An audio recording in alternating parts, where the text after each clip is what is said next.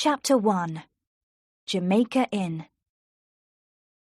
It was a cold, grey day in late November, and although it was now only a little after 2 o'clock in the afternoon, the dark of a winter evening seemed to have come down over the hills, hiding them in mist. The air was cold, and in spite of the tightly closed windows, it found its way into the coach. There must have been a small crack in the roof, because now and again little drops of rain fell softly through onto the leather seats. The wind blew hard, and on high ground it blew with such force that the whole body of the coach trembled and struggled to stay upright. The wheels of the coach sank into the holes in the road, and sometimes they threw up mud against the windows, where it mixed with the rain, so that any view there might have been was blocked out. The few passengers sat close together for warmth.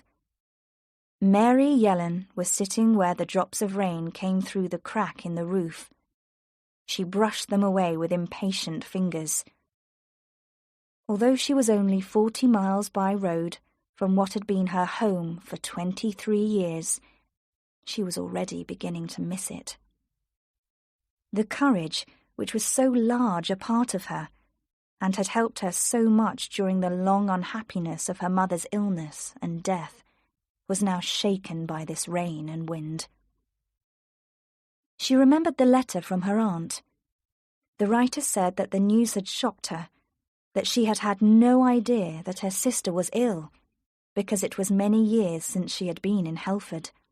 And she went on, "There have been changes with us that you will not know about. I no longer live in Bodmin, but nearly 12 miles outside it, on the road to Lanson. It's a wild and lonely spot, and if you were to come to us, I should be glad of your company in winter time. I have asked your uncle, and he does not object, he says, if you do not talk too much, and will give help when it is needed. He cannot give you money, or feed you for nothing, as you will understand. He will expect your help in the bar in return for your room and meals. You see, your uncle is the landlord of Jamaica Inn." The letter was a strange message of welcome from the smiling Aunt Patience she remembered. A cold, empty letter, giving no word of comfort and little information, except that she must not ask for money. Aunt Patience, with her silk skirts and delicate ways, the wife of an innkeeper. So it was that Mary Yellen found herself travelling north in the coach. Villages were scattered now, and there were few smiling faces at the doors of the small houses. There were almost no trees. The wind blew, and the rain came with the wind. And so the coach rolled into Bodmin, grey and unwelcoming like the hills around it, and one by one the passengers collected up their things ready to leave, all except Mary, who sat still in her corner. The driver, his face a stream of rain, looked in at the window. "Are you going on to Lanson?" he said. "It'll be a wild drive tonight across the moors. You can stay in Bodmin, you know, and go on by coach in the morning. There'll be no one but you going on in this coach." "My friends will be expecting me," said Mary. "I'm not afraid of the drive, and I don't want to go as far as Lanson. Will you please leave me at Jamaica Inn?" The man looked at her strangely.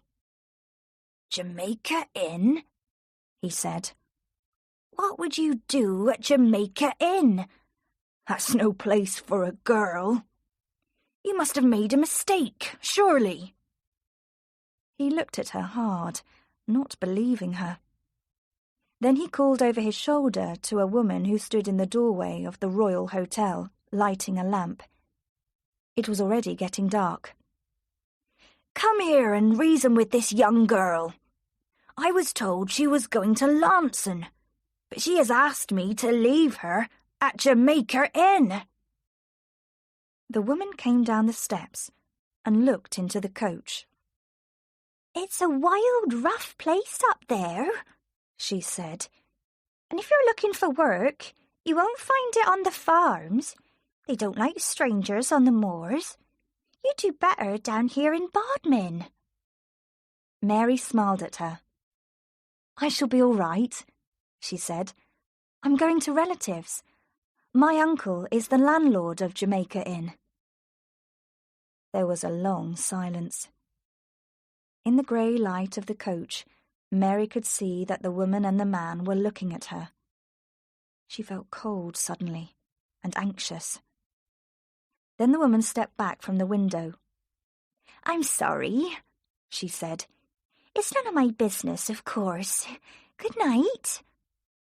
The driver began to whistle, rather red in the face, as one who wishes to end an awkward situation.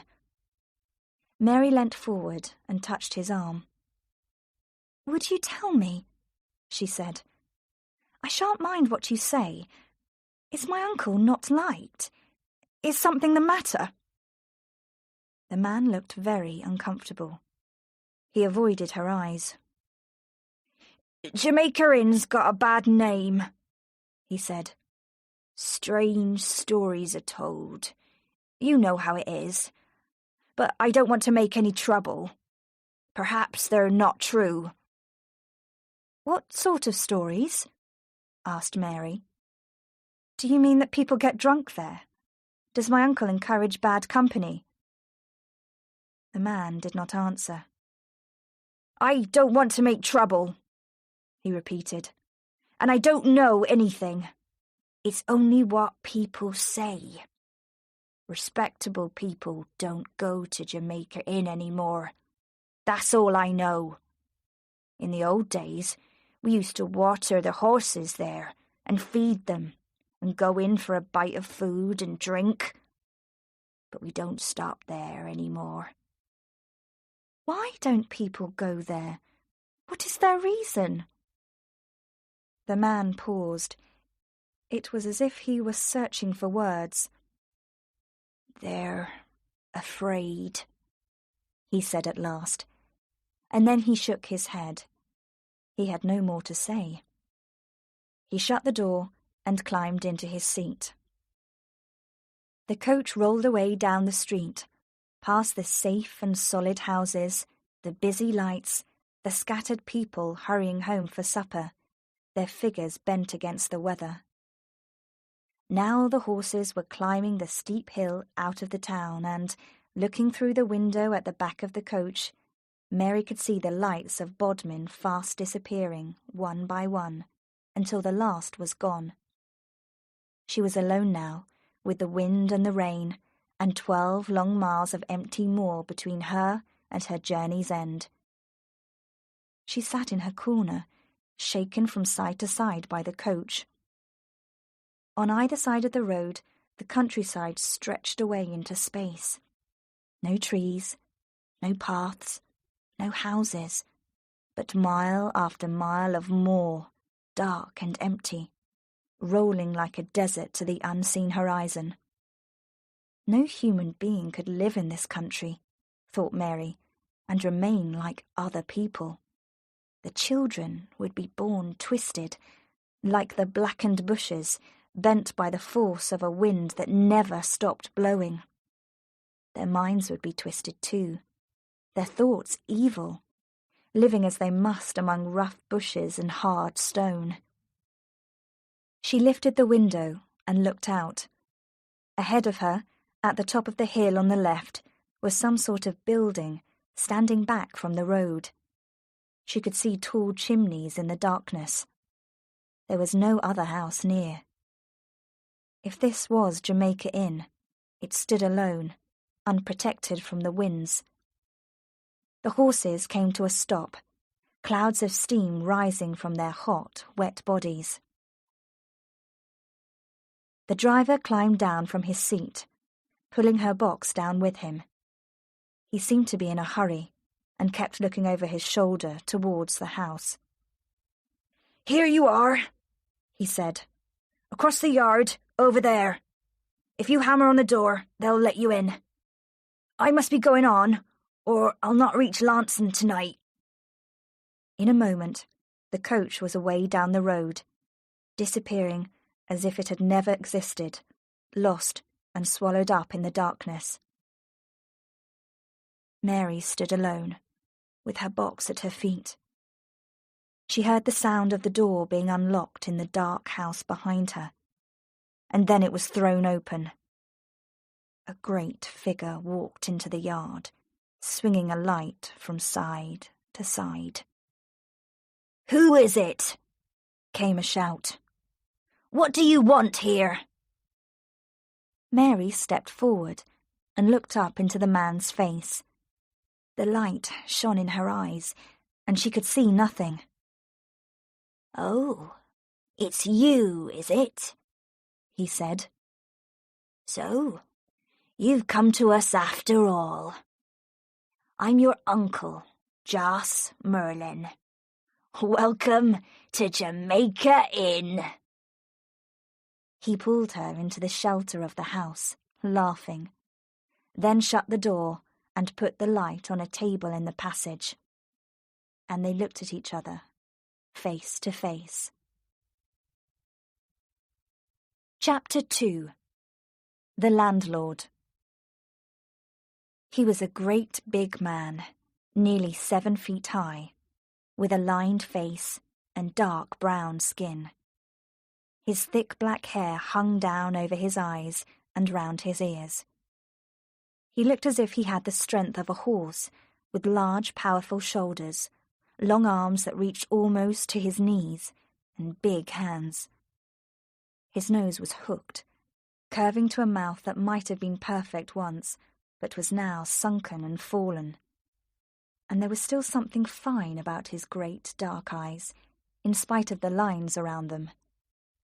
The best things left to him were his teeth, which were all good still, and very white, so that when he smiled they showed up clearly against the brown of his face. But it was a cold, evil smile. "So, you are Merlyn," he said at last, towering above her, his head bent to examine her more closely. "And you've come all this way to look after your Uncle Joss. Ha! I call it very nice of you." He laughed again, his laugh filling the house and striking Mary in her cold, tired anxiety like a whip. "Where is my Aunt Patience?" she asked, looking around her in the dark passage with its cold stone floor and narrow staircase. "Is she not expecting me then?" "Where's my Aunt Patience?" he repeated, copying the rise and fall of her voice. Then he lifted his face to the stairs. "Patience!" he shouted. "What are you doing? Here's the girl arrived, crying for you. She's tired of the sight of me already." There was a noise at the top of the stairs.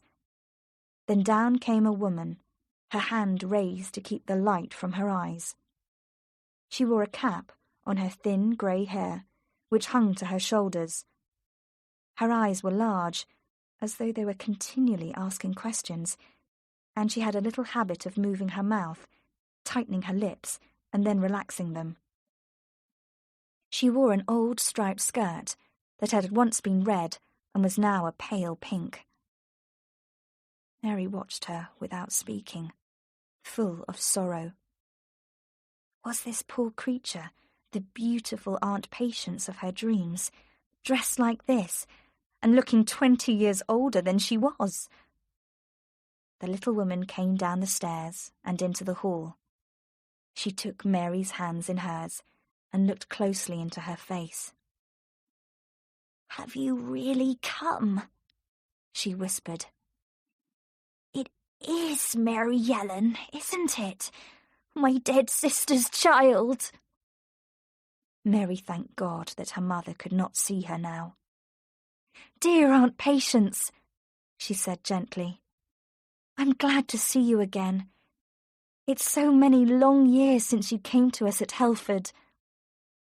The woman suddenly held her tightly, burying her head against her shoulder, and she began to cry, loudly and fearfully. "Ah, stop that!" shouted the husband. "What sort of welcome is this? What have you got to cry about, you fool? Can't you see the girl wants her supper? Get out to the kitchen and give her some meat and a drink." Aunt Patience controlled herself. She led the way to another dark passage, and so into the kitchen, where a low fire burned. "You mustn't mind your Uncle Joss," she said, her manner changing suddenly to that of a dog that has been trained by continuous cruelty to unquestioning obedience and who, in spite of kicks and shouts, will fight like a tiger for his master.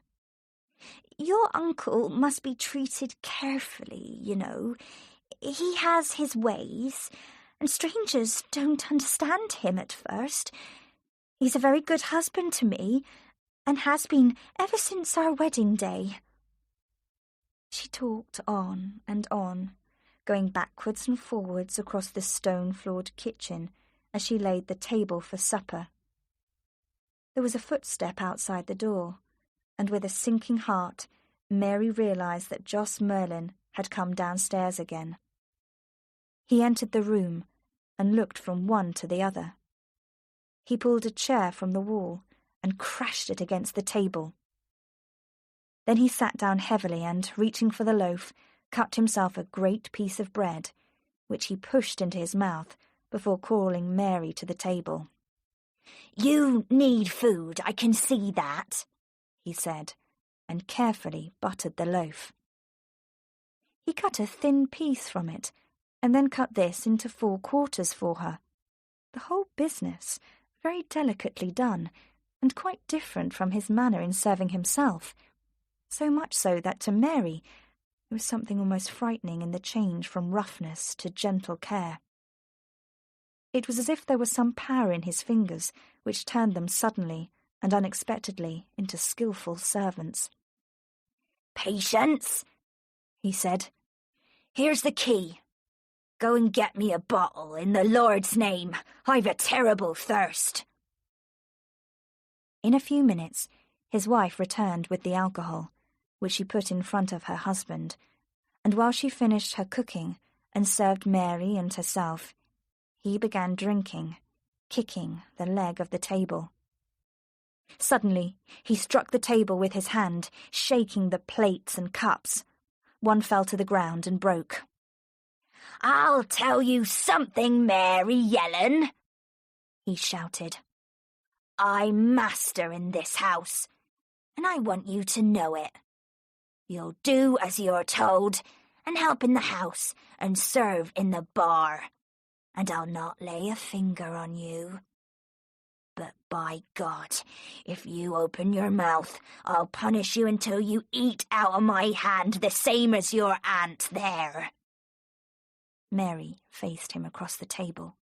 She held her hands below the table so that he could not see them tremble. "I understand you," she said. "It doesn't matter to me what you do in the inn. I'll do my work in the house, and you'll have no cause to complain. But if you hurt my Aunt Patience in any way, I tell you this. I'll leave Jamaica Inn immediately, and I'll find a magistrate and bring him here and use the law against you, and then try to punish me if you like." Mary had turned very pale. She did not know it, but she had saved herself. Her little show of courage had an effect on the man, who leant back in his chair and relaxed. "That's very pretty," he said. "Very prettily put. Now we know just what sort of visitor we have. Make her angry, and she shows her teeth. All right, my dear. You and I are more like each other than I thought. If we're going to play, we'll play together. I may have work for you at Jamaica Inn one day. Work that you've never done before. Man's work, Mary Yellen, where you play with life and death. Mary heard a faint cry from Aunt Patience beside her. "Oh, Joss," she whispered. "Oh, Joss, please." There was so much fear in her voice that Mary looked at her in surprise. Her uncle waved his hand impatiently. "Get up to bed, Patience," he said. "I'm tired of your miserable face at my supper table. This girl and I understand each other." The woman rose immediately and went to the door. After a last helpless look over her shoulder, she went upstairs. Joss Merlyn and Mary were alone. He pushed the empty glass away from him and folded his arms on the table. "There's been one weakness in my life, and I'll tell you what it is. It's drink. It's a curse, and I know it. I can't stop myself. One day it will be the end of me, and a good thing too. Days go by, and I don't touch more than a drop. And then I'll feel the thirst come on me, and I'll drink for hours. I talk then. Talk until everything I've done is told to the four winds. I've told you because I've already had too much and I can't hold my tongue. But I've not lost control of my head. I've not had enough to tell you why I live in this forgotten place and why I'm the landlord of Jamaica Inn." His voice was hardly more than a whisper. The fire had sunk low, and dark shadows stretched long fingers on the wall. The light on the table threw a great, ugly shadow of Joss Merlyn on the ceiling. "The coaches don't stop here now. I don't worry. I've visitors enough. The farther the gentlemen keep away, the better pleased I am. Ah, there's drinking here, all right, and plenty of it too. There are some who come to Jamaica Inn on Saturday night, and there are some who turn the key of their door and sleep with their fingers in their ears. There are nights when every house on the moors is dark and silent, and the only lights for miles are the windows of Jamaica Inn. They say the shouting and the singing can be heard as far down as the farms below Rough Tor. You'll be in the bar those nights, if you like, and you'll see what company I keep." Mary sat very still, holding tightly to the sides of her chair. "They're all afraid of me," he went on. "The whole cursed lot of them. Afraid of me, who's afraid of no man. It's the drink that's been against me. Drink and my hot blood. It's the curse of all of us, Mary. There's never been a Merlyn yet that died peaceful in his bed. My father was hanged at Exeter. He had a quarrel with a man and killed him. I'm the oldest of 3 brothers, all born under the shadow of Kilmar. You walk out over there across the moor, and you'll see a great rock like a devil's hand sticking up into the sky. That's Kilmar. If you'd been born under its shadow, you'd start to drink as I did. My brother, Matthew, was drowned in Trewarther Marsh. We thought he'd gone to be a sailor and had no news of him. And then in the summer, no rain fell for 7 months. And there was Matthew, sticking up in the marsh, with his hands above his head and the birds flying round him. My brother Jem was the baby, hanging on to mother's skirts when Matthew and I were grown men. I never did agree with Jem. Too clever he is, too quick with his tongue. Oh, they will catch him in time and hang him, as they did my father." He was silent, looking into his empty glass. "I've said enough. I'll have no more tonight. Go up to bed, Mary. You'll find your room above the front door." Mary was about to pass him when he seized hold of her shoulder and twisted her round. "There'll be nights sometimes when you hear wheels on the road," he said, "and those wheels will not pass on, but they'll stop outside Jamaica Inn. And you'll hear footsteps in the yard and voices beneath your window. When that happens, you'll stay in bed, Mary Yellen, and cover your head with the bedclothes. Do you understand?" "Yes, Uncle." "Very well. Now go.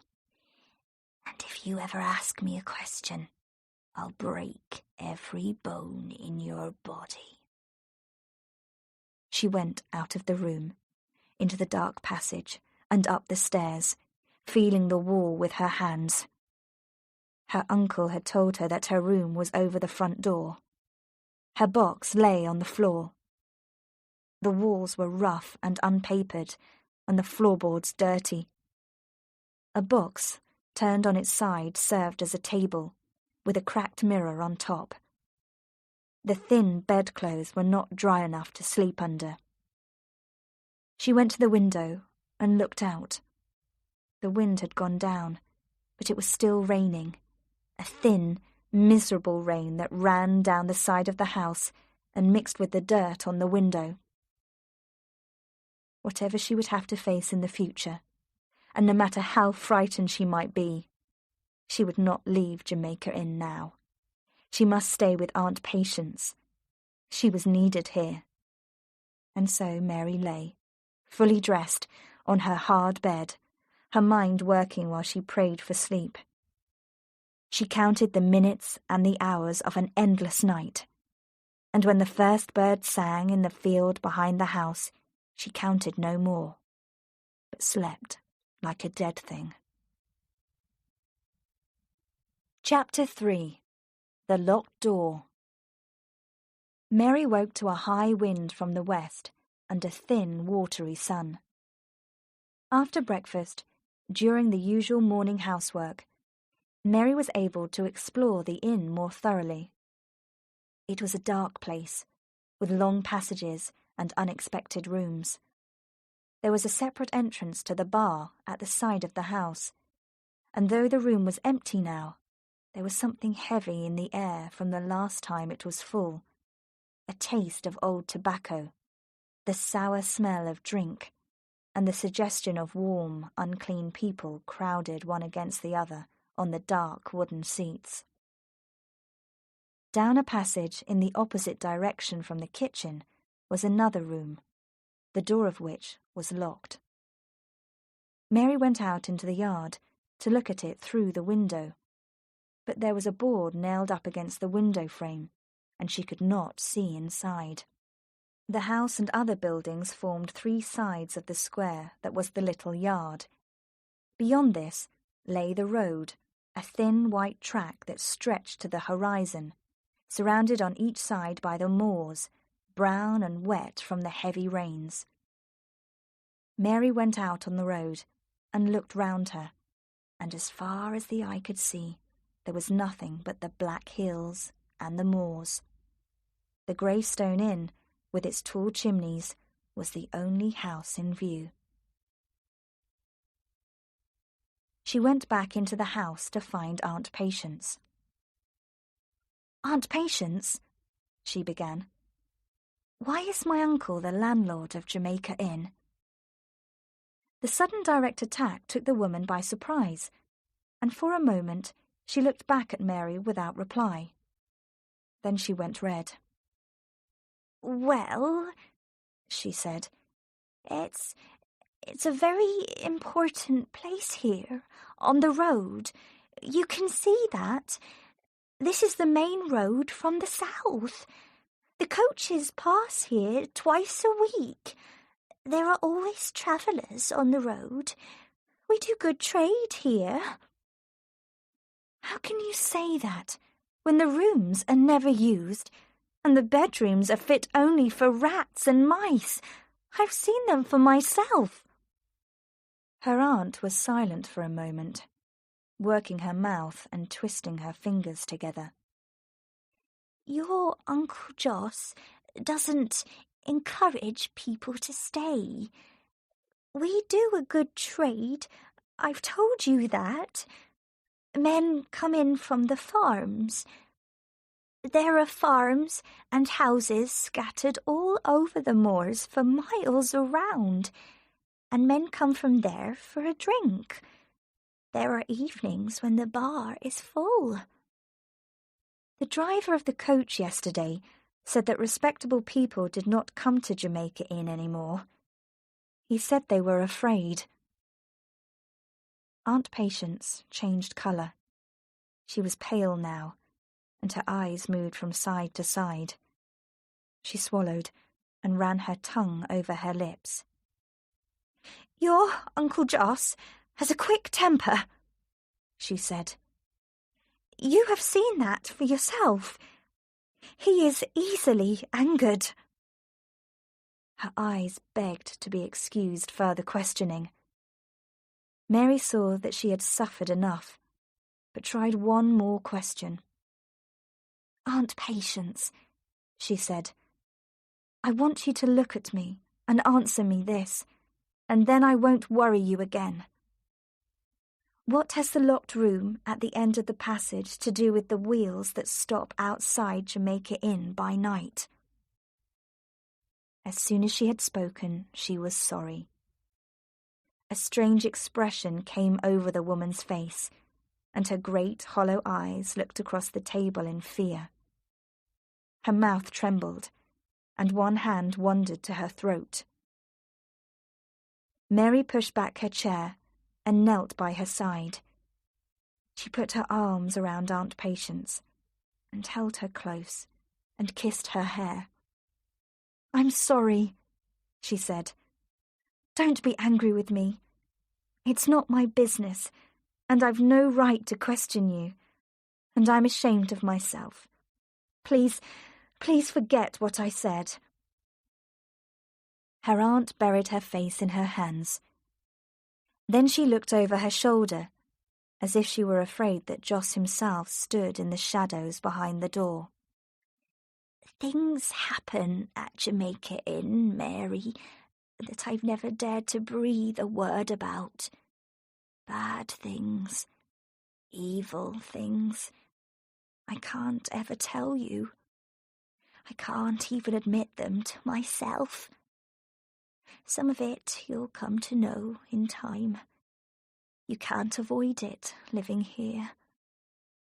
Your Uncle Joss mixes with strange men who follow a strange trade. Sometimes they come by night, and from your window you will hear footsteps and voices and knocking at the door. Your uncle lets them in, and he takes them along the passage to that room with the locked door. Before day they are gone, and no sign is left that they have ever been. When they come, Mary, he will say nothing to me or to your Uncle Joss. You must lie in bed and put your hands over your ears." Then she rose from the table and pushed her chair back, and Mary heard her climb the stairs with heavy feet. Joss Merlyn was away from the house for nearly a week, and during that time Mary learnt something about the area. After helping her aunt in the house and kitchen, she was free to wander where she pleased. the moors were even wilder than she had at first supposed. Like a wide desert, they rolled from east to west, with paths here and there across the surface, and great hills breaking the skyline. It was a silent, empty country, untouched by human hand. On the high tors the stones leant against one another in strange shapes, great watchmen who had stood there since the hand of God first formed them. Wild sheep lived on the high tors. Black cattle fed on the moors beneath, their careful feet choosing the firm ground, as with inborn knowledge they avoided the long green grass that was not grass at all, but soft, dangerous marsh. There was a silence on the tors that belonged to another age, an age that is past and gone, as though it had never been, an age when man did not exist. One day Mary crossed the east moor, in the direction that Joss had described to her on the first evening. And when she had gone some way and stood alone on a hill, surrounded on all sides by empty moors, she saw that the land sloped down to a deep and dangerous marsh, through which ran a stream. And rising beyond the marsh, away on the other side, pointing its fingers to the sky, was a great rock like a broken hand coming straight out of the moor, its surface neatly formed, as if cut by an artist. So, this was Kilmar Tor, and somewhere over there, where the hills hid the sun, Joss Merlyn had been born, and his brother lived today. Below her in the marsh, Matthew Merlyn had been drowned. Mary turned her back on Kilmar and began to run across the moor. Nor did she stop until the marsh disappeared below the level of the hill, and the tor itself was hidden. She had come farther than she had intended, and the way home was long. It seemed an age before the last hill was behind her, and the tall chimneys of Jamaica Inn stood out in front of her. As she crossed the yard, she noticed with a sinking heart that the stable door was open and the horse was inside.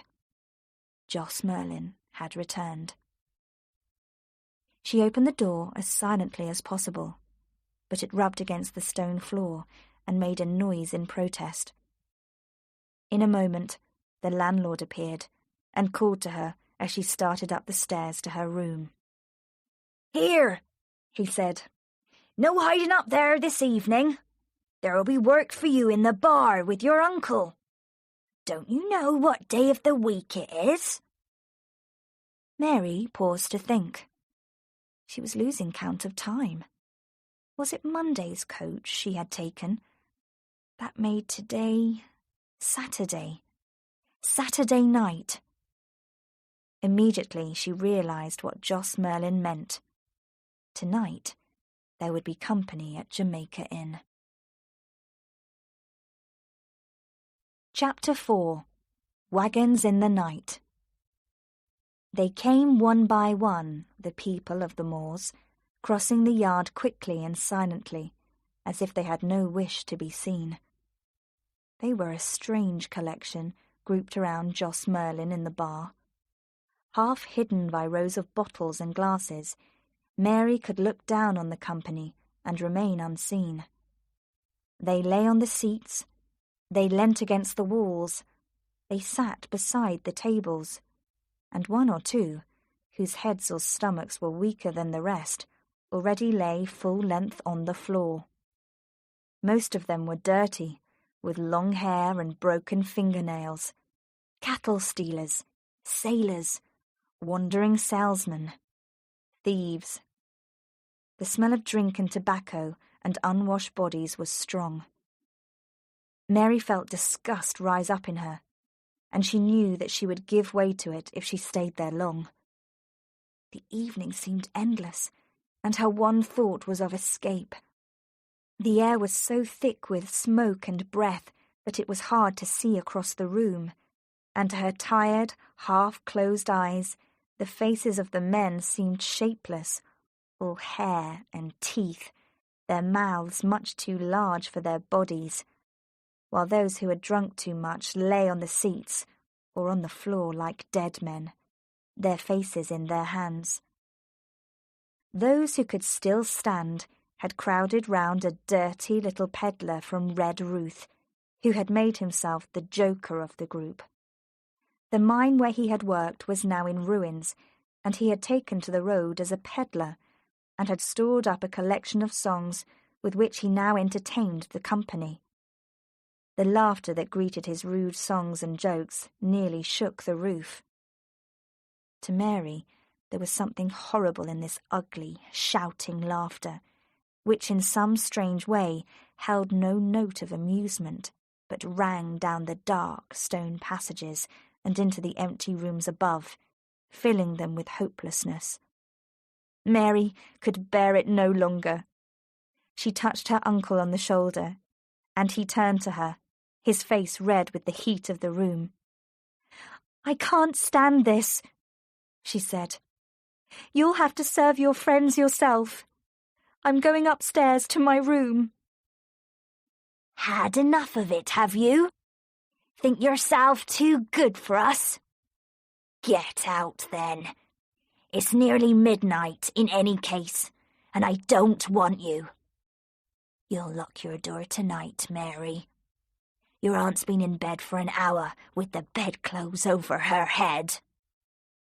He lowered his voice, bending down to her ear and seizing her wrist. He twisted it behind her back until she cried out in pain. "Keep your mouth shut, and I'll treat you gently. It is unwise to put your nose in where it is not wanted at Jamaica Inn, and you'd better remember that." Mary ran out of the room, shutting the door hard behind her, and as she went up the stairs, her hands over her ears, she could not keep out that sound of laughter and wild singing that sounded down the empty passage, following her to her room and even coming up through the cracks between the floorboards. Then she did as her uncle had told her. She undressed hurriedly and crept into bed, pulling the bedclothes over her head and putting her fingers in her ears. Her only thought now to shut out the noise below. She slept. Then, without warning, she was suddenly awake, sitting up in bed. She listened, hearing nothing at first except the beating of her own heart. But in a few minutes there came another sound, from beneath her room this time, the sound of heavy objects being dragged along the stone floor in the passage downstairs. She got out of bed and went to the window, opening the shutters a crack. By the light of the moon, she could see 5 wagons in the yard outside. 3 were covered, each pulled by a pair of horses, and the remaining 2 were not. One of the covered wagons stood directly beneath the window, and the horses were steaming. Around the wagons were some of the men who had been drinking in the bar earlier in the evening. And there were strangers in the yard whom Mary had never seen before. She watched and began to understand. Packages and boxes were brought by the wagons and unloaded at Jamaica Inn. They were now being stored in the locked room. Everything was done in complete silence. The men who had shouted and sung earlier that night were now quiet and serious, their thoughts on nothing but the job. Joss Merlyn came out of the front door, the peddler at his side. "Is that everything?" he called softly, and the driver of the last wagon waved and held up his hand. So the wagons moved away from Jamaica Inn, moving out of the yard one after another, some turning north and some south when they came out onto the road, until they had all gone, and there was no one left standing in the yard but one man whom Mary had not seen before, the peddler, and the landlord of Jamaica Inn himself. Then they, too, turned and went back into the house. She heard them go along the passage in the direction of the bar, and then a door closed. There was no other sound except that of the big clock in the hall, which rang the hour, 3 o'clock. Mary came away from the window and sat down on the bed. The cold air blew in onto her shoulders, and she trembled.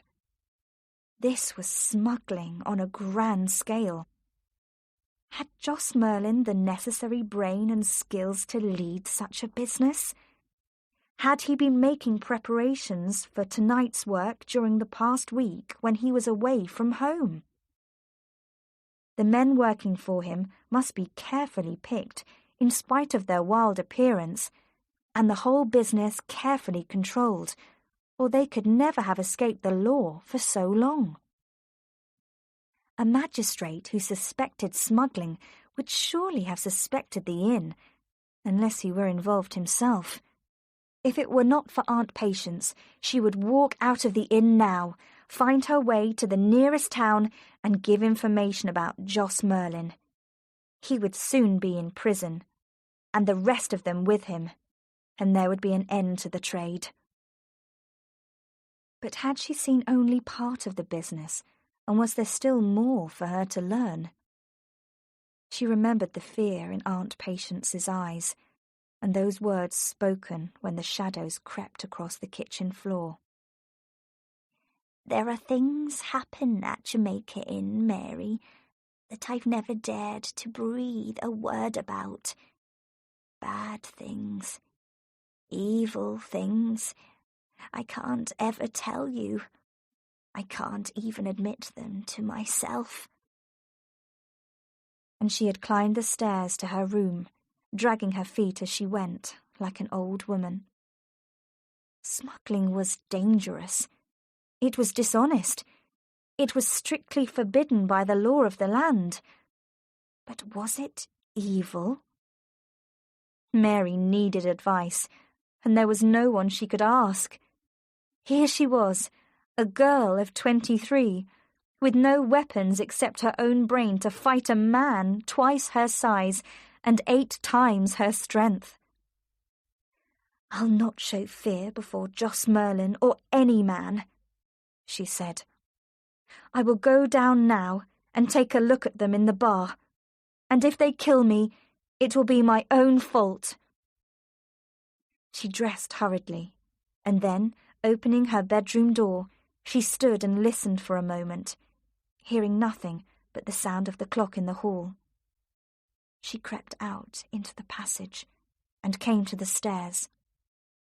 By now she knew that the 3rd step from the top would make a noise, and so would the last. She stepped gently, and so she came to the dark hall by the front door, empty except for one unsteady chair and the great clock. As she paused, a sudden beam of light shone into the passage, and she heard voices. The door of the bar had swung open. The men must be sitting in silence on the seats against the outside wall, because she could not see or hear them. Then suddenly, a voice rang out, high and trembling, the voice of a stranger. "No, and no again. I tell you for the last time, I'll have no part in it. I'll break with you now and forever, and put an end to the agreement. That's murder you want me to do, Mr. Merlyn. There's no other name for it. It's common murder." Someone, the landlord himself no doubt, answered in a low voice. Mary could not catch his words, but his speech was broken by a burst of laughter that she recognized as belonging to the peddler. He must have asked a question, because the stranger's voice was heard again. "Hanging, is it? I've risked hanging before, and I'm not afraid for my neck. No, I'm thinking of my soul and of God above. When it comes to the killing of harmless people, and perhaps women and children among them, That's evil, Joss Merlyn, and you know it as well as I do." Mary heard the sound of a chair being pulled back, and the man rising to his feet. Then her uncle raised his voice for the first time. "Not so fast, my friend," he said. "Not so fast. You're in this business as far as you can be. I tell you, there's no going back now. It's too late. Too late for you and for all of us. I've been doubtful of you from the first, with your gentleman's ways and your clean shirts, and by God I've proved myself right. Harry, lock the door over there and put the bar across it." There was a sudden cry, and the sound of someone falling, and at the same time the table crashed to the floor. Once more the peddler laughed his disgusting laugh, and he began to whistle one of his songs. "Harry, stand where you are by the door, and put your knife in him if he tries to pass you. Now, look here, Mr. Lawyer Clark, or whatever you are. You've made a fool of yourself tonight, but you're not going to make a fool of me. You'd like to walk out of that door, wouldn't you, and get on your horse and ride away to Bodmin? Yes, and by 9 in the morning you'd have every magistrate in the country at Jamaica Inn, and a group of soldiers too. That's your fine idea, isn't it?" Mary could hear the stranger breathing heavily, and he must have been hurt, for when his voice came, it was sharp but faint. "Do your devil's work if you must. I can't stop you, and I give you my word that I'll not give information about you. But join you I will not, and there's my last word to you both." There was a silence, and then Joss Merlyn spoke again. "Take care," he said softly. "I heard another man say that once, and 5 minutes later he was walking in air. On the end of a rope it was, my friend, and his big toe just missed the floor. I asked him if he liked to be so near the ground, but he didn't answer. The rope forced the tongue out of his mouth, and he bit it in two. They said afterwards that he had taken 7 3/4 minutes to die." Outside in the passage, Mary felt herself go cold, and her arms and legs were suddenly as heavy as lead. With a growing sense of fear, she realized that she was probably going to faint. Her uncle's voice came from very far away. "Leave me alone with him, Harry," he said. "There'll be no more work for you tonight at Jamaica Inn. Take his horse and go. I'll settle this business by myself." Somehow, Mary found her way back down the passage and, hardly knowing what she was doing, she turned the handle of a door in the hall and fell inside. She must have fainted and been unconscious for a minute or two before she sat up again. She heard the sound of a horse in the yard outside, Harry the peddler riding away, and then a sound from above made her lift her head. A floorboard once, and then again, quiet footsteps above. Mary's heart began to beat faster, and her breath came quickly. Whoever was hiding up above must have been there for hours. He must have hidden so that he would remain unseen by the smugglers. Someone, a friend perhaps, was hiding in the room next to her bedroom and could help her to save the stranger in the bar. But as she waited, trembling, she heard the landlord pass across the hall and climb the stairs. His footsteps stopped above her head. Then he knocked very softly on the door. Once more the floorboard made a noise as someone crossed the floor, and the door was opened from inside. Mary's heart sank, and her misery returned. Her uncle had known him to be there all the time, and that was why he had sent the peddler away. He did not wish the peddler to see his friend. Now they were coming down the stairs. They stopped for a moment outside the door of the room that Mary had entered, and for a moment she thought that they were coming inside.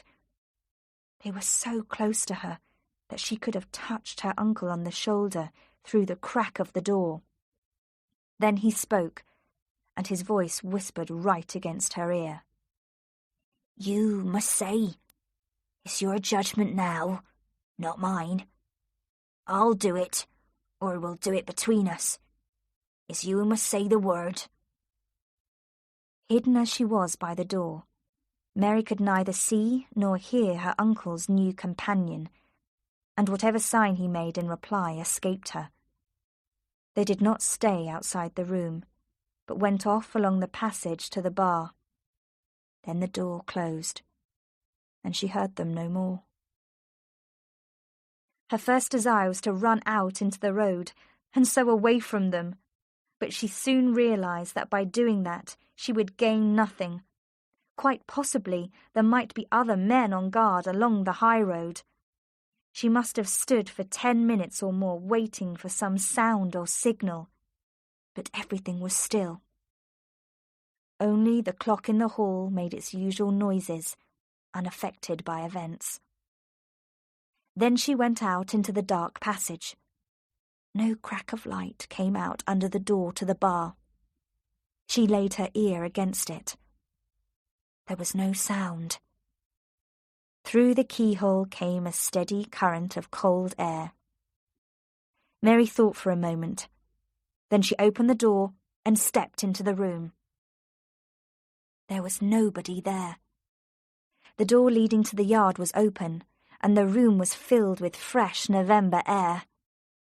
The seats were empty, and the table that had crashed to the ground still lay on the floor, its legs pointing to the ceiling.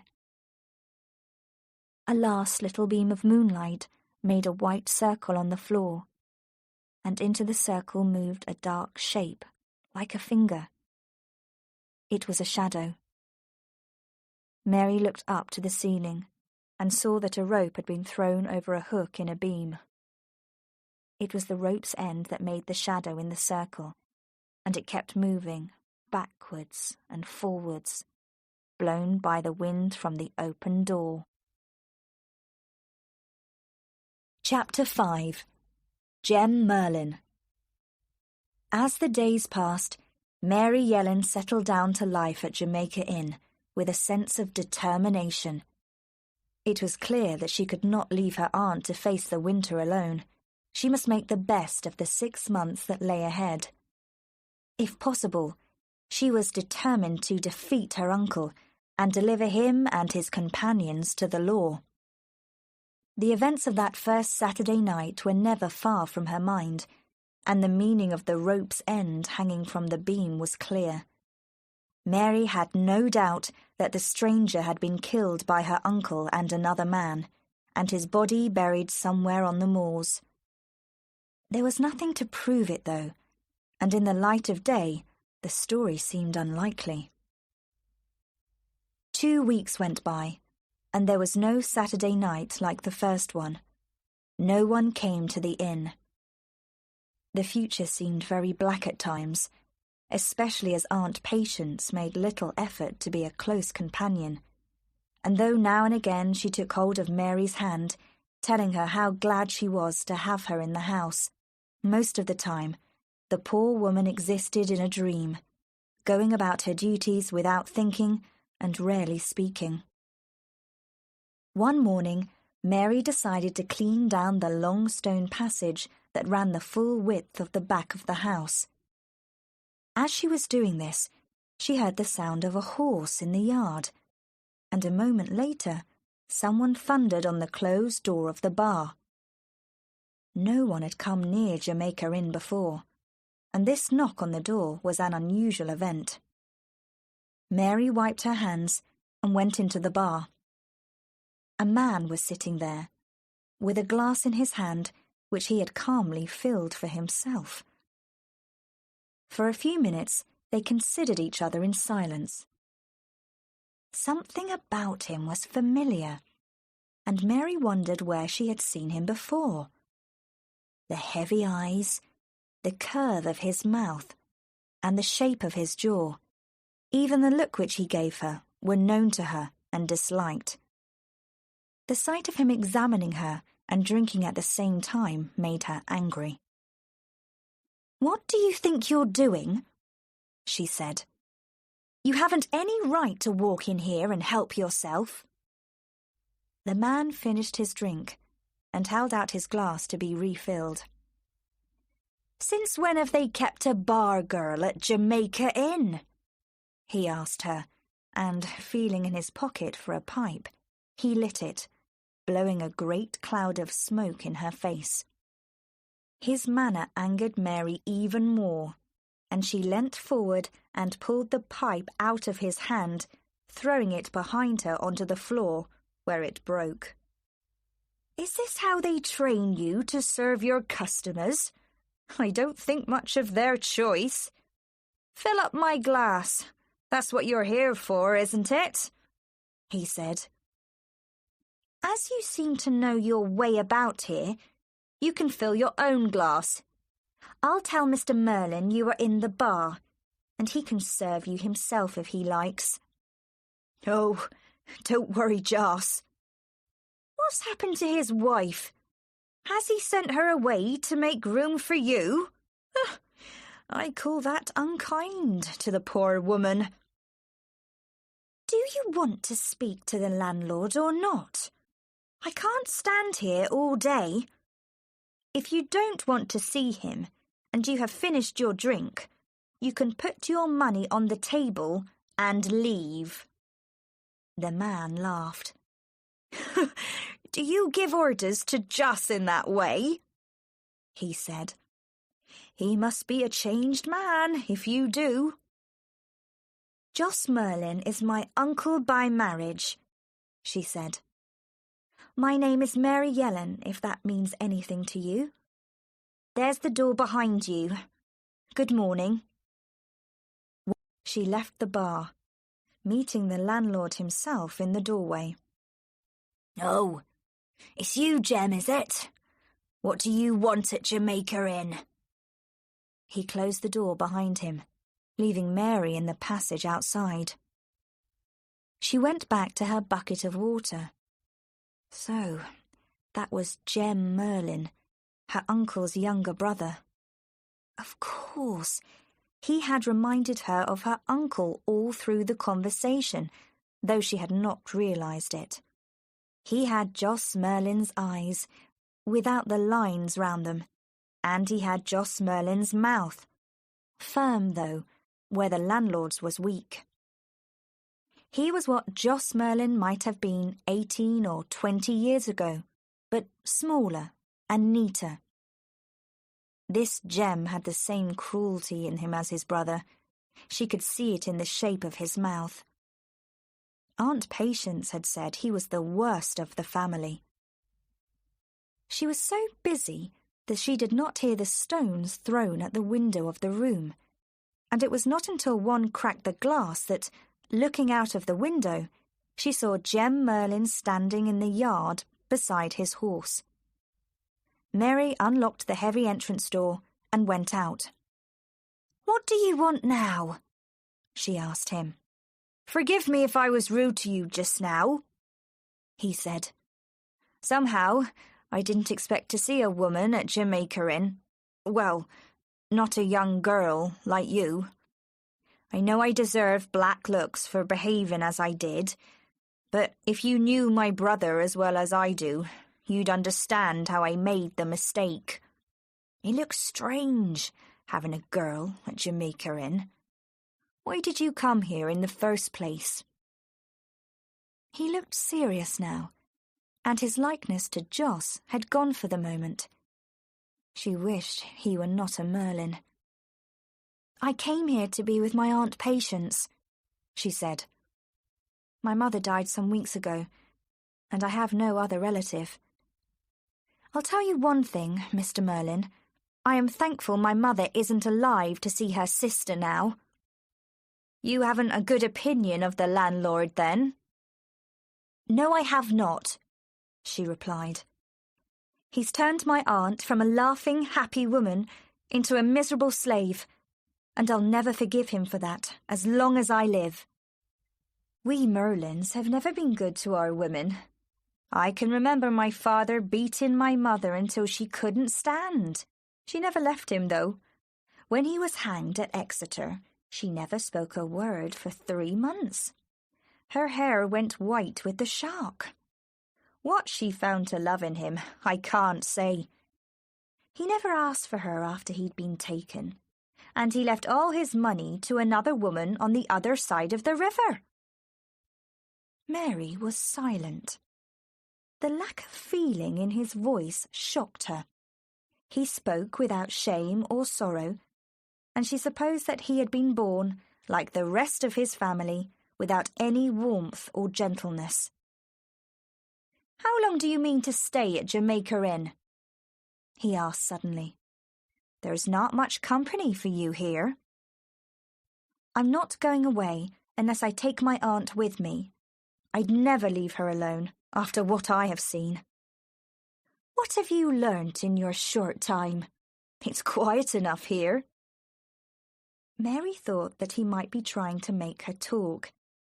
It was possible that her uncle had suggested that his brother should speak to her, hoping in this way to obtain information. "I helped my uncle in the bar one Saturday night, and I didn't care for the company he kept." "I don't suppose you did.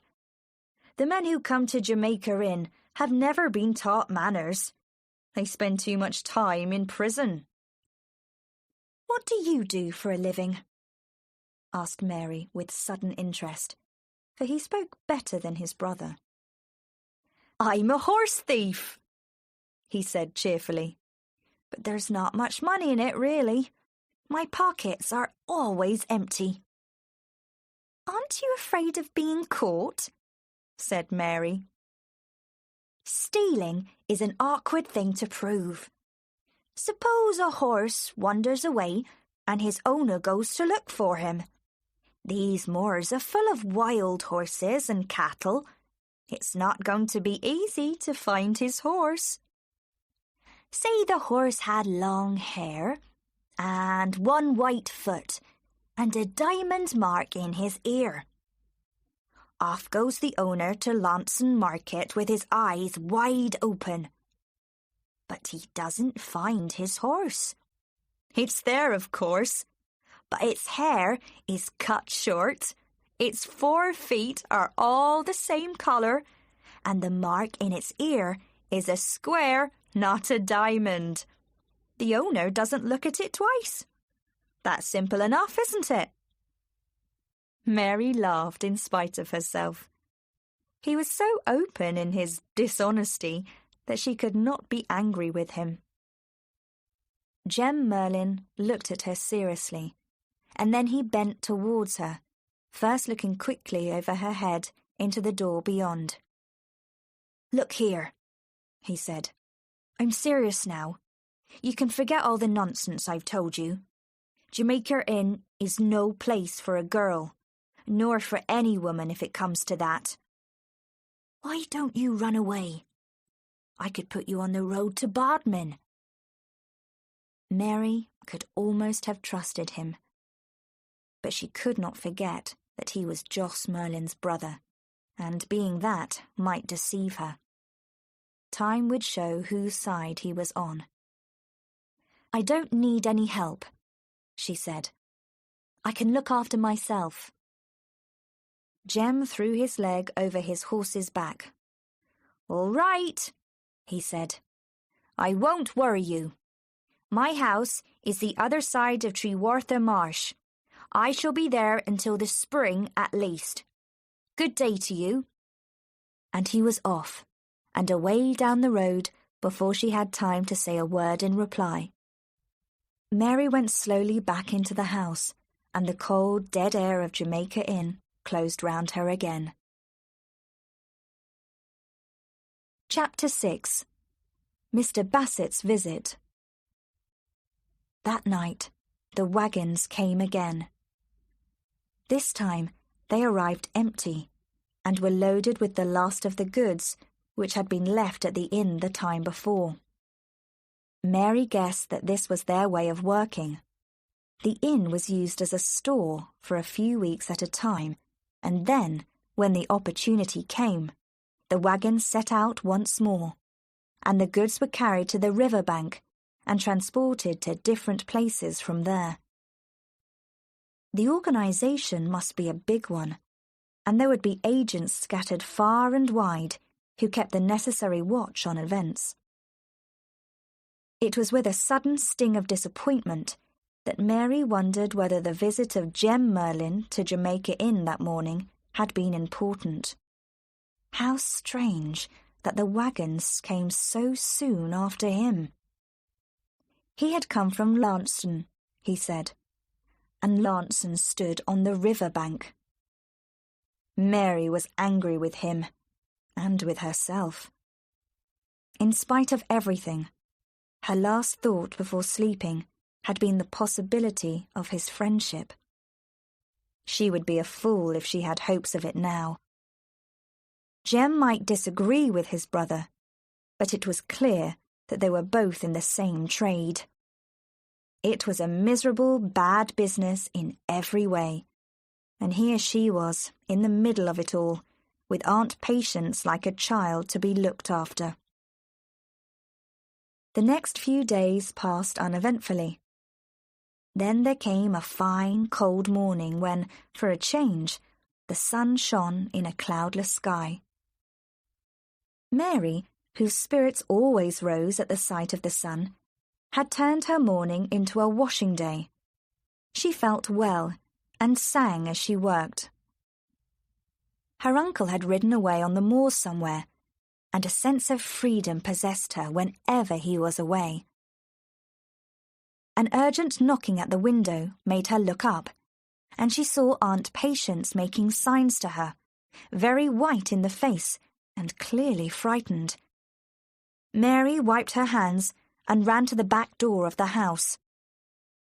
"It's Mr. Bassett from North Hill," Aunt Patience whispered. "I saw him from the window. He's come on horseback, and another gentleman with him. Oh, my dear, what are we going to do?"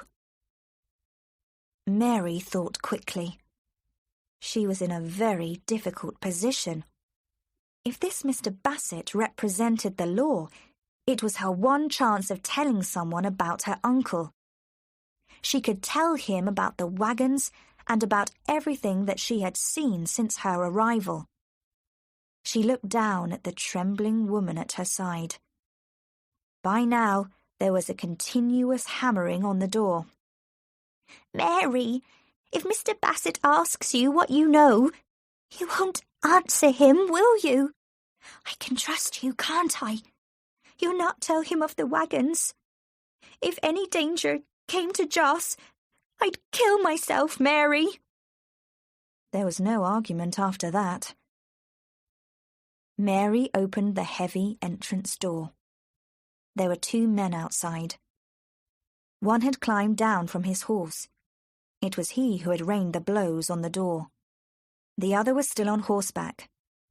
His face was brown and heavily lined. Mary judged him to be about 50 years of age.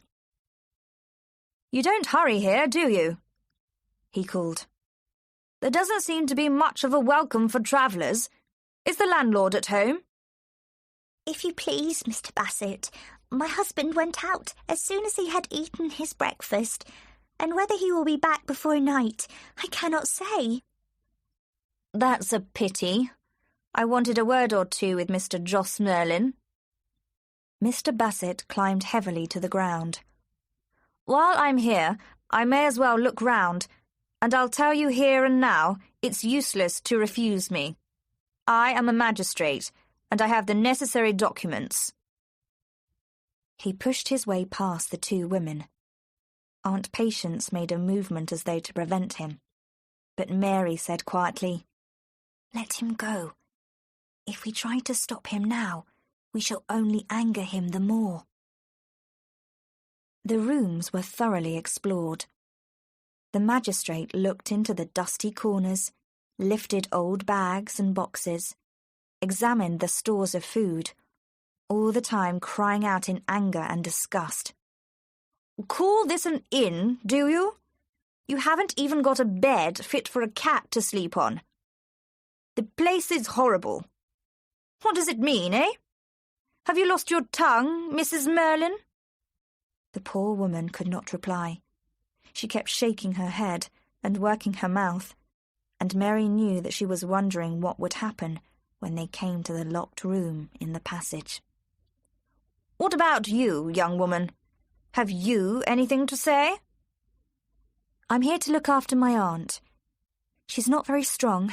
You can see that for yourself. She's easily frightened." "I don't blame her, living in a place like this. Well, kindly show me the room that has barred windows. I noticed it from the yard, and I'd like to see inside." "I'm very sorry, sir," Mary replied. "But if you mean the old storeroom at the end of the passage, I'm afraid the door is locked. My uncle always keeps the key, and where he puts it, I don't know." "Well, that's easily settled. We'll have the door down in no time." He went out into the yard to call his servant. In a few minutes, he returned with his man, Richards, who was carrying an iron bar, which he had found in the stable. For a few minutes the door bore every blow. Then there was a splitting of wood and a crash, and the door gave way. It was dark, of course. The blocked windows kept the light out. The servant produced a light, and the magistrate stepped into the room.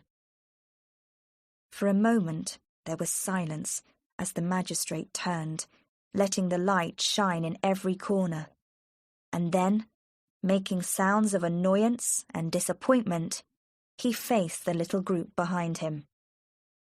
"Nothing," he said. "Nothing at all. The landlord has made a fool of me again." Except for a pile of empty bags in one corner, there was nothing in the room. It was thick with dust.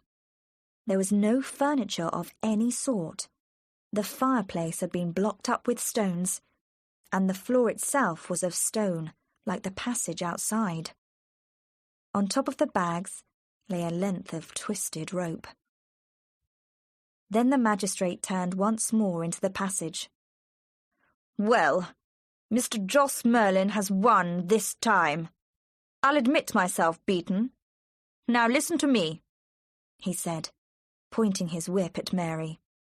"This aunt of yours may have lost her tongue, but you can understand plain English, I hope. Do you mean to tell me you know nothing of your uncle's business? Does nobody ever call here, by day or night?" Mary looked him straight in the eye. "I've never seen anyone," she said.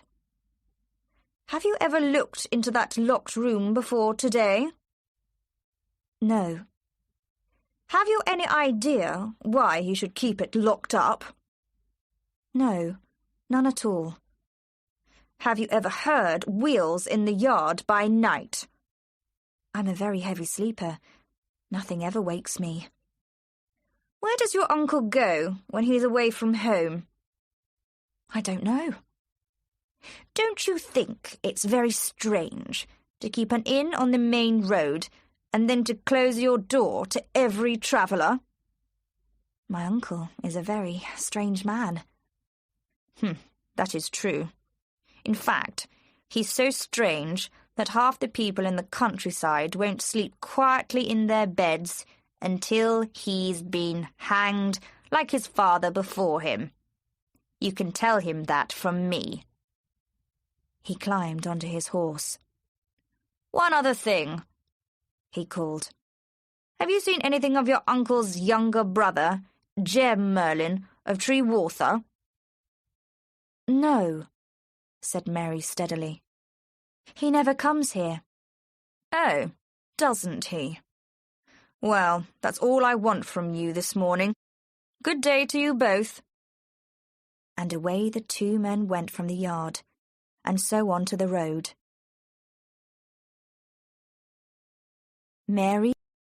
Joss Merlyn returned just before midday. Mary told him calmly what had happened during the morning. He swore and shouted, but he was frightened, she could see that, and his confidence was shaken. "Get me something to eat," he said. "I must go out again, and there's no time to waste. You've done well today, Mary, and I'll not forget it."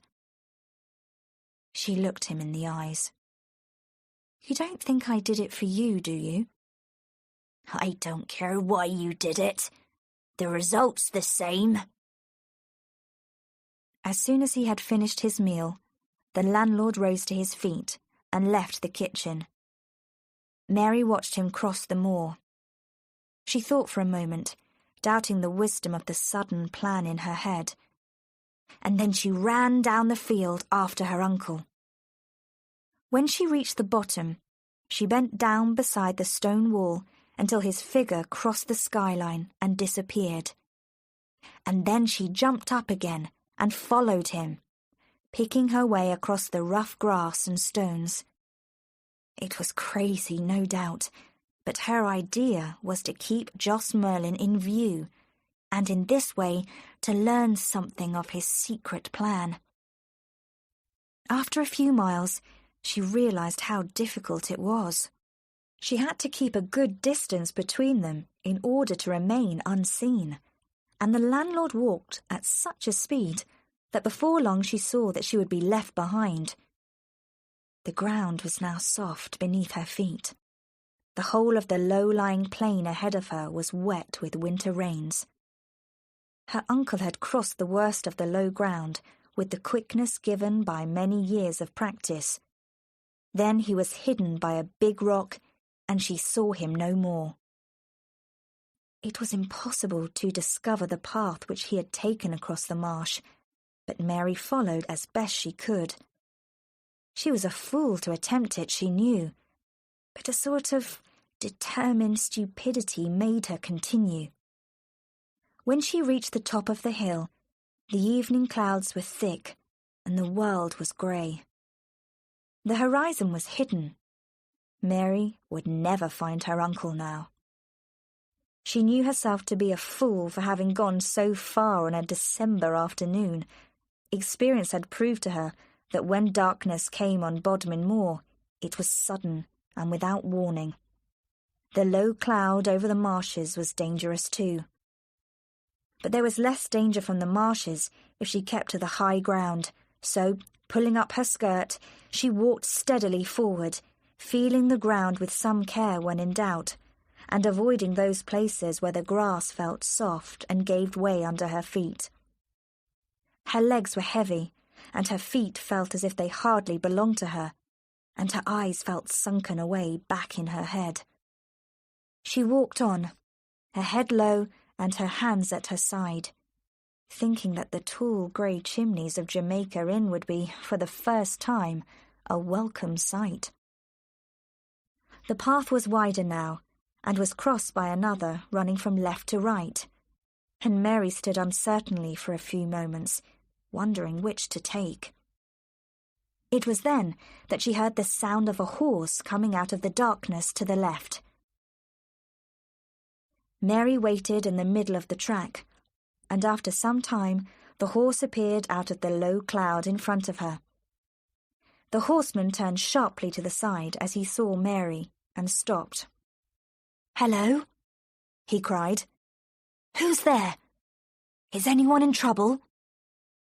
Then, looking down closely, he said in surprise, "A woman! What in the world are you doing out here?" "Can you help me to find the road? I'm miles from home and hopelessly lost." "Steady there," he said to his horse. Stand still, will you? Where have you come from? Of course I will help you if I can. His voice was low and gentle. I live at Jamaica Inn, she said, and as soon as the words were out of her mouth, she wished she had not said them. For a moment, the man was silent. But when he spoke again, his voice had not changed, but was quiet and gentle as before. Jamaica Inn, he said. You've come a long way in the wrong direction, I'm afraid. You're tired out.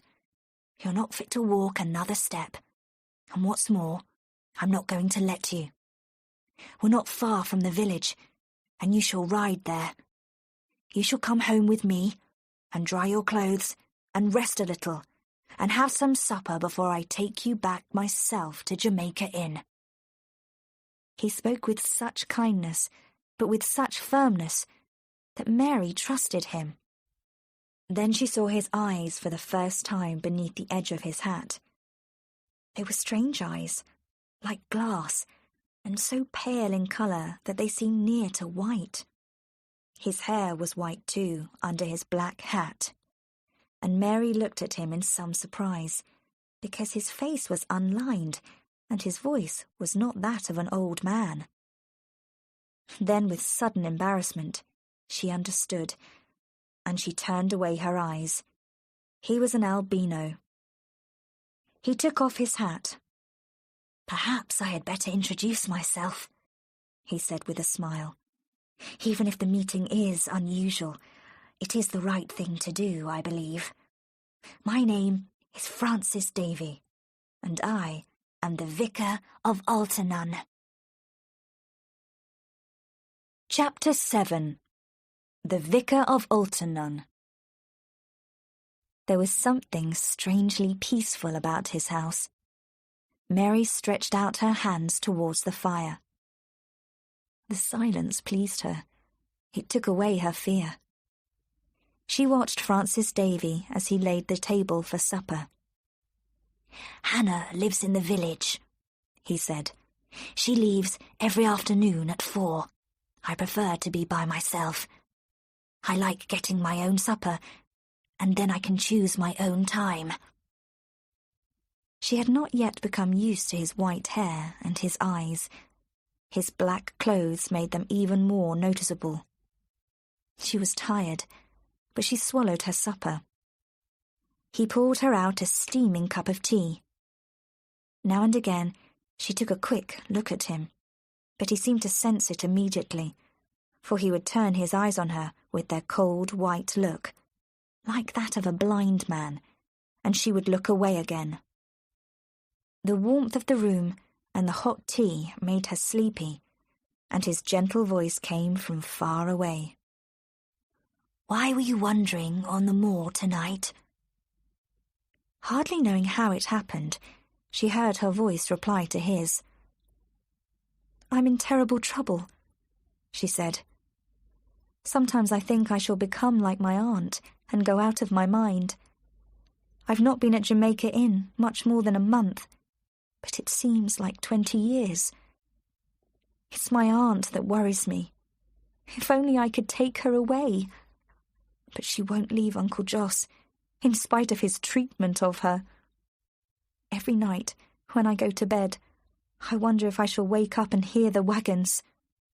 The first time they came, there were 6 or 7 of them, and they brought great packages and boxes that the men stored in the locked room at the end of the passage. A man was killed that night. I saw the rope hanging from a beam downstairs. She stopped, the warm colour flooding her face. I've never told anyone before. It had to come out. I couldn't keep it to myself any longer. I've done something terrible. For a moment or two, he did not answer. Then he spoke gently and slowly. Don't be afraid. Your secret is safe. No one shall know of this but me. When you have rested, I'll take you back, and I'll make your excuses to the landlord if you wish. "Oh, you mustn't do that," said Mary quickly. "If he suspects half of what I've done tonight, he would kill me, and you too. You don't understand. He's a violent man, and nothing would stop him."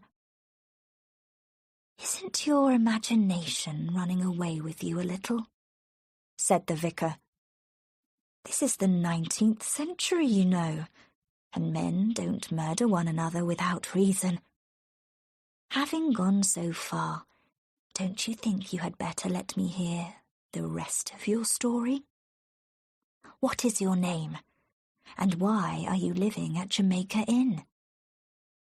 Mary looked up at the pale eyes in the colourless face, at his white hair, and she thought again how strange he was, this man who might be 21, who might be 60, and who, with his soft voice, could persuade her to admit every secret she possessed if he wanted.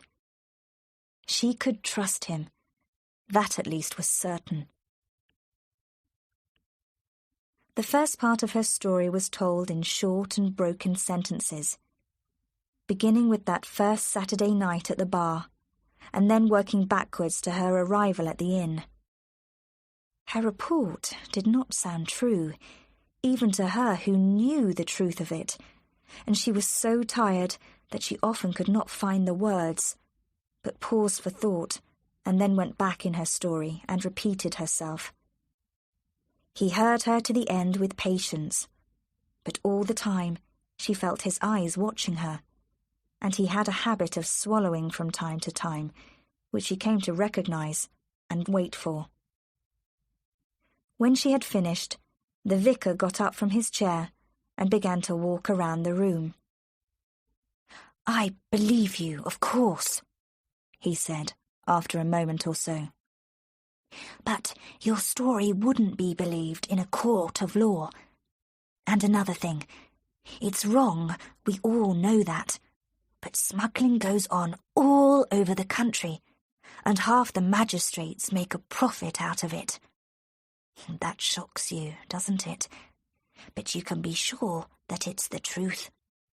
I have met Mr. Bassett once or twice, and I believe him to be an honest sort of man, but, between ourselves, a bit of a fool. I can tell you one thing, though. His visit will have frightened your uncle. There won't be any more wagons to Jamaica Inn for some time. I think you can be certain of that. If I were you, I should just wait. Keep a close watch on your uncle, and when the wagons do come again, you can tell me immediately. We can then decide together what should be done." "What about the stranger who disappeared? He was murdered, I'm certain of that. Do you mean to say that nothing can ever be done about it?" "I'm afraid not, unless his body is found, which is extremely unlikely," said the vicar. "In fact, it's quite possible that he was never killed at all. Forgive me, but I think you allowed your imagination to run away with you over that. All you saw was a piece of rope, remember? If you had actually seen the man dead, or even wounded, well, that would be a different matter." "I heard my uncle threaten him. Isn't that enough?" "My dear child, people threaten one another every day of the year, but they don't hang for it. Now, listen to me. I am your friend, and you can trust me. If you ever become worried or frightened, I want you to come and tell me about it. Altanun is only a few miles by the road. That's agreed between us, isn't it?" "Thank you very much." "And now I'm going to drive you back to Jamaica Inn." The thought of returning was hateful to Mary, but it had to be faced. The night was fine. The dark clouds of the early evening had passed away, and the sky was bright with stars. It was a strange, exciting drive. The wind blew in Mary's face. The horse thundered along the hard white road, and the vicar made no attempt to control it. Mary saw that he was smiling. "Go on," he urged the animal. "Go on, you can go faster than this." And his voice was low and excited, as if he were talking to himself. The effect was unnatural. Mary felt as if he were in another world and had forgotten her existence. He looked like a bird, bending forward in his seat, with his clothes blown by the wind. His arms were like wings. He might be any age. Then he smiled down at her and was human again. "I love these moors," he said. "If you knew them as well as I do, and had seen them in every type of weather, winter and summer, you would love them too. They go back a long way in time. Sometimes I think that they have lived on from another age. The moors were the first things to be made. Afterwards came the forests and the valleys and the sea." Already Mary could see the tall chimneys of Jamaica Inn against the sky. The drive was ended, and the excitement left her. The old fear and hatred of her uncle returned. The vicar stopped his horse just before the yard, beside a grassy bank. "There's no sign of anyone," he said quietly. "It's like a house of the dead. I'm going to look in at the window." She watched him go to the side of the house, and he stood there for a few minutes looking. Then he made a sign to her to follow. "There'll be no argument tonight with the landlord of Jamaica Inn." Mary followed the direction of his eyes and came forward to the window. Jos Merlyn sat at the table unconscious, his great legs stretched out on either side of him, his hat on the back of his head. He looked straight in front of him at the light, his eyes fixed like those of a dead man. A bottle lay with its neck broken on the table, and beside it an empty glass. The fire had burnt away to nothing. Francis Davey pointed to the door. "You can walk inside and go upstairs to bed. Your uncle will not even see you. Good night to you, Mary Yellen. If you're ever in trouble and need me, I shall be waiting for you at Altanun." Then he turned the corner of the house and was gone. Chapter 8. Jos's Dreams. Jos Merlyn was drunk for 5 days. He was unconscious most of the time, and lay stretched out on a bed in the kitchen that Mary and her aunt had made up. He slept with his mouth wide open, and the sound of his breathing could be heard from the bedrooms above. At about 5 in the evening, he would wake for about half an hour, shouting for drink and crying like a child. His wife went to him immediately, talking to him gently, holding a glass to his lips, and he looked wildly around, talking to himself and trembling like a frightened dog. Aunt Patience became another woman, showing a calm which Mary would not have believed her to possess. It seemed that every 2 months or so, Jos Merlyn would have these periods of uncontrolled drinking. They were becoming more frequent, and Aunt Patience was never quite certain when they would happen. On the 5th morning the wind dropped and the sun shone, and in spite of the adventure of a few days before, Mary decided to try the moors again. This time she made for the East Moor, walking towards Kilmar. With many hours of daylight to come, there was no danger of being lost. Mary had walked for an hour or more before she stopped, her progress barred by a stream that divided and ran in different directions. It lay in a valley in the hills and was surrounded by marshes. The country was not unknown to her. Looking out beyond the green face of the tor ahead, she saw the great hand of Kilmar pointing its fingers to the sky. She was looking at Trewartha Moor once again, where she had wandered that first Saturday. But this time her face was turned to the southeast, and the hills looked different in the sunshine. The stream ran cheerfully over the stones. As Mary crossed it by a rough bridge, a group of horses came down the hill beyond and pushed into the stream to drink. Out of the corner of her eye, she saw a man following them down the path, carrying a bucket in each hand. She was about to continue her walk when he waved a bucket in the air and shouted to her. It was Jem Merlyn. There was no time to escape, so she stood where she was until he came to her, looking just as his brother must have looked 20 years ago. "So, you found your way to me, have you?" he said. "I didn't expect you so soon, or I'd have made some bread in your honour. I haven't washed for 3 days, and I've been living on potatoes. Here, take hold of this bucket." He pushed one of the buckets into her hand and ran down to the water after the horses. "Come out of it!" he shouted. "Dirtying my drinking water. Go on, you big black devil." He hit the largest of the horses with the end of the bucket, and they all ran back up the hill, kicking their feet in the air. "Oh, what would you have done if you hadn't found me at home?" he said, wiping his face on his arm. Mary could not help smiling. "I didn't even know you lived here, and I certainly never walked this way with the intention of finding you. I'd have turned left if I'd known." "I don't believe you. You started out with the hope of seeing me, and it's no use pretending anything different."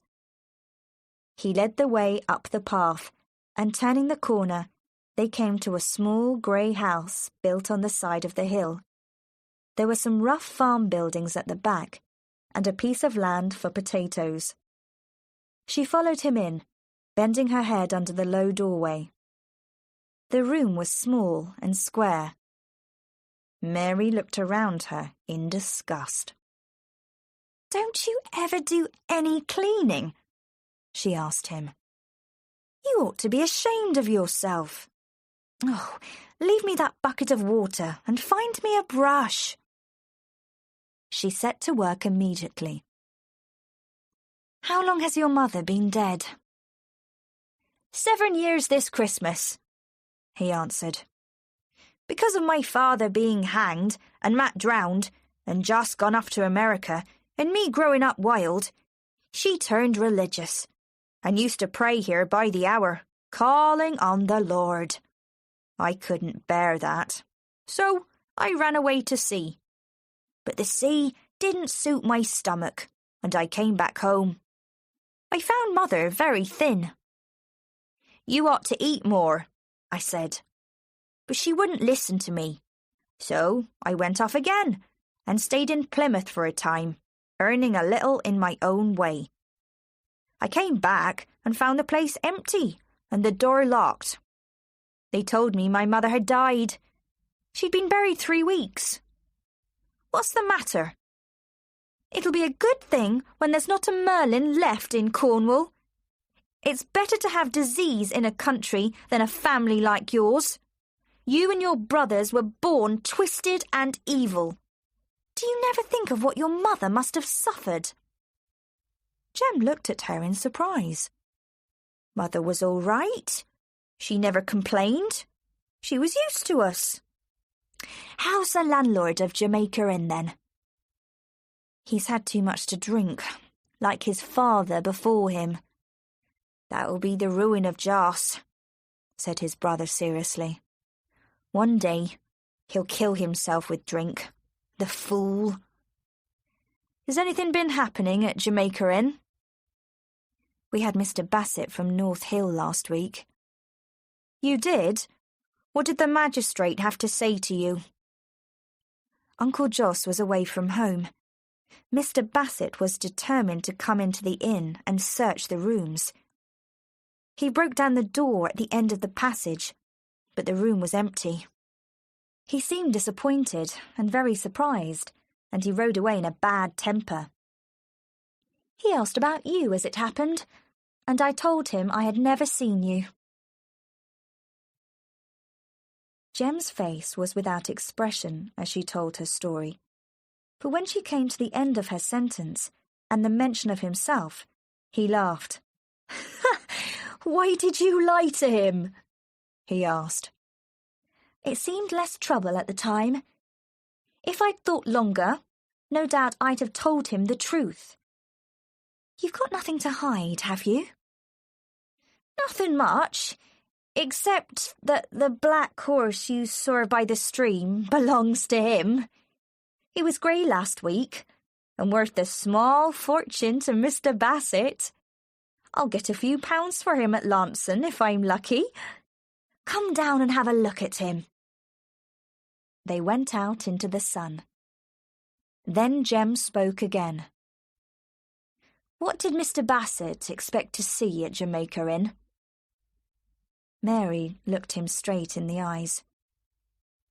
"You ought to know that better than I do," she answered.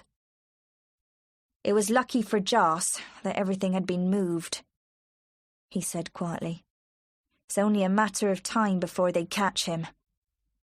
All he does in self-defence is to get drunk, the fool." Mary said nothing. If Jem was trying to trap her by his openness, he would be disappointed. "You must have a good view from that little room over the front door," he said. "Do they wake you from your sleep?" "How do you know that's my room?" Mary asked quickly. She saw the surprise in his eyes. Then he laughed. "The window was wide open when I rode into the yard the other morning. I've never seen a window open at Jamaica Inn before." The excuse was hardly good enough for Mary, and a horrible suspicion came into her mind. Could it have been Jem who had hidden in the empty guest room that Saturday night? Something went cold inside her. "What does it matter to you how much I know? All I think about is getting my aunt away from the place as soon as possible. As for your brother, he can drink himself to death for all I care. His life is his own, and so is his business. It's nothing to do with me." Jem whistled. "So, smuggling doesn't worry you after all. But supposing he were concerned with other things. Supposing it were a question of life and death, and perhaps murder. What then?" "I don't know what you mean," said Mary. He looked at her for a long time, without speaking. "Perhaps not," he said at last. "But you'll come to know if you stay long enough. Why does your aunt look so pale? Ask her, next time the wind blows from the northwest. Why are you going? It's early yet. It won't be dark until after 4. What's the matter with you?" He took her face in his hands and looked into her eyes. "I believe you're frightened of me. You think I've got boxes of wine and spirits and tobacco in the little bedrooms above, and that I'm going to show them to you and then cut your throat. That's it, isn't it? We're a wild lot, we Merlyns, and Jem is the worst of us all. Is that what you're thinking?" She smiled back at him in spite of herself. "Something of the sort. But I'm not afraid of you. You needn't think that. I would even like you if you didn't remind me so much of your brother." "I can't help my face," he said. "And I'm a much better-looking man than Joss. You must admit that." "Oh, you've confidence enough to make up for all the other qualities you lack. And I'll not argue about your face. Now let me go." Are you coming to Launceston with me on Christmas Eve?" "What will you be doing over at Launceston, Jem Merlyn?" "Only selling Mr. Bassett's horse for him, my dear." "Oh, say you'll come." "Supposing you were caught in Launceston with Mr. Bassett's horse?" "No one's going to catch me." "Take a risk, Mary. Don't you like excitement?" "You must be soft down near Helford." "All right, Jem Merlyn. You needn't think that I'm afraid. I'd be just as happy in prison as at Jamaica Inn anyway. How do we get to Launceston?" "I'll take you there in my carriage, with Mr. Bassett's horse tied up behind us." Mary was not afraid of him. To prove it, she would ride beside him to Launceston on Christmas Eve. She walked away up the hill without a backward look. Darkness was falling as she crossed the road and entered the yard at Jamaica Inn. The door was opened by her aunt, who seemed pale and anxious. "Your uncle has been asking for you all day. Where have you been?" "I was walking on the moors. Why should Uncle Jos ask for me? He never has anything to say to me." "You must speak nicely to him. This is the bad time, when he's getting over it. He'll be bad-tempered, violent perhaps. You mustn't pay any attention to him at times like these. He's not really himself." The long evening passed, and still there was no call from the landlord. Mary's eyes closed in spite of herself. In a dream, she heard her aunt whisper, "I'm going to bed. Your uncle must have settled down for the night." Mary felt sleep come over her. She dreamed that she was crossing the stream again. Her feet were wet. It was cold, much too cold. She must climb up the bank. Mary opened her eyes and found that she was lying on the kitchen floor beside the ashes of the fire. The kitchen was cold. The light was low. She trembled and stretched her stiff arms. Then she saw the door of the kitchen open very slowly, little by little. Suddenly, it was thrown wide open, and Jos Merlyn stood there. At first, she thought that he had not seen her. His eyes were fixed on the wall in front of him. She bent low, her head beneath the level of the table, hearing nothing except the steady beating of her heart. Slowly, he turned in her direction. When his voice came, it was hardly above a whisper. "Who's there? What are you doing? Why don't you speak?" His face was grey. His eyes looked towards her without recognition. Mary did not move. She waited, holding her breath. He moved forward into the room, his head bent, his hands feeling the air, and he crept slowly along the floor towards her until Mary could feel his breath on her face. "Uncle Jos," she said softly. "Uncle Jos." He stayed where he was, looking down at her, and then he leant forward and touched her. "Mary? Is it you, Mary?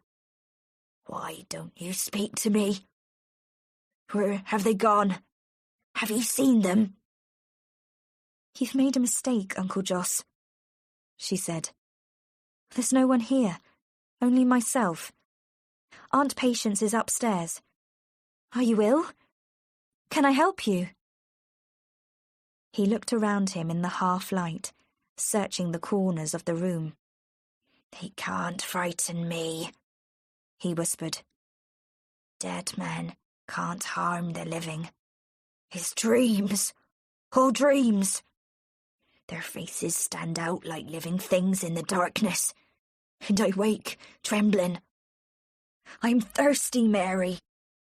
Here's the key. Go into the bar and find me something to drink." When she got back, he was sitting at the table with his head in his hands. At first, she thought that he was asleep again, but at the sound of her footsteps, he lifted his head. She put the bottle and the glass on the table in front of him. He filled the glass. "You're a good girl. I'm fond of you, Mary. You've got sense, and you've got courage. They ought to have made you a boy." He swallowed the drink, smiling foolishly. Then he pointed at the bottle. "They pay gold for this. It's the best that money can buy. King George himself hasn't anything better. They can't catch me, Mary. I'm too clever. I've been at the game too long. There are over 100 of us now, working towards the border from the coast. I've seen blood in my time, Mary, and I've seen men killed many times. But this game beats it all. It's running side by side with death." He seized hold of Mary's arm. "It's that cursed drink that makes a fool of me. I'm as weak as a rat when it has hold of me. You can see that. And I have dreams. I see things that frighten me. I've killed men with my own hands, pushed them under water with my feet, beaten them with rocks and stones, and I've never thought more about it. I've slept in my bed like a child. But when I've had too much to drink, I see them in my dreams. I see their white, green faces in front of me, with their eyes eaten by fish, and some of them are torn, with the flesh hanging off their bones." His face was close to Mary's, his reddened eyes looking into hers, and his breath on her cheek. "Did you never hear of wreckers before?" he whispered. "I've seen men hanging on the ropes of their ships for safety, shouting in terror at the sight of the breaking waves. Just like flies they are, spread out on the ropes, little black dots of men. I've seen the ship break up beneath them, and the ropes break like thread, and all of them thrown into the sea to swim for their lives. But when they reach the shore, they're dead men, Mary." He wiped his mouth on the back of his hand. His eyes never left her face. "Dead men tell no stories, Mary." She felt sick, and her hands and her feet were icy cold. She could see the pale faces of the drowned men, their arms above their heads. She could hear the cries of fear. She trembled again. She looked at her uncle and saw that he had slipped forward in his chair, and his head had fallen on his chest. His mouth was wide open, and he breathed noisily as he slept. His arms rested on the table in front of him, and his hands were folded, as if in prayer. Chapter 9. Christmas Eve. On Christmas Eve, the sky was cloudy and threatened rain. Mary leant out of the window, and the soft, wet wind blew on her face. In an hour's time, Jem Merlyn would be waiting for her on the moor to take her to Lanson Market. Whether she met him or not depended on herself, and she could not make up her mind. She had grown older in 4 days, and the face that looked back at her from her cracked mirror was pale and tired.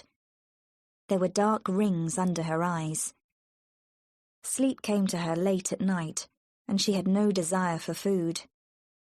For the first time in her life, she saw a likeness between herself and Aunt Patience. If she tightened her mouth and bit her lips, it could be Aunt Patience who stood there, with the straight brown hair framing her face. The habit of working her mouth was an easy one to catch, as was the continuous twisting of her hands. Mary turned away from the mirror and began to walk up and down her small room. They shared a secret now, a secret that must never be spoken between them. Mary wondered how many years Aunt Patience had kept that knowledge to herself in silence. In her own way, Aunt Patience was a murderer too. She had killed by her silence. There remained Jem Merlyn. He broke into her thoughts against her will, and she did not want him there. She had enough on her mind without Jem. He was too like his brother, his eyes and his mouth and his smile. She knew why Aunt Patience had made a fool of herself 10 years ago. It would be easy enough to fall in love with Jem Merlyn. He was rough. He was rude. He was a thief and a liar. He stood for everything she feared and hated. But she knew she could love him. Jem Merlyn was a man, and she was a woman, and something inside her wanted him. She knew she would have to see him again. Today she would go to Lanson, and this time it was he who would answer her questions. He would realize that she was no longer afraid of the Merlyns, but could destroy them when she chose. And tomorrow? Well, tomorrow could take care of itself. There was always Francis Davey and his promise. There would be peace and shelter for her in the house at Altonan. This was a strange Christmas, she thought, as she walked across the East Moor. In the distance, she saw a little group coming towards her, the horse, the cart, and 2 horses led behind. The driver raised his whip in a signal of welcome. Mary felt the colour in her face. He whistled as he came near, and threw a package at her feet. "A happy Christmas to you," he said. "I had a silver piece in my pocket, so I had to spend it. There's a new hat for you." She had meant to be silent on meeting him, but this made it difficult. "That's very kind of you," she said, "but I'm afraid you've wasted your money." "That doesn't worry me. I'm used to it." And he looked at her in that cool way of his. "You were here early. Were you afraid I'd go without you?" She climbed up beside him. "Mother and I used to drive into Helford once a week on market days. It all seems very long ago. It hurts me when I think of it, and how we used to laugh together, even when times were bad. You wouldn't understand that, of course. You've never cared for anything but yourself." They rode along in silence. Jem was playing with his whip. Mary looked out of the corner of her eye at his hands, and saw that they were long and thin. They had the same strength, the same sensitivity as his brother's. These hands attracted her. The others frightened her. She realized for the first time that love and hate ran side by side, that the borderline was thin between them. The thought was an unpleasant one. Supposing this had been Joss beside her 10, 20 years ago. She pushed the comparison to the back of her mind, fearing it. She knew now why she hated her uncle. His voice interrupted her thoughts. "What are you looking at?" She lifted her eyes. "I happened to notice your hands," she said shortly. "They are like your brother's. How far do we go across the moor? Isn't that the road over there?" We join it lower down and miss 2 or 3 miles of it. So, you notice a man's hands, do you? I should never have believed it of you. You're a woman after all, then, and not a half-grown farm boy. Are you going to tell me why you have sat in your room for days, or do you want me to guess? Women love to be mysterious. There's no mystery in it. You asked me last time we met why my aunt looked as she does. Well, I know now. That's all. What are you going to do about it? Mary said. I haven't made up my mind. I have to consider Aunt Patience. You don't expect me to tell you, do you? Why not? I'm not concerned with Joss. You're his brother, and that's enough for me. Do you think I'd waste my time working for my brother? He can put a rope round his own neck. I may have helped myself to some tobacco now and then, and I've smuggled goods. But I'll tell you one thing, Mary Yellen, and you can believe it or not as you like. I've never killed a man. Yet. He cracked the whip hard over the horse's head. So, you think I wreck ships, do you? And stand on the shore and watch men drown? And then put my hands into their pockets afterwards when they're swollen with water? He makes a pretty picture. Whether his anger was pretended or sincere, she could not say, but his mouth was set firmly, and there was a flaming spot of colour high on his cheek. You haven't said yet that you don't. If you believe it of me, why do you drive with me to Lanson? Because of your bright eyes, Jem Merlyn. I ride with you for no other reason. And she met his eyes with a directness that surprised him. He laughed at that, and shook his head, and began whistling again. And suddenly there was a relaxed familiarity between them. The very directness of her words had deceived him. He suspected nothing of the weakness that lay behind them, and for the moment they were companions, in spite of being man and woman. They came now to the road, and as the horse increased speed, the cart rolled along, with the 2 stolen horses running behind. It was a happy and rather heated party that reached Lanson that afternoon. Mary had thrown worry and responsibility to the winds, and in spite of her determination in the morning, she had given herself to enjoyment. Away from the shadow of Jamaica Inn, her natural youth and high spirits returned. She laughed because he made her laugh. There was excitement in the air, a sense of Christmas. The streets were filled with people. The little shops were bright and cheerful. This was a world that Mary loved. She wore the hat that Jem had given her, and even allowed him to tie the ends under her chin. They had left the horse and carriage at the top of the town, and now Jem pushed his way through the crowd, leading his 2 stolen horses, Mary following close behind him.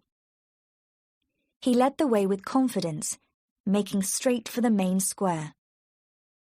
Before long, a man pushed through the crowd and came up to the horses. His voice was loud and important. He kept hitting his boot with his whip and then pointing to the horses. Mary imagined him to be a dealer. Soon he was joined by a little sharp-eyed man in a black coat, who now and again touched his arm and whispered in his ear. Mary saw him look hard at the black horse that had belonged to Mr. Bassett. He went up to him and bent down and felt his legs. Then he whispered something in the ear of the loud-voiced man. Mary watched him nervously. "Where did you get this horse?" said the dealer, touching Jem on the shoulder. "Never on the moors, not with that head and shoulders." "I bought him from old Tim Bray. You remember Tim? He sold his farm last year and went to Dorset. Tim always told me I'd get my money back on this horse. Have a look at him, won't you? But he's not going cheap, I'll tell you that. Look at those shoulders. There's quality for you. I tell you what, I'll take £18 for him." The sharp-eyed man shook his head, but the dealer was interested. "Make it 15, and we might do business," he suggested. "No, 18 is my price, and no less." The dealer talked to his companion, and they appeared to disagree. "All right," the dealer said finally. "I've no doubt you're right. Perhaps we would be wise to have nothing to do with it. You can keep your horse," he added to Jem. "My friend doesn't like him. Take my advice and bring down your price. If you have him for long, you'll be sorry." And he pushed his way through the crowd, with the sharp-eyed man beside him, and they disappeared in the direction of the local hotel. Mary was glad to see them go. Jem sold the other horse to a cheerful, honest-looking farmer. It began to get dark in the market square, and the lamps were lit. Mary was thinking of going back to the cart when she heard a woman's voice behind her. "Oh, look, James. Did you ever see such a beautiful horse in your life? He holds his head just like poor Beauty did. The likeness would be quite striking, only this animal, of course, is black. What a pity Roger isn't here. He's in his meeting. What do you think of him, James?" Her companion said, "Come on, Maria. I don't know anything about horses. The horse you lost was grey, wasn't it? This thing is black. Coal black, my dear. Do you want to buy him?" "It would be such a good Christmas present for the children. They've been begging poor Roger for another horse ever since Beauty disappeared. Ask the price, James, will you?" The man came forward. "Here, my good man," he called to Jem. "Do you want to sell that black horse of yours? What is your price?" £25, said Jem. "I'm not anxious to sell him." The lady swept towards him. "I'll give you 30 for him. I'm Mrs. Bassett from North Hill, and I want the horse as a Christmas present for my children. Mr. Bassett is in Lanson now, but I want the horse to be a surprise to him as well. My man shall take the horse immediately and ride him to North Hill before Mr. Bassett leaves the town. Here's the money." Jem took off his hat to her. "Thank you, madam," he said. "I hope Mr. Bassett will be pleased. You'll find the horse very safe with children." "Oh, I'm certain he'll be very happy. Of course, the horse is not at all like the one we had stolen. Beauty was a fine horse, and worth a great deal of money. But this little animal is pretty enough, and will please the children. Come along, James. It's getting quite dark." Jem looked quickly over his shoulder and touched on the arm a boy who stood behind him. "Here," he said. "Would you like to earn some money?" The boy showed that he would, his mouth open in surprise. "Hold on to this horse, then, until the servant comes for him, will you? Here, take him. A happy Christmas to you." And he was away in a moment, walking quickly across the square, his hands in his pockets. Mary followed 10 yards behind. She struggled to hide her laughter and was near to bursting when they got out of sight of the people. "Jem Merlyn, you deserve to be hanged," she said, when she could speak again. "To stand there in the market square and sell that stolen horse back to Mrs. Bassett herself. The hair on my head has gone grey with watching you." He threw back his head and laughed, and she could not help herself.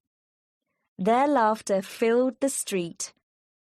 Jem caught her hand. "You're glad you came now, aren't you?" They threw themselves into the crowded market, where Jem bought Mary gold rings for her ears. They sucked oranges beneath a striped tent and had their fortunes told by an old woman. "Do not trust a dark stranger," she said to Mary, and they looked at each other and laughed again. "There's blood on your hand, young man," she told him. "You'll kill a man one day." "What did I tell you on the cart this morning?" said Jem. "There's no blood on my hands yet. Do you believe me now?" But she shook her head at him and would not say. Drops of rain fell on their faces, but they did not care. The wind rose.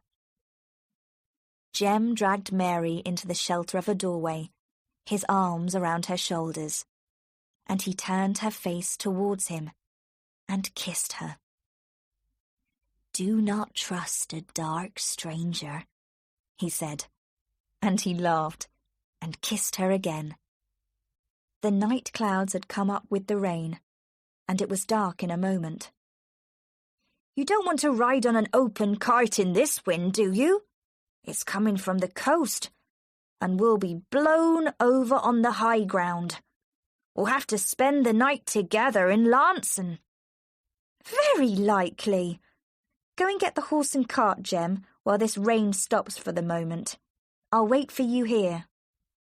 "You'll be wet to the skin on the Bodmin Road." "Oh, pretend you're in love with me, can't you?" "You'd stay with me then." "Are you talking to me like this because I'm the bar girl at Jamaica Inn?" "I like the look of you, and that's enough for any man. It ought to be enough for a woman, too." "Perhaps it is, for some. I'm just not made that way." "All right. I'll get the horse and cart and take you home to your aunt. But I'll kiss you first, whether you like it or not." He took her face in his hands. "One for sorrow, two for joy. I'll give you the rest when you are more ready to accept them." Then he bent his head against the rain, and she saw him disappear round the corner. Mary waited, moving her feet and blowing on her hands. The long minutes passed, and still he did not come. Mary was cold and tired. At last she could bear it no longer, and she set off up the hill in search of him. The long street was empty, except for one or two people who sheltered in doorways as she had done. The rain was continuous, and the wind blew hard. There was nothing left now of the Christmas spirit. The hotel looked welcoming enough, with its lighted windows, but there was no sign of the horse and cart. Mary's heart sank. Surely Jem had not started back without her. She paused for a moment, and then she went to the door and entered the hotel. The hall seemed to be full of gentlemen, talking and laughing. Her country clothes and wet hair caused surprise, and a servant came up to her immediately and told her to leave. "I've come in search of Mr. Jem Merlyn," said Mary firmly. "He came here with a horse and cart. I'm sorry to trouble you, but I'm anxious to find him. Will you please ask if he's here?" She turned her back on the little group of men who stood by the fire and watched her. Among them, she recognized the dealer and the sharp-eyed man. "If it's the dark one who tried to sell my friend a horse this afternoon, I can tell you about him," said the little man, showing a row of broken teeth. Laughter came from the group by the fire. She looked from one to the other. "What do you have to say?" "He was in the company of a gentleman only 10 minutes ago," answered the sharp-eyed man, still smiling and looking at her rudely. "With the help of some of us, he was persuaded to enter a carriage that was waiting at the door. He was not keen at first, but a look from the gentleman appeared to decide him.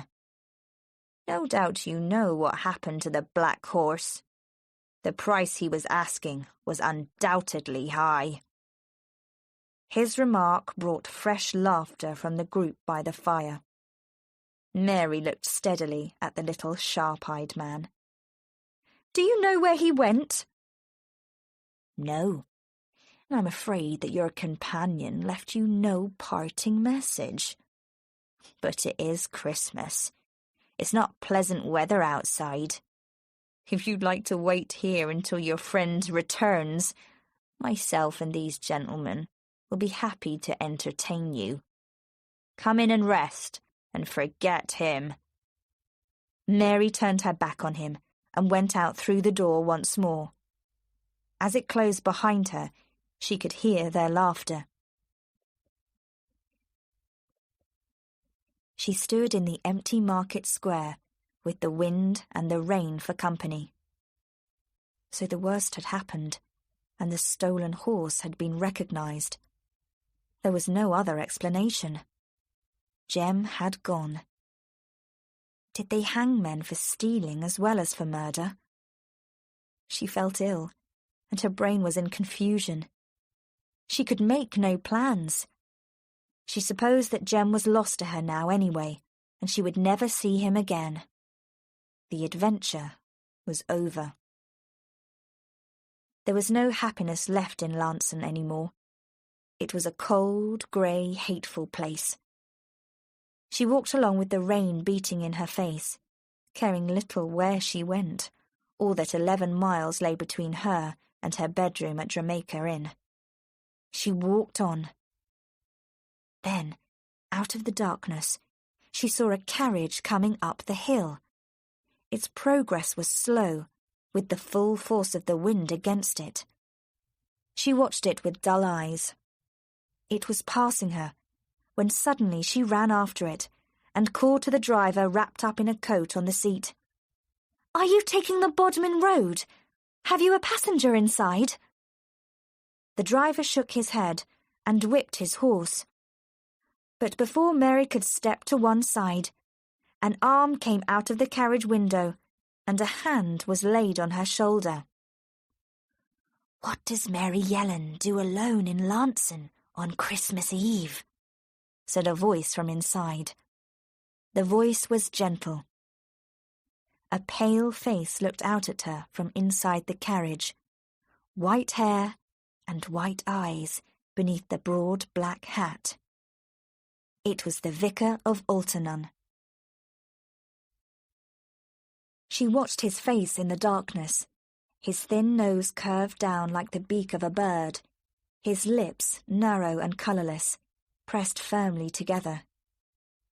He leant forward with his chin resting on a walking stick that he held between his knees. For the moment, she could see nothing of his eyes. They were hidden by his short, white eyelashes. Then he turned in his seat and looked at her, and the eyes that looked at her were white too, expressionless as glass. "So, we ride together for the second time," he said, and his voice was soft and low, like the voice of a woman. "Once more, I have the good fortune to help you on your way. Well?" He looked steadily at her, and she found herself trying to give an explanation of her day. As before at Alternon, there was something about him that made her sound like a fool, for she came out of the story badly. Just another woman who had made herself cheap at Lanson Market and had been left by the man of her choice to find her way home alone. "What was the name of your companion?" he asked quietly, and she paused, awkward and uncomfortable, her sense of guilt stronger than ever. He was my uncle's brother. You mean the brother knows nothing of the landlord's trade by night? Continued the gentle voice beside her. He is not of the company who brings the wagons to Jamaica Inn? I don't know, she said. I have no proof. He admits nothing. But he told me one thing, that he had never killed a man. And I believe him. He also said that my uncle was running straight into the hands of the law, and that they would catch him before long. He surely would not say that if he were one of the company. You told me before that you knew Mr. Bassett. Perhaps you have some influence with him. Could you persuade him to deal kindly with Jem Merlyn when the time comes? After all, he is young. He could start life again. It would be easy for a man in your position.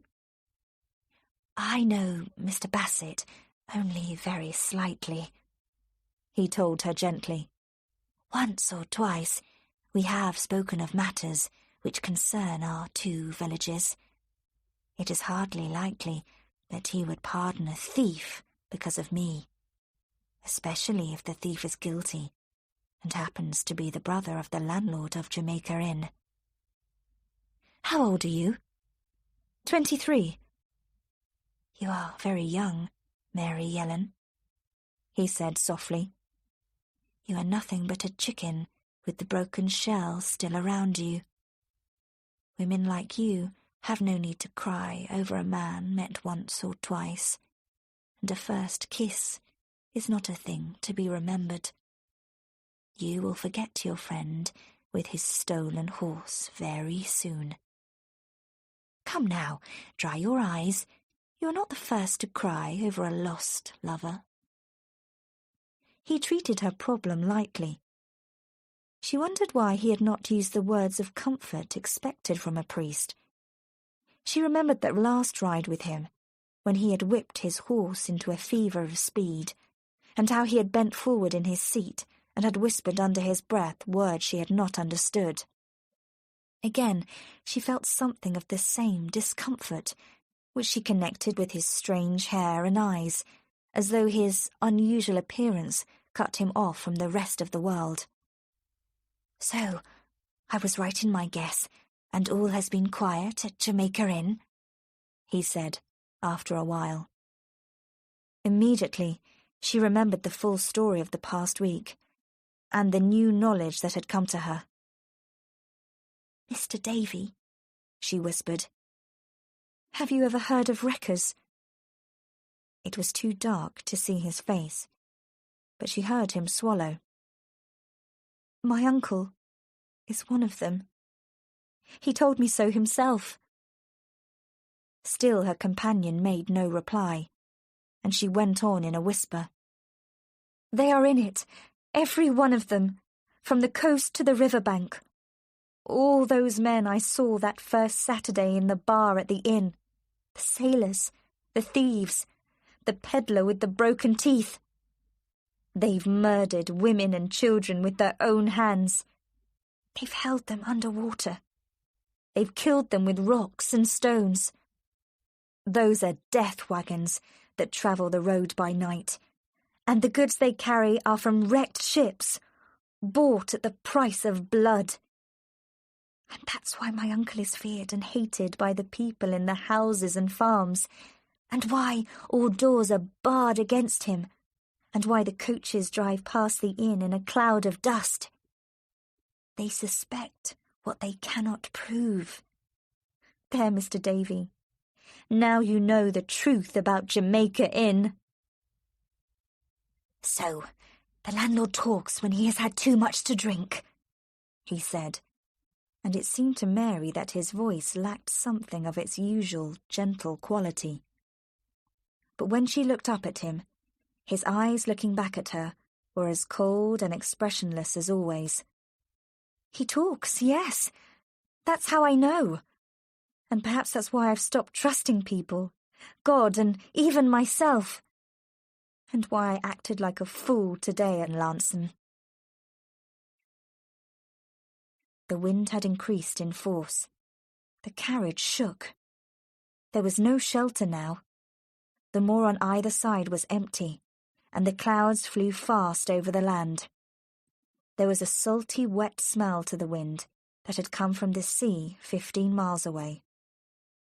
Francis Davey leant forward in his seat. We are coming to the turning that leads to Altarnun. The driver is going on to Bodmin and will take you to Jamaica Inn. I shall leave you at the turning and walk down to the village. Am I the only man to know your secret, or do I share it with the landlord's brother? Jem Merlyn knows, she said. We spoke of it this morning. He said little, though, and I know that he is not friendly with my uncle. Anyway, it doesn't matter now. Jem is going to prison for another crime. And suppose he could save himself by telling about his brother. What then, Mary Yellen? There's a thought for you.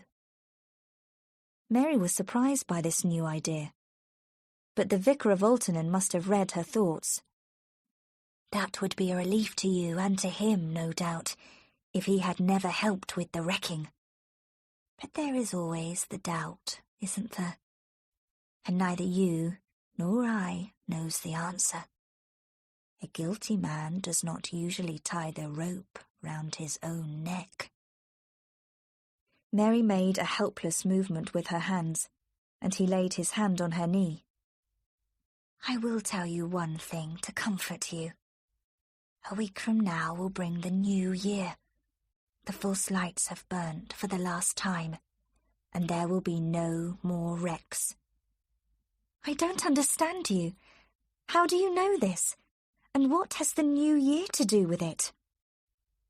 He called the driver to stop the horse.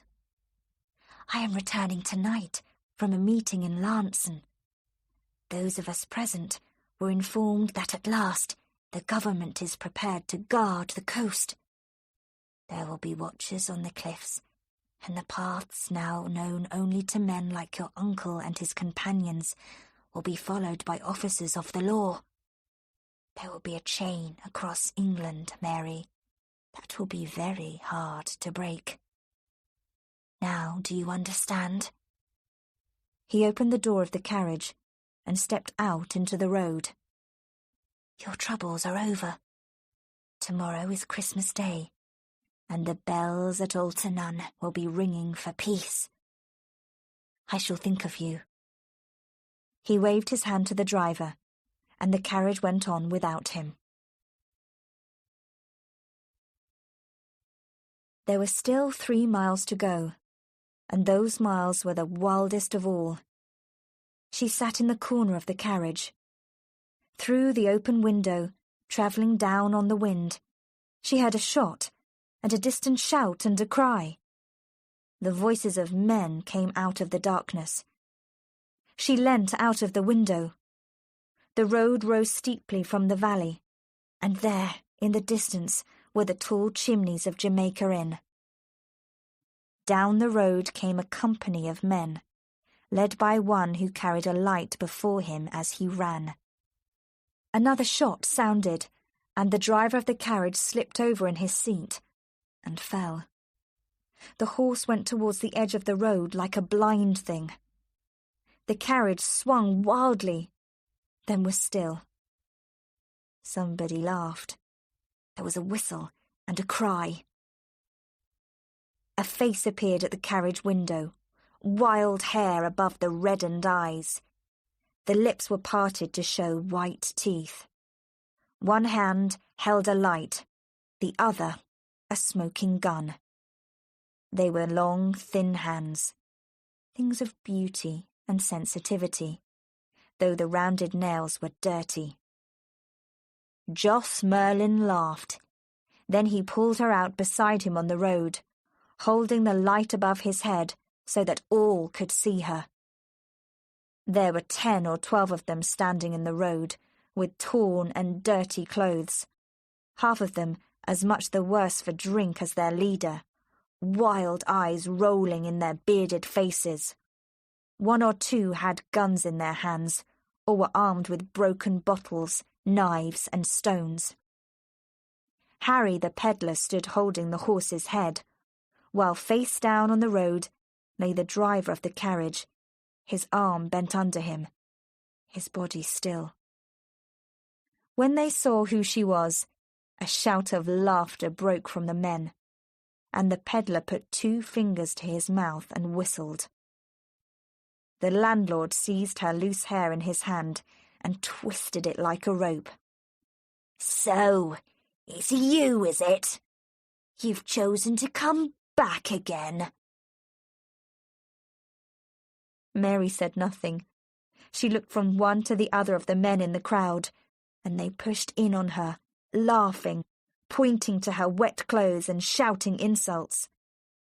"So, you can't talk," cried her uncle, and hit her across the face with the back of his hand. She put up an arm to protect herself, but he knocked it away, and holding her wrist, twisted it behind her back. She cried with the pain, and he laughed again. "I'll get the better of you if I kill you first. Do you think you can stand against me with your monkey face and your rudeness? And what do you think you were doing at midnight, riding in a hired carriage with your hair down your back?" He twisted her wrist again, and she fell. "You're nothing but a common—" "Leave me alone!" she cried. "You have no right to touch me or speak to me. You're a murderer and a thief, and the law knows it too. The whole of Cornwall knows it. Your game is over, Uncle Jos. I've been to Lanson today to inform against you." A loud cry came from the group of men. They pressed forward, shouting at her and questioning, but the landlord swore at them, waving them back. "Get back, you fools! Can't you see she's trying to save herself by lies?" he thundered. "How can she give information about me when she knows nothing? She's never walked the 11 miles to Lanson. Look at her feet. She's been with a man somewhere down the road, and he sent her back on wheels. Get up!" He pulled her to her feet. Then he pointed to the sky, where the low clouds were blown by the wind and a single star shone. "Look there! There's a break in the sky, and the wind's going east. There'll be more wind still, and a wild grey morning on the coast in 6 hours' time.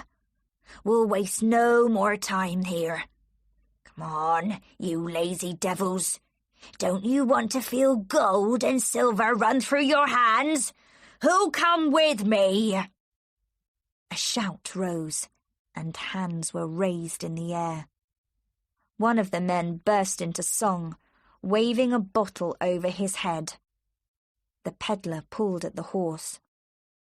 Jos Merlyn stood for a moment, looking at Mary with a foolish smile.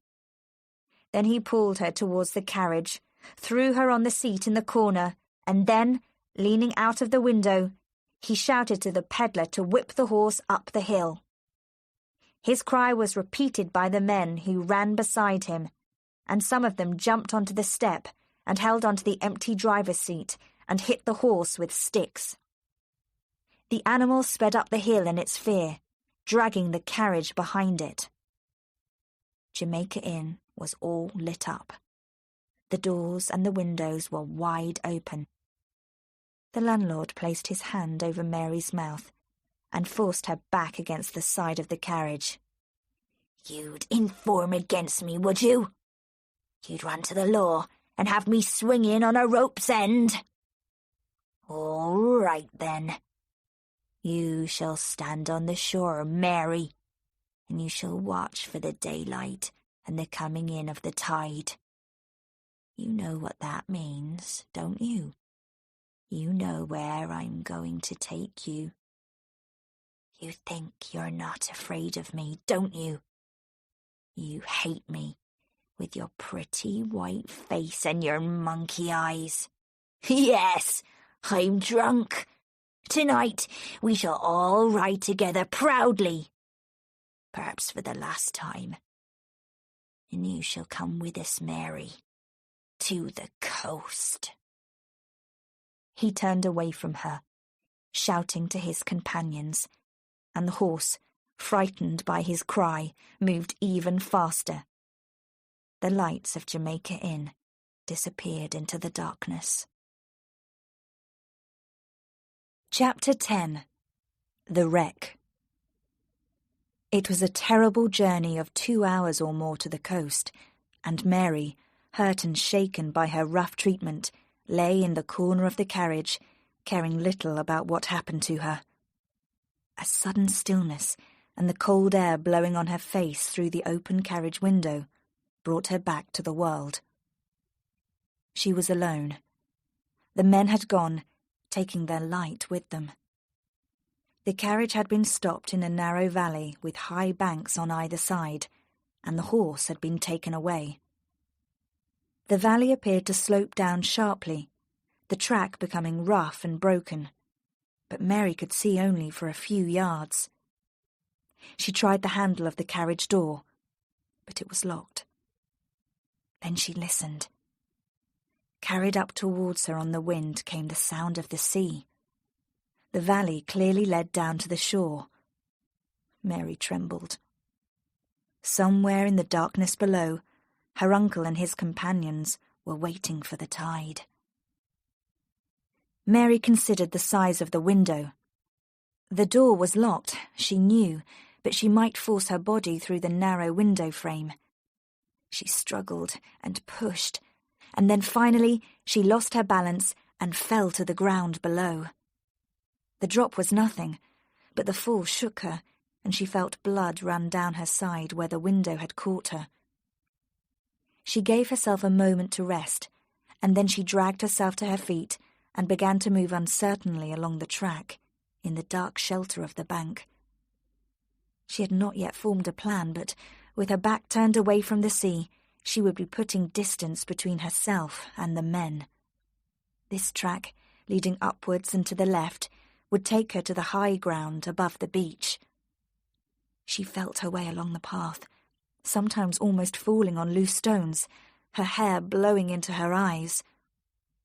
Turning a sharp corner, she put up her hands to push back the loose curls from her eyes, and because of this, she did not see a man kneeling against the bank with his back towards her, his eyes watching the track ahead. She came against him, knocking the breath from his body, and he, taken by surprise, fell with her, crying out in fear and anger. They fought on the ground, her hands tearing at his face. But he was too strong for her. He leant on her, breathing heavily. And then he looked closely at her, showing broken yellow teeth. It was Harry the peddler. He expected her to cry or struggle, but when she did neither, he moved his weight onto his arm and smiled at her in an ugly way. "Didn't expect to see me, did you? Thought I was down on the shore with the landlord and the rest. But now you're here, I'll make you very welcome." He was smiling still. She moved quickly, striking out at him, and hit him hard on the chin. In a second, she had struggled from under him and pulled herself to her feet. She searched for a stone to throw at him, but finding nothing but loose earth and sand, she scattered this in his face and eyes, so that he was blinded for a moment. Then she turned again and began to run like a hunted thing up the twisting track, her mouth open, her hands outstretched, falling over the stones in the path, all sense of direction gone, her one idea to escape from Harry the peddler. A wall of mist closed in on her, blocking out the distant line of bushes at which she had been aiming, and she stopped immediately, knowing the danger of low cloud, and how it might deceive her. Progress now was slow, but she knew that she was increasing the distance between herself and the peddler, which was the only thing that mattered. She had no idea of the time. It was 3, perhaps 4 in the morning, and the darkness would give no sign of breaking for many hours. Once more the rain came down through the curtain of mist, and it seemed as if she could hear the sea on every side of her, and there was no escape from it. The breaking waves, though she could not see them, were somewhere out in the darkness, and to her surprise it seemed that they were on a level with her, not beneath her. This meant that the track must have been only a few yards from the sea itself.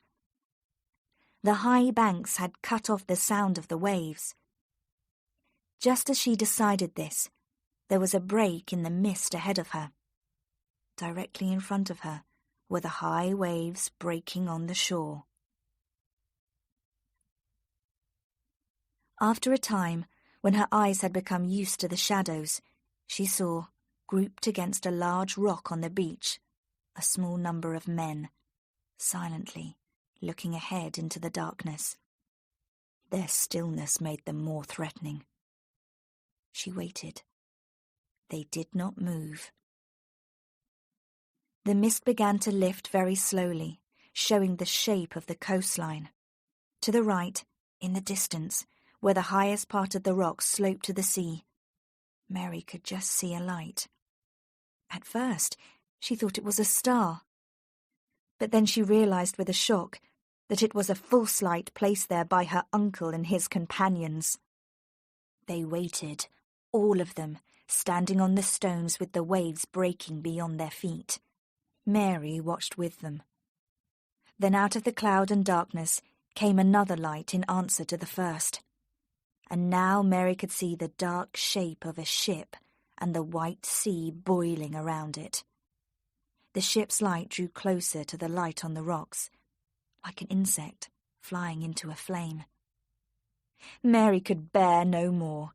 She got to her feet and ran out across the beach, shouting and crying, waving her hands above her head, lifting her voice in her battle against the sea and the wind, which threw it back to her. Someone caught hold of her and forced her down onto the beach. She was stepped on and kicked. Her cries died away as a rough cloth covered her mouth. Her arms were pulled behind her and tied together, the rope cutting into her flesh. They left her then, with the waves sweeping towards her not 20 yards away. And as she lay there helpless, she heard the cry that had been hers become the cry of others and fill the air with sound. This cry rose above the noise of the sea and was seized and carried by the wind, and with the cry came the terrible sound of splitting and breaking wood. Mary saw the great black shape that had been the ship roll slowly on its side in 2 parts. From it, little black dots fell one by one into the white sea.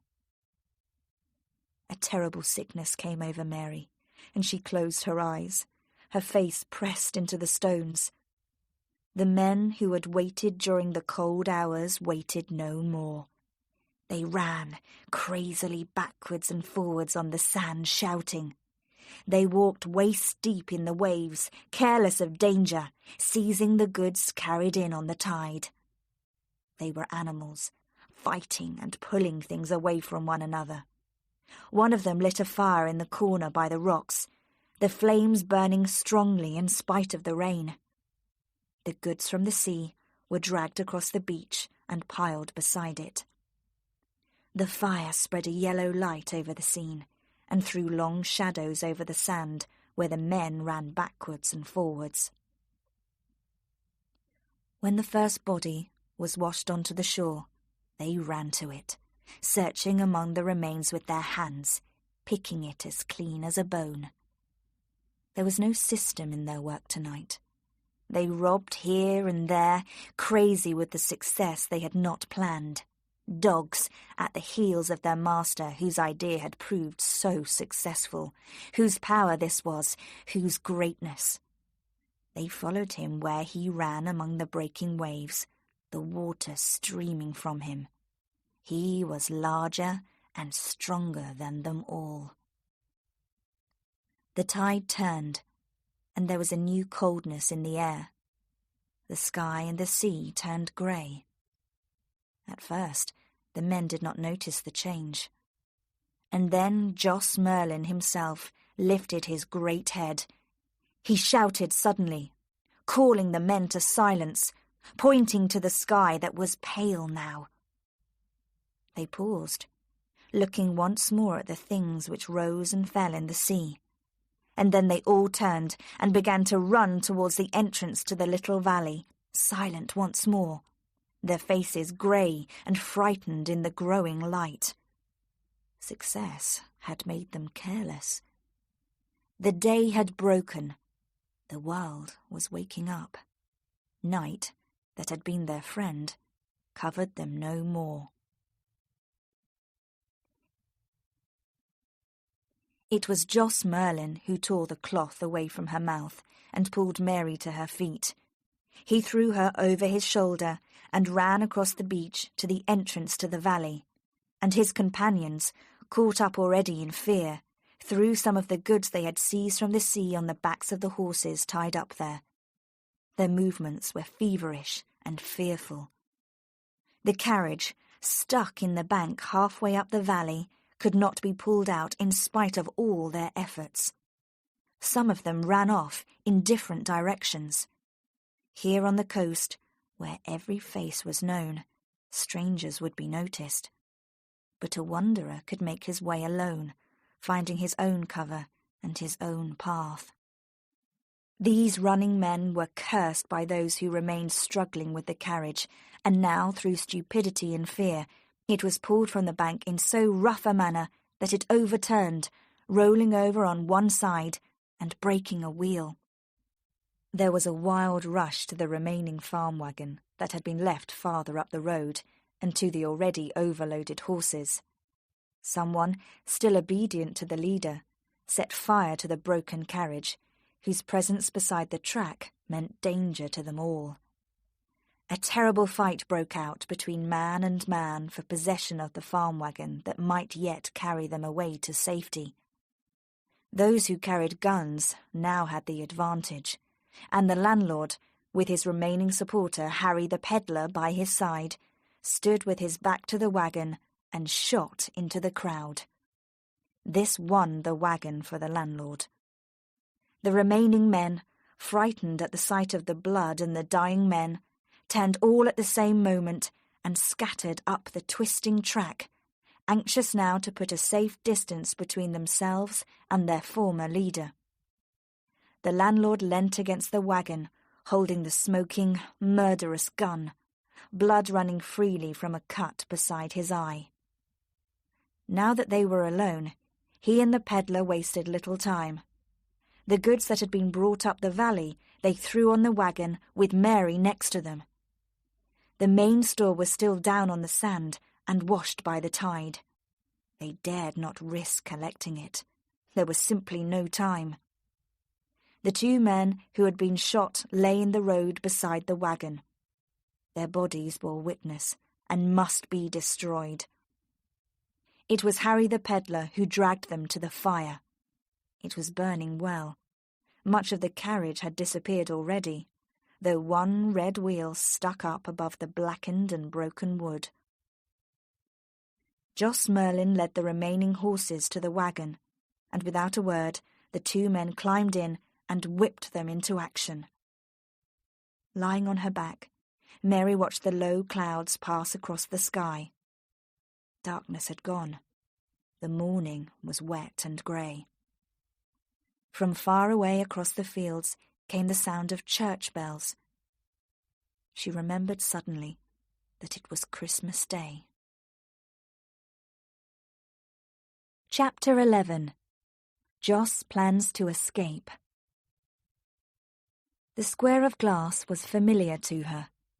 It was larger than the carriage window, and there was a crack across it that she remembered well. She kept her eyes on it, struggling with memory, and she wondered why she no longer felt the rain on her face and the steady current of wind. Mary cried and turned her head restlessly from side to side. Out of the corner of her eye, she saw the brown, discoloured wall beside her and the old nail head where a picture had once hung.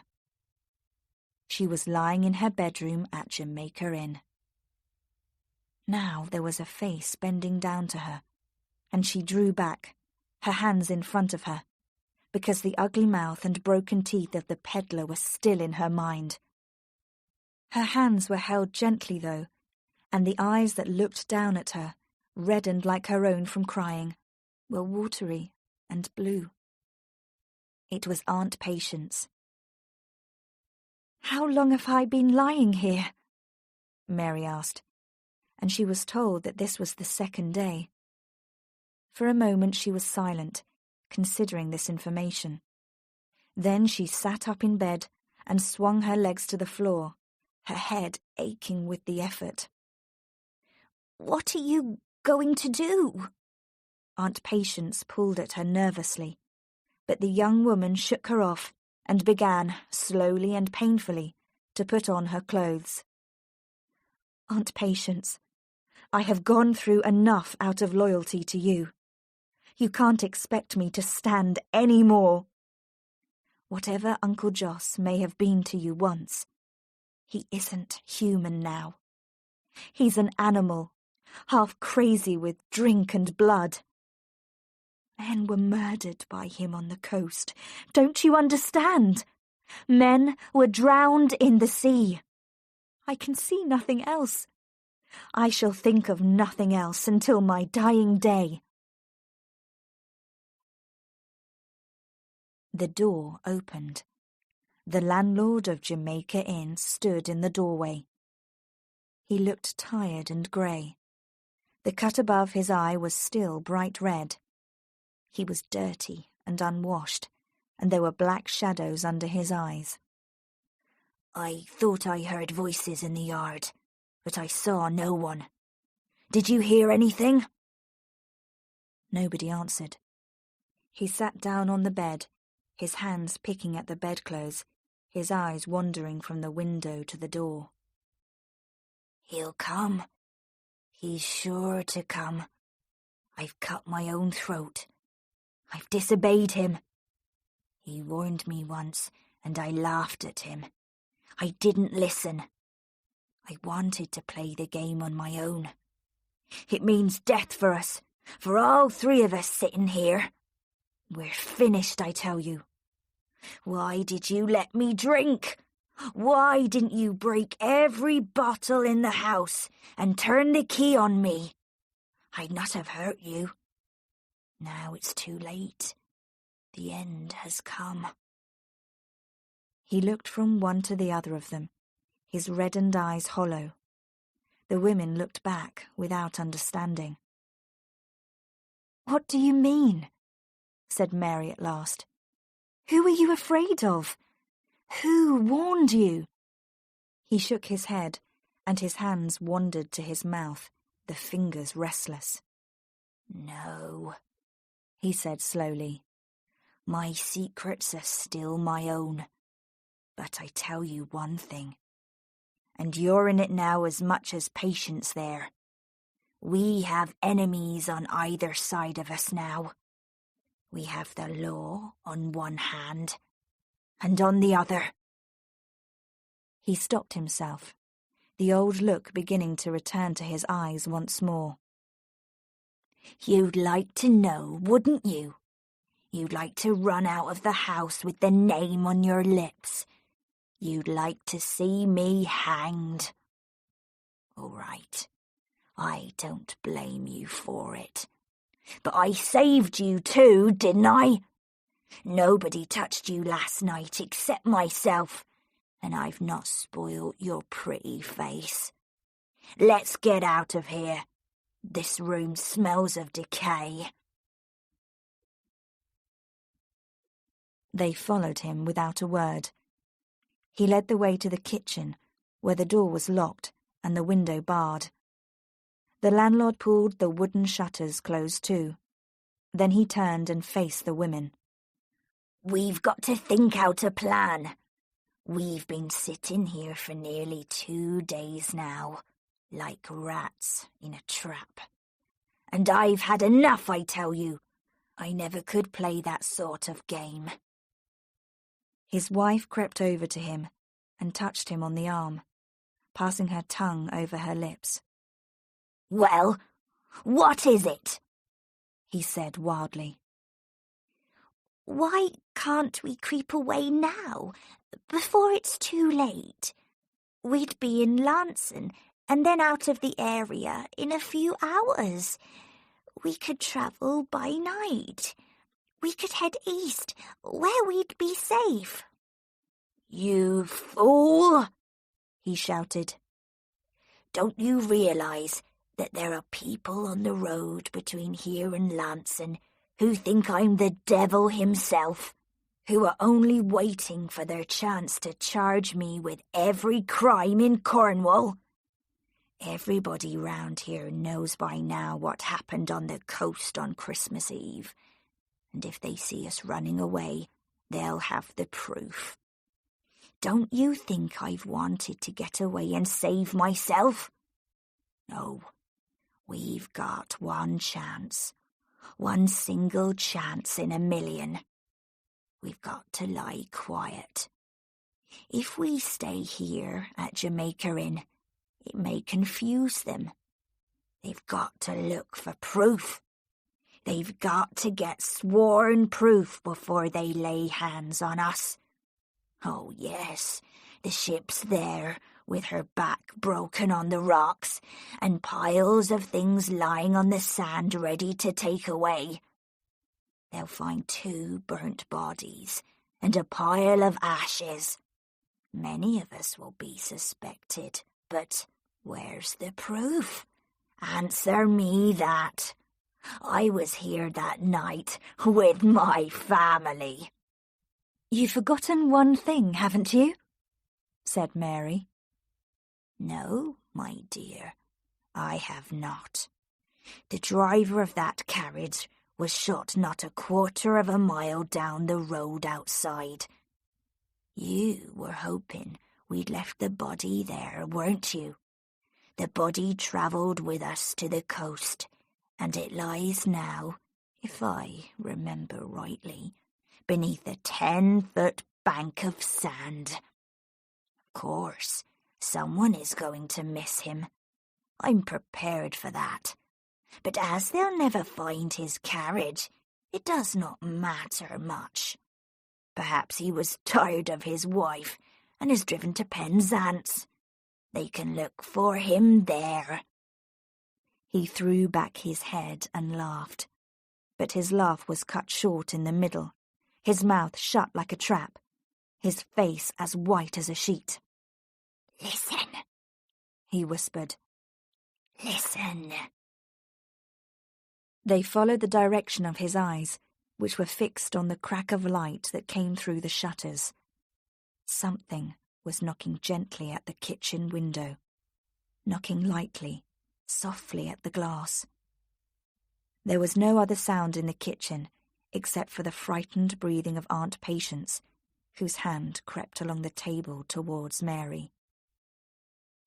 The landlord stood completely still for a moment. Then he bent forward until his fingers reached the gun that stood against the chair, never once taking his eyes from the shutters. He jumped forward, tearing the shutters open. A man stood outside the window, his face pressed against the glass, his broken teeth showing in a twisted smile. It was Harry the peddler. Joss Merlyn swore and threw open the window. "Come inside, can't you? Do you want to be shot, you fool? Unlock the door, Mary." She did so without a word. "Well, have you brought news?" asked the landlord. The peddler pointed over his shoulder. "The country's wild with anger. They're crazy for blood and justice. There'll only be one end to this storm, Joss, and you know the name for it, don't you?" He made a sign with his hands across his throat. "We've got to run," he said. "It's our only chance. The roads are poison, and Bodmin and Lunson worst of all. I'll keep to the moors. It'll take me longer, I know that, but what does that matter if you save yourself from hanging?" "So, you'll give up, Harry, will you? Run like a beaten dog? Have they proved it was us? Tell me that. Or are you worried about your soul?" "Curse my soul, Joss. It's common sense I'm thinking of. This part of the country is dangerous, and I'll leave while I can. I've stayed by you, haven't I? I've come out here today, risking death, to give you warning. I'm not saying anything against you, Joss, but it was your stupidity that brought us to this, wasn't it? You made us crazy like yourself, and led us to the coast on an adventure that none of us had planned. We took a chance in a million, and succeeded. Too well. We became stupid with excitement, left 100 tracks scattered on the sand. And whose fault was it? Why, yours, I say!" He banged the table, his yellow face pushed close to the landlord's. Joss Merlyn considered him for a moment, and when he spoke, his voice was dangerous and low. "So, you blame me, do you, Harry? You're like the rest of your kind when the luck of the game turns against you. Run then, if you like. Run to the river bank like a beaten dog. I'll fight the world alone." The peddler forced a laugh. "We can talk, can't we, without cutting each other's throats? I've not gone against you. I'm on your side still. We were all crazy that night, I know that. Let's leave it alone then. What's done is done. Our men are scattered, and we needn't worry about them. They'll be too frightened to show their heads. That leaves you and me, Joss. We've been in this business, the pair of us, deeper than most, and the more we help each other, the better it'll be for us both. Now then, that's why I'm here, to talk and see what we ought to do." The landlord watched him calmly. "Just what are you aiming at, Harry?" he said, filling his pipe. "I'm not aiming at anything.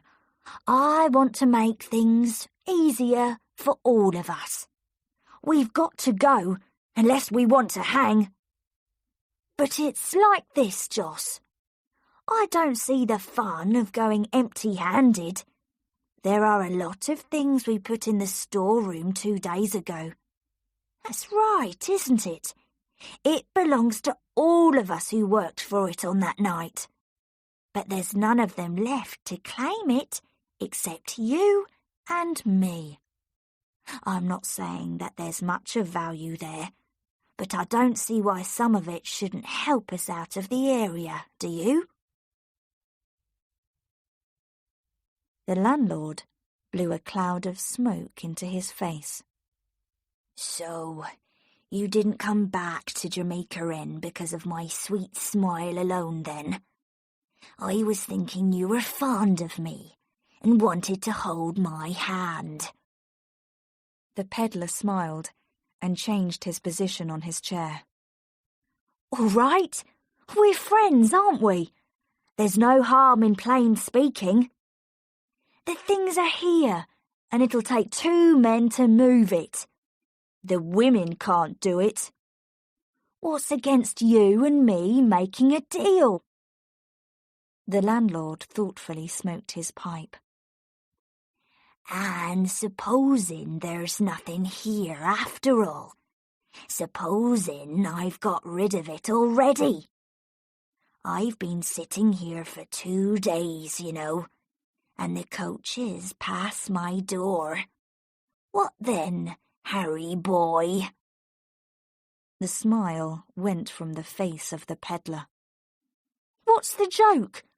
Do you play a double game up here at Jamaica Inn? You'll find it hasn't paid you if you have. You've been clever at this trade, month in, month out.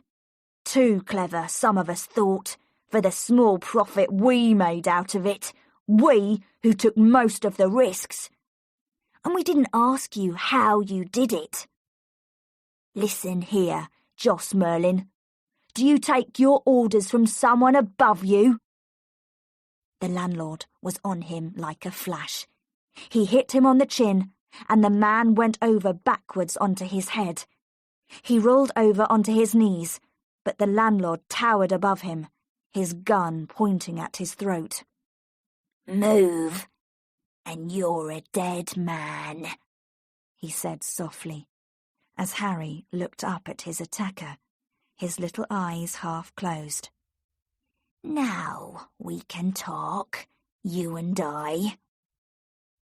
He leant once more against the table, while the peddler continued to kneel on the floor. "You didn't come here tonight to warn me. You came to see what you could get out of the wreck. You didn't expect to find me here, did you? You thought it would be Patience here, or Mary, and you would frighten them easily, wouldn't you? And reach for my gun, where it hangs on the wall as you've often seen. You little rat, Harry. Do you think I didn't see it in your eyes when I threw back the shutters and saw your face at the window? Do you think I didn't see your surprise? Very well, then. We'll make a deal as you suggest. I've changed my mind, my loving friend, and with your help, we'll take the road. There are things in this place worth taking, and I can't load them alone. Tomorrow is Sunday, and a day of rest. Not even the wrecking of 50 ships will drag the people around here from their knees. There'll be prayers offered for poor sailors who suffer because of the devil's work. But they'll not go looking for the devil on a Sunday. 24 hours we have, Harry, my boy. And tomorrow night, when you've broken your back loading my property into the farm wagon and kissed me goodbye, why, then you can go down on your knees and thank Joss Merlyn for letting you go free with your life. He raised his gun again, bringing it close to the man's throat. The peddler cried out, showing the whites of his eyes. The landlord laughed. Come on, he said. Do you think I'm going to play with you all night? Open the kitchen door and turn to the right and walk down the passage until I tell you to stop. Your hands have been waiting to explore the goods brought from the shore, haven't they, Harry? You shall spend the night in the storeroom among them all. Pressing his gun into the peddler's back, he pushed him out of the kitchen and down the dark passage to the store. The door had been mended with new wood and was stronger than before. After he had turned the key on his friend, the landlord returned to the kitchen. I thought Harry would turn soon, he said. I've seen it coming in his eyes for weeks.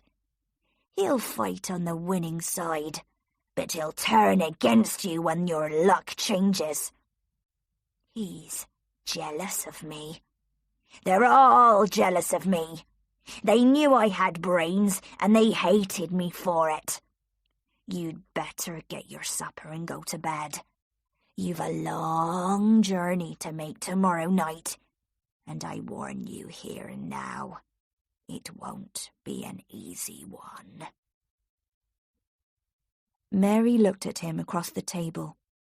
Tired as she was, because all that she had seen and done weighed heavily on her, her mind was full of plans. Sometime, somehow, before tomorrow night, she must go to Alternun. Once there, her responsibility was over. Action would be taken by others. It would be hard for Aunt Patience, hard for herself at first, perhaps, but at least justice would win. It would be easy enough to clear her own name and her aunt's. The thought of her uncle standing as he would, with his hands tied behind him, powerless for the first time and forever, was something that gave her great pleasure. She dragged her eyes away from him. "I'll have no supper tonight," she said. He crossed into the hall as she climbed the stairs, and he followed her to the room over the front door. "Give me your key," he said, and she handed it to him without a word. He stayed for a moment, looking down at her, and then he bent low and laid his fingers on her mouth. "I like you, Mary. You've got spirit still, and courage, in spite of all the rough treatment I've given you. I've seen it in your eyes tonight. If I'd been a younger man, I'd have fallen in love with you, and won you too, and ridden away with you. You know that, don't you?" He lowered his voice to a whisper. "There's danger for me ahead. Never mind the law.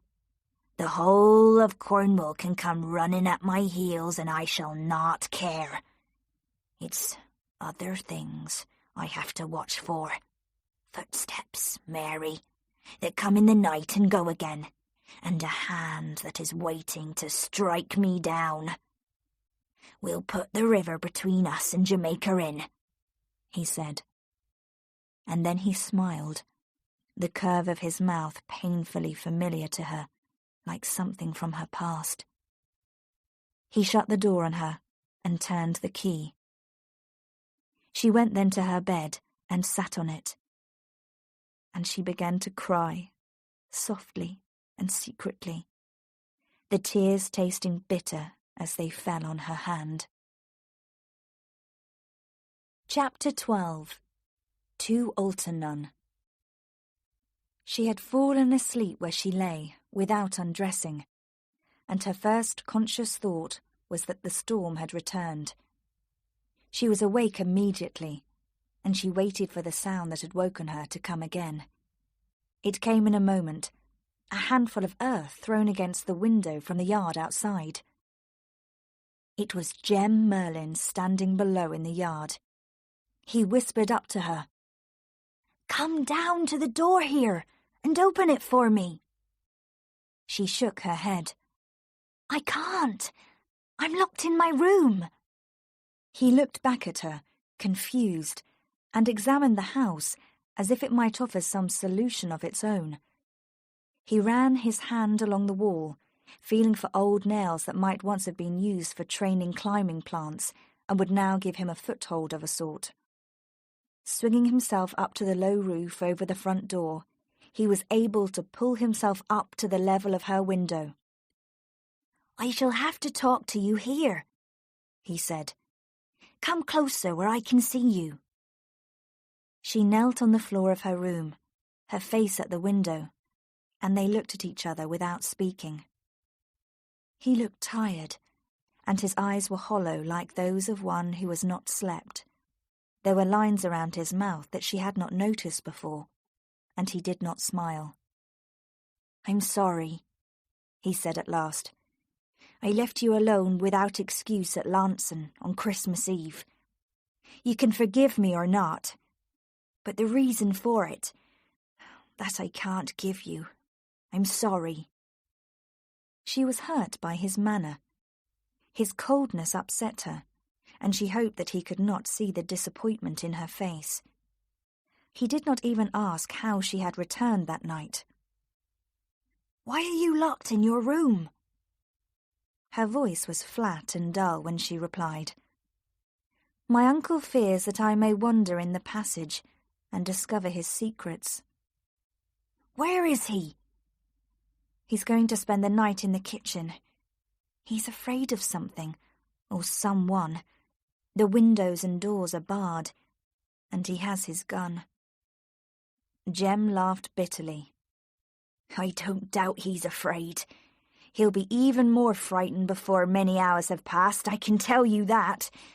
I came here to see him, but if he is sitting there with a gun across his knee, I shall come again tomorrow, when the shadows have gone."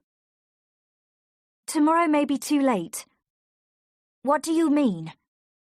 "He intends to leave Jamaica Inn tonight." "Are you telling me the truth?" "Why should I lie to you now?" Jem was silent. The news had clearly come as a surprise to him. She was thrown back now on her old suspicion of him. He was the visitor expected by her uncle, and therefore hated by him and feared. The face of the peddler returned to her, and his words that had stung Joss Merlyn to anger. "Listen here, Joss Merlyn. Do you take your orders from someone above you?" The man whose brains made use of the landlord's strength. The man who had hidden in the empty room. Leaning forward suddenly, he looked into her face and touched the long cut that ran from her forehead to her chin. "Who did these?" he said, turning now to the mark on her cheek. She paused a moment and then answered him. "I got them on Christmas Eve."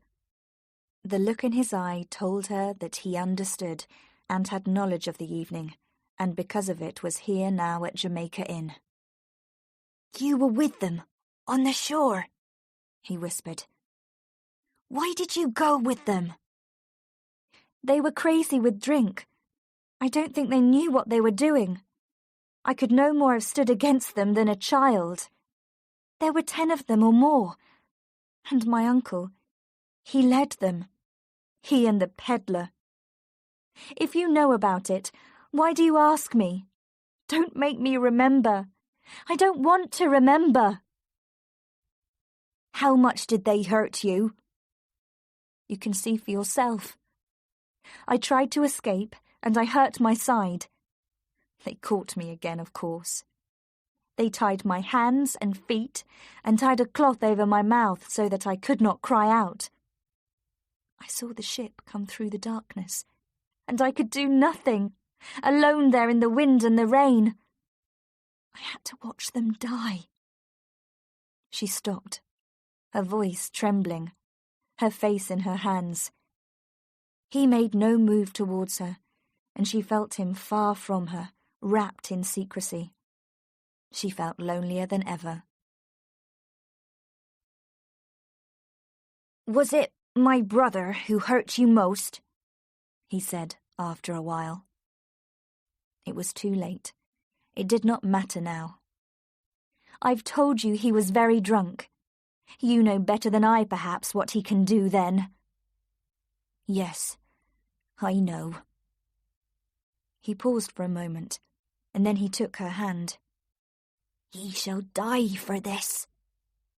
"His death will not bring back the men he has killed." "I'm not thinking of them now." "If you're thinking of me, don't waste your sympathy. I can deal with it in my own way. I've learnt one thing: to depend on myself." "What do you intend to do?" "He expects me to go with him, and Aunt Patience as well. If I asked you to do something, how would you answer me?" He smiled then, for the first time, as he had done in Lanson, and her heart warmed, encouraged at the change. "How can I tell?" he said. "I want you to go away from here." "I'm going now. No, I mean away from the moors, away from Jamaica Inn. I want you to tell me you won't return here. I can stand up against your brother. I'm in no danger from him now. I don't want you to come here tomorrow. Please promise me you'll go away. What have you got in mind? Something which does not concern you, but might bring you into danger. I can't say any more. I would rather you trusted me. Trust you? Of course I trust you. It's you who won't trust me, you little fool. He laughed silently and bent down to her, putting his arms round her, and kissed her then as he had kissed her in Lanson, but with anger. Play your own game by yourself then, and leave me to play mine. If you must be a boy, I can't stop you. But keep that face, which I have kissed and shall kiss again, away from danger. You don't want to kill yourself, do you? I have to leave you now. It will be light in less than an hour. And if both our plans go wrong, what then? Would you mind if you never saw me again? No, of course you wouldn't care. You'll marry a farmer one day, or a small tradesman, and live quietly among your neighbours. Don't tell them you once lived at Jamaica Inn, or had a horse thief make love to you. They'd shut their doors against you. Goodbye, and good luck to you.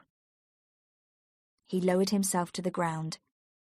She watched him from the window, waving to him, but he had turned and gone without looking back at her, crossing the yard like a shadow. Morning would soon be here. She would not sleep again. She sat on her bed, waiting for her door to be unlocked, and she made her plans for the evening to come. She must act as if she were prepared to make the planned journey with the landlord and Aunt Patience. Later, she would make some excuse, a desire to rest in her room before the journey, perhaps. And then would come the most dangerous moment of her day. She would have to leave Jamaica Inn secretly and run to Alternun. Francis Davey would understand. Time would be against them, and he would have to act quickly. She would then return to the inn and hope that her absence had remained unnoticed. That was the risk. If the landlord went to her room and found her gone, her life would be worth nothing. She must be prepared for that. No excuse would save her then. But if he believed her to be sleeping, the game would continue. They would make preparations for the journey. They might even climb into the wagon and come out on the road. After that, her responsibility would end. Whatever happened next would be in the hands of the Vicar of Alternun. Beyond this, she could not think, nor had she any great desire to look ahead.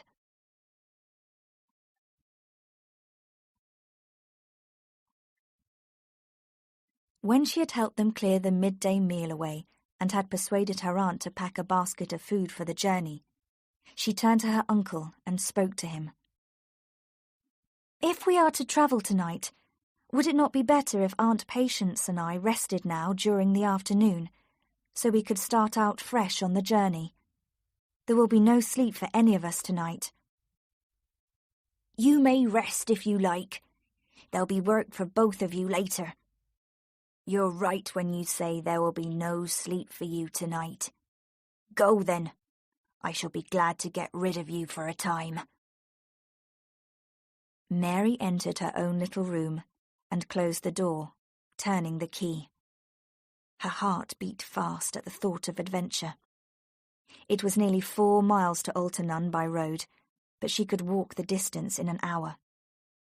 If she left Jamaica Inn at 4 o'clock, when the light was failing, she would be back again soon after 6, and the landlord would be unlikely to come to wake her up before 7.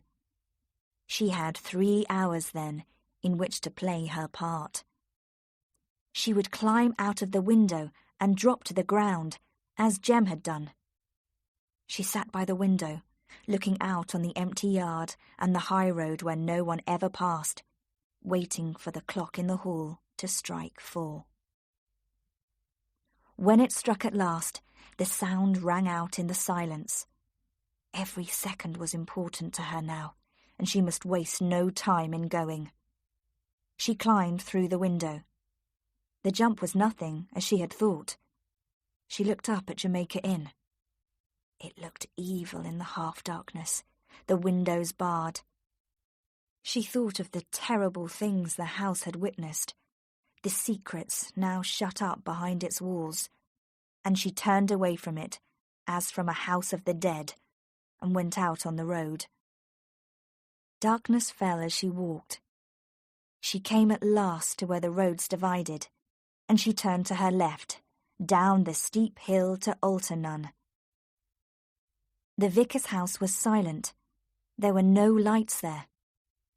She turned back towards the church. Francis Davey would be there, of course. It was Sunday. She stopped for a moment, uncertain what to do. Then the gate opened, and a woman came out into the road carrying flowers. She looked hard at Mary, knowing her to be a stranger, and would have passed her by with a good night, but Mary turned. "Forgive me," she said. "I see you have come from the church. Can you tell me if Mr. Davey is there?" "No, he is not," said the woman. And then after a moment, "Did you want to see him?" "Very urgently," said Mary. "Can you help me?" The woman looked at her strangely, and then she shook her head firmly. "I'm sorry," she said.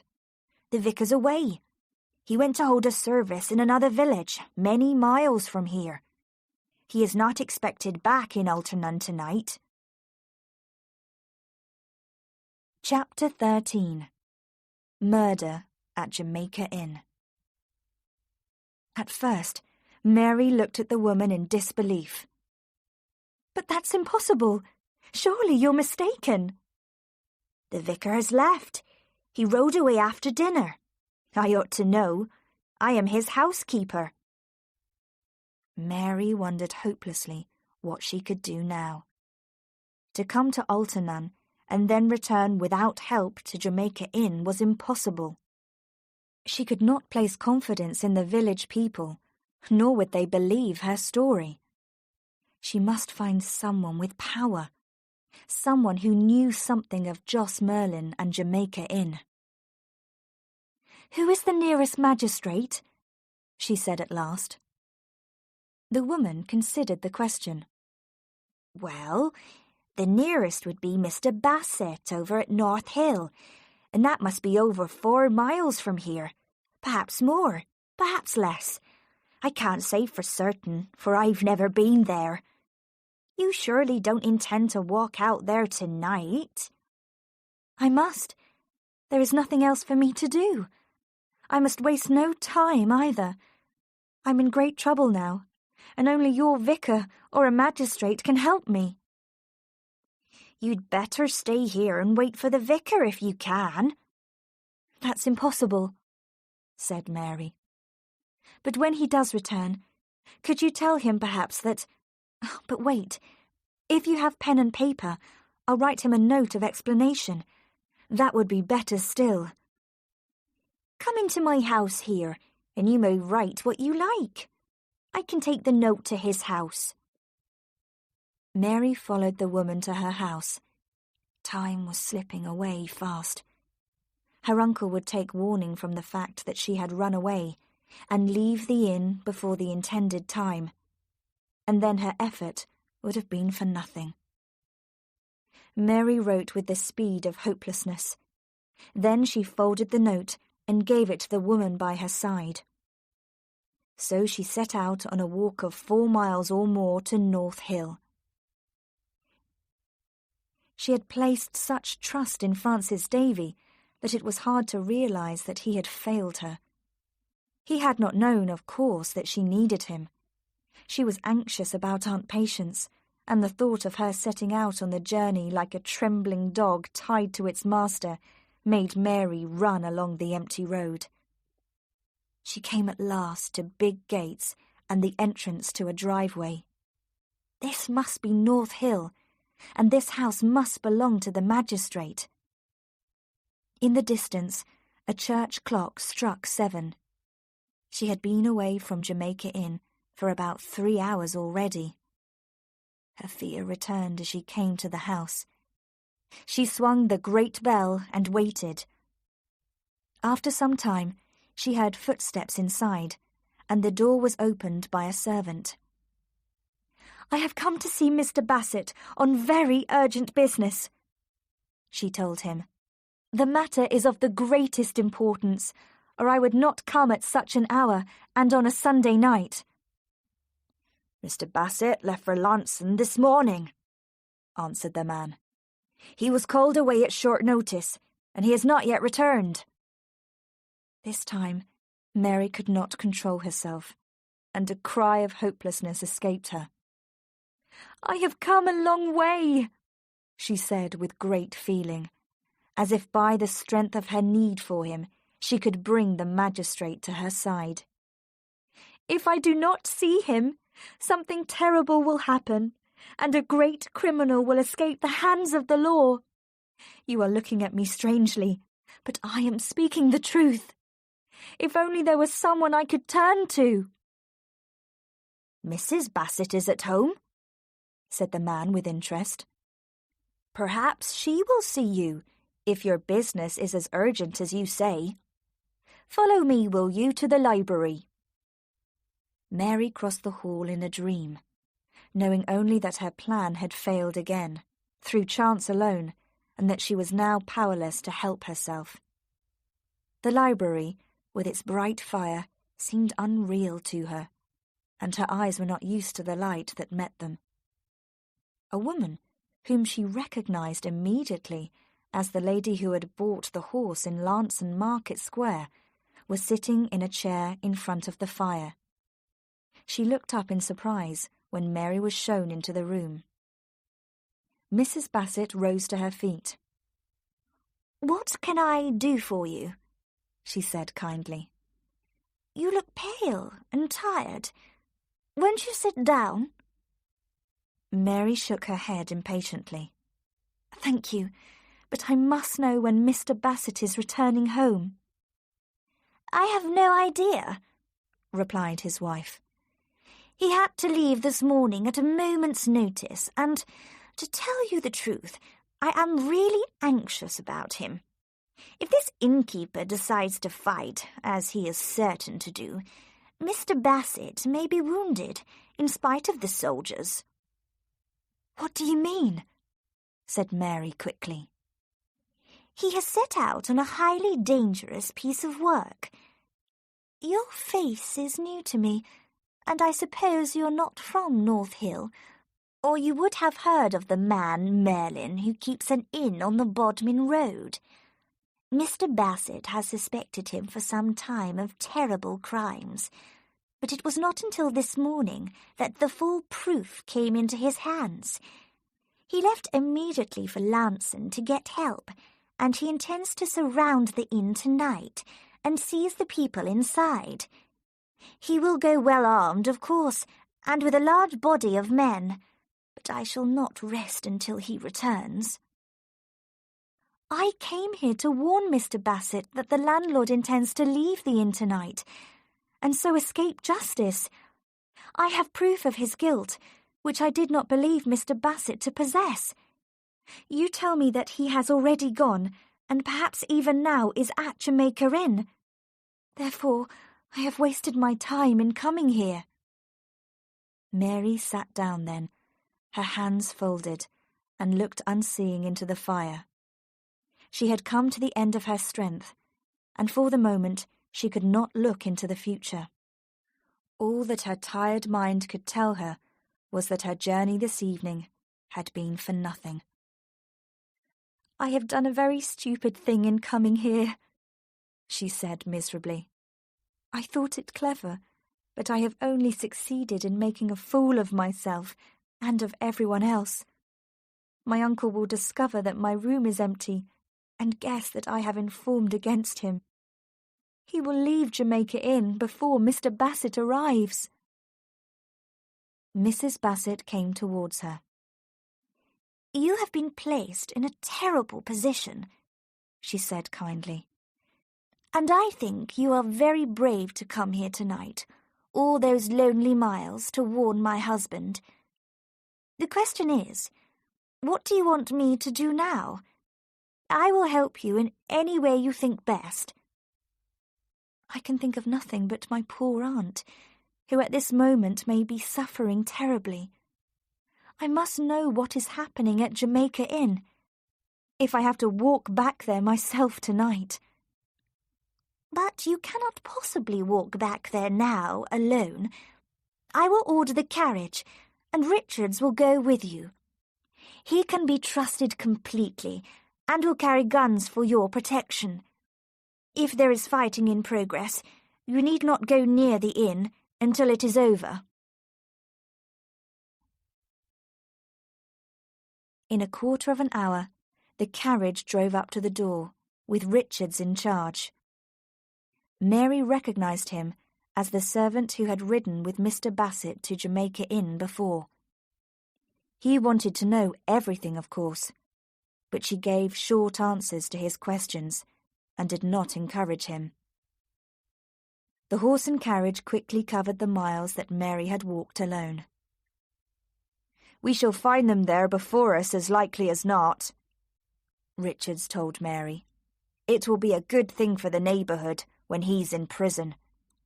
It's a pity we were not here sooner. There'll have been some excitement in taking him, I expect."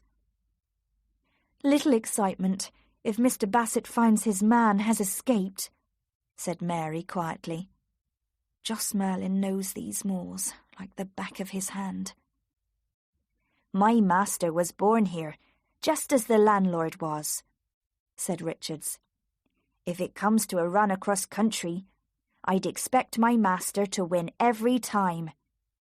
He has hunted here, as man and boy, for nearly 50 years. But they'll catch Merlyn before he starts to run, if I'm not mistaken."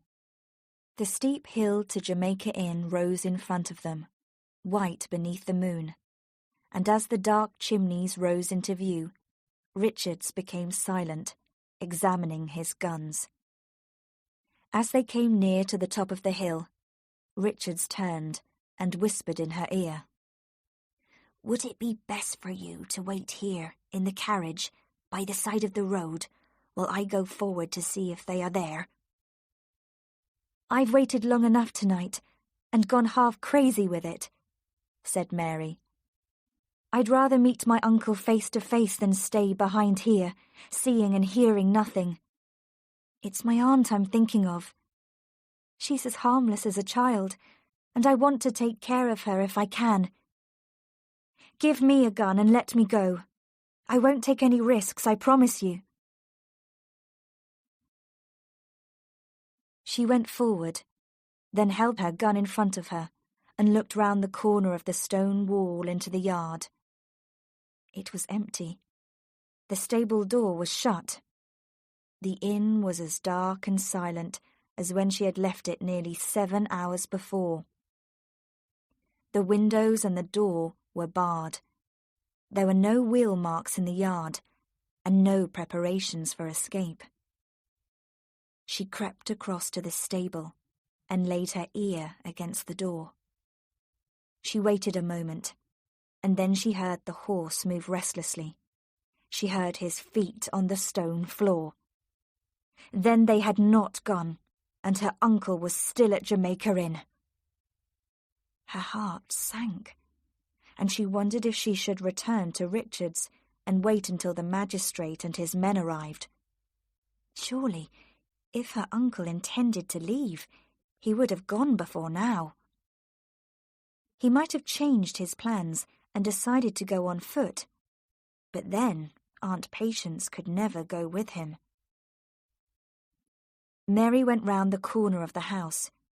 She came to where a crack of light would show through the kitchen window shutter. There was no light.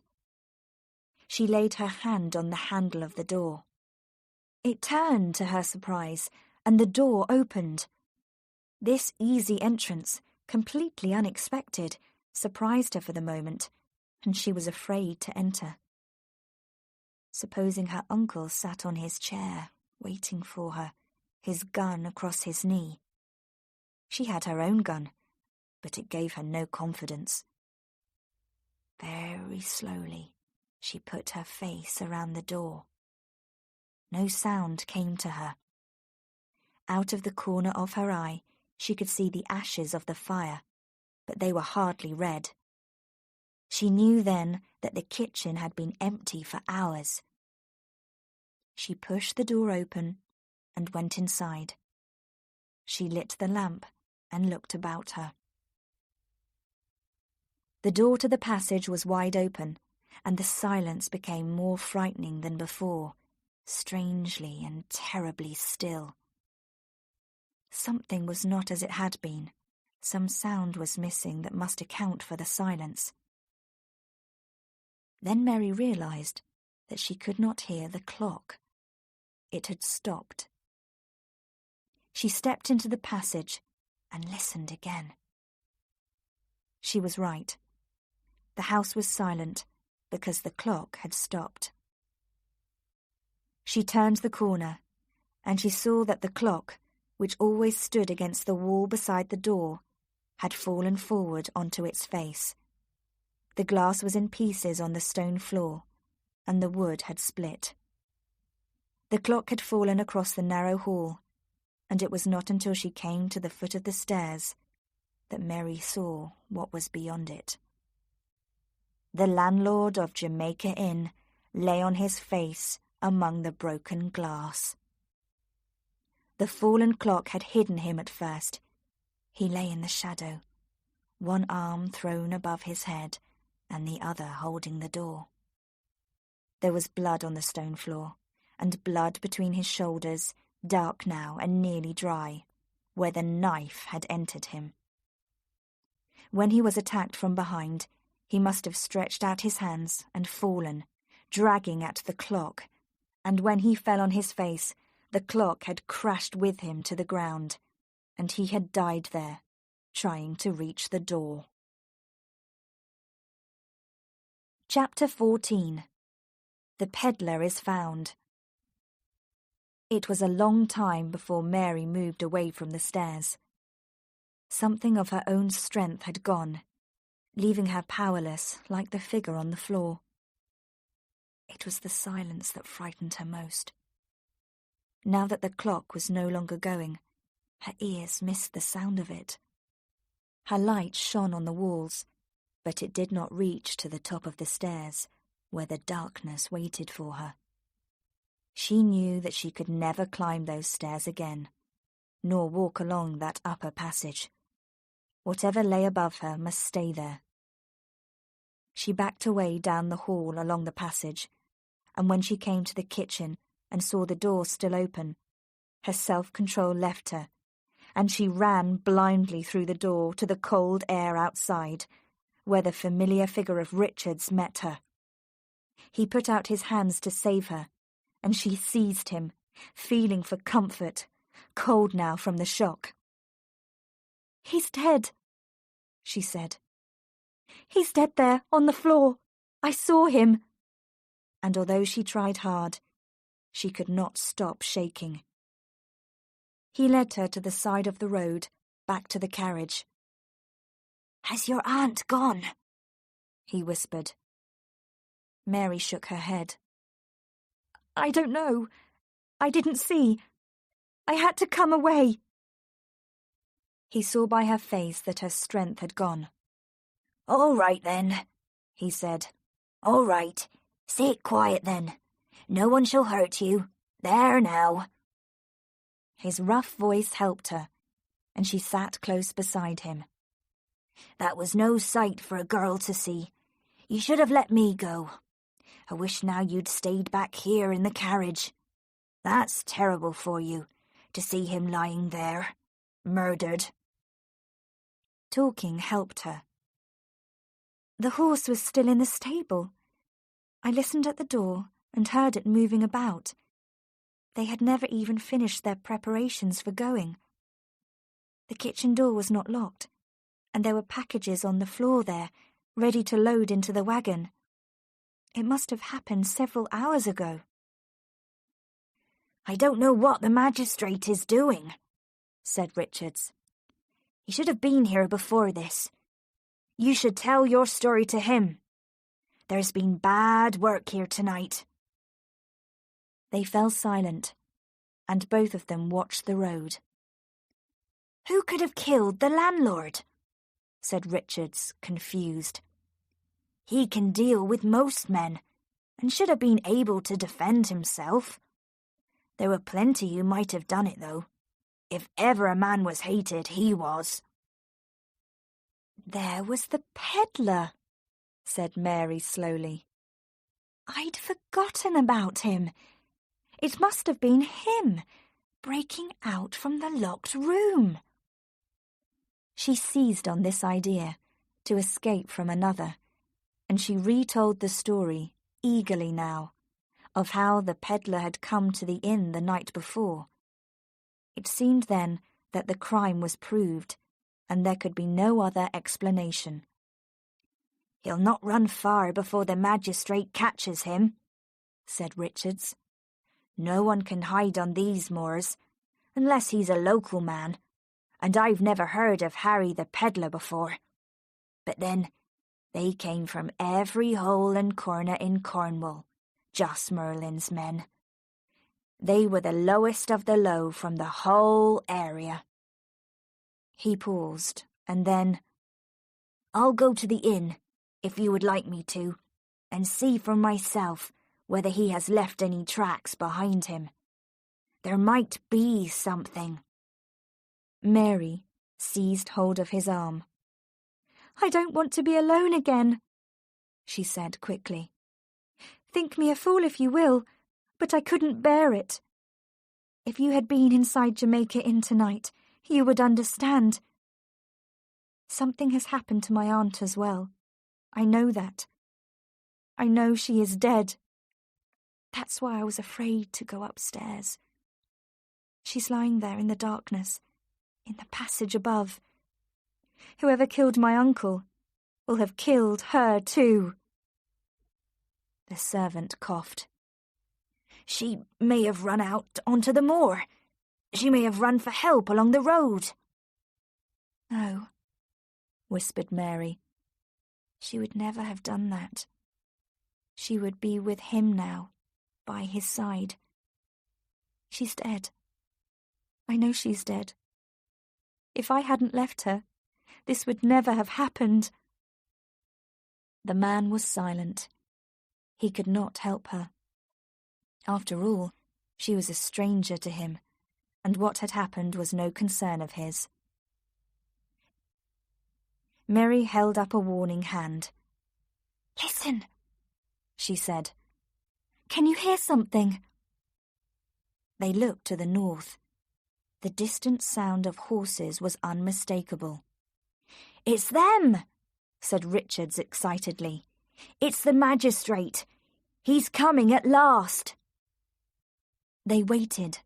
The noise drew near, and Richards, in his relief, ran out onto the road to greet them, shouting and waving his arms. The leader pulled up his horse, calling out in surprise at the sight of him.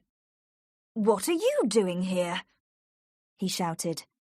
It was Mr. Bassett himself. He held up his hand to warn his followers behind. "The landlord is dead! Murdered!" cried his servant. "I have a young relative of his here with me in the carriage. It was Mrs. Bassett who sent me out here, sir." He held the horse for his master, answering as well as he could the rapid questions put to him. "If the man has been murdered, he deserved it, but I'd still rather have put him in chains myself. You cannot punish a dead man." The magistrate, whose mind worked slowly, began to realize what Mary was doing in the carriage. He had thought at first that she was his servant's prisoner. "This is too difficult for me to understand," he said. "I believed you to be working with your uncle against the law. Why did you lie to me when I came earlier in the month? You told me you knew nothing." "I lied because of my aunt," said Mary. "Whatever I said to you then was only for her, nor did I know as much then as I do now." "You did a brave thing in walking all that way to Altar Nun to warn me, but all this trouble could have been avoided, and the terrible crime of that night could have been prevented if you had been open with me before. But we can talk about that later. I must ask you to wait in the yard." He led his men round the back, and before long the dark and silent house seemed to come to life. The windows were thrown open, and some of the men went upstairs and explored the rooms above. Someone called sharply from the house. After a time, the magistrate himself came out into the yard and walked over to the carriage. "I'm sorry," he said. "I have bad news for you. Perhaps you expected it." "Yes," said Mary. "I don't think she suffered at all. She was lying just inside the bedroom at the end of the passage, killed with a knife, like your uncle. She could have known nothing. Believe me, I'm very sorry. I wish I could have kept this from you." He stood by her awkwardly, and then, seeing that Mary was better left alone, he walked back across the yard to the inn. Mary sat without moving, and prayed in her own way that Aunt Patience would understand what she had tried to do, and would forgive her and find peace now, wherever she might be. Once again, there was excitement in the house, shouting and the sound of running feet. There was a crash of splitting wood, and the shutters were torn away from the windows of the locked room, which no one, it seemed, had entered until now. Then round the corner of the yard they came, 6 or 7 of them, led by the magistrate, holding among them something that fought to escape. "They've got him! It's the murderer!" shouted Richards. The prisoner looked up at her, his face and clothes dirty. It was Harry the peddler. "What do you know of this man?" the magistrate said to Mary. "We found him in the locked room there, lying on the floor. He says he knows nothing of the crime." "He was one of the company," said Mary slowly, "and he came to the inn last night and quarrelled with my uncle. My uncle aimed a gun at him and locked him up in the locked room, threatening him with death. He had every reason to kill my uncle, and no one could have done it except him. He is lying to you." "But the door was locked. It took 3 of us to break it down from the outside. This man had never been out of the room at all. Look at his clothes. Look at his eyes, blinded still by our light. He's not your murderer." Mary knew then that what Mr. Bassett had said was the truth. Harry the peddler could not have done the murders. "We'll have him in prison, in spite of that, and hang him too, if he deserves it, which I'll swear he does. But first, he shall give us the names of his companions. One of them has killed the landlord, you may be sure of that, and we'll track him down if we have to set every dog in Cornwall on his heels." They dragged the peddler away, swearing and begging them to let him go, turning his rat's eyes now and again on Mary, who sat above him in the carriage a few yards away. She neither heard his curses nor saw his ugly, narrow eyes. She remembered other eyes that had looked at her that morning, and another voice that had spoken calmly and coldly, saying of his brother, "He shall die for this." There was the sentence, thrown out carelessly on the way to Lanson Fair. I have never killed a man. Yet. And there was the old woman in the market square. There's blood on your hands. You'll kill a man one day. All the little things she wanted to forget rose up and shouted against Jem. His hatred of his brother, his cruelty, his bad Merlyn blood. He had gone to Jamaica Inn as he had promised, and his brother had died as he had sworn. The whole truth was there in front of her in its ugliness. He was a thief, and like a thief in the night, he had come and gone again. When morning came, he would jump on a horse and ride away out of Cornwall forever, a murderer like his father before him. In her imagination, she heard the sound of his horse on the road, far away in the quiet night. But the sound she heard was not the dream thing of her imagination, but the real sound of a horse coming towards her.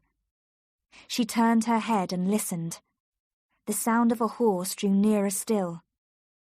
She was not alone now as she listened. The men looked towards the road, and Richards went quickly to the inn to call the magistrate. The sound of the horseman was loud now as he came over the top of the hill, and when he came into view, Mr. Bassett came out of the inn. "Stop!" he called. "In the name of the king, I must ask your business on the road tonight." The horseman turned into the yard. When he took off his hat, his thick hair shone white under the moon, and the voice that spoke in answer was gentle and sweet. "Mr. Bassett of North Hill, I believe," he said, and he leant forward, with a note in his hand. "I have a message here from Mary Yellen of Jamaica Inn, who asks for my help in trouble. But I see by the company here that I came too late. You remember me, of course. We have met before.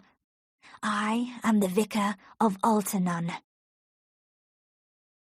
Chapter 15. The Truth is Told.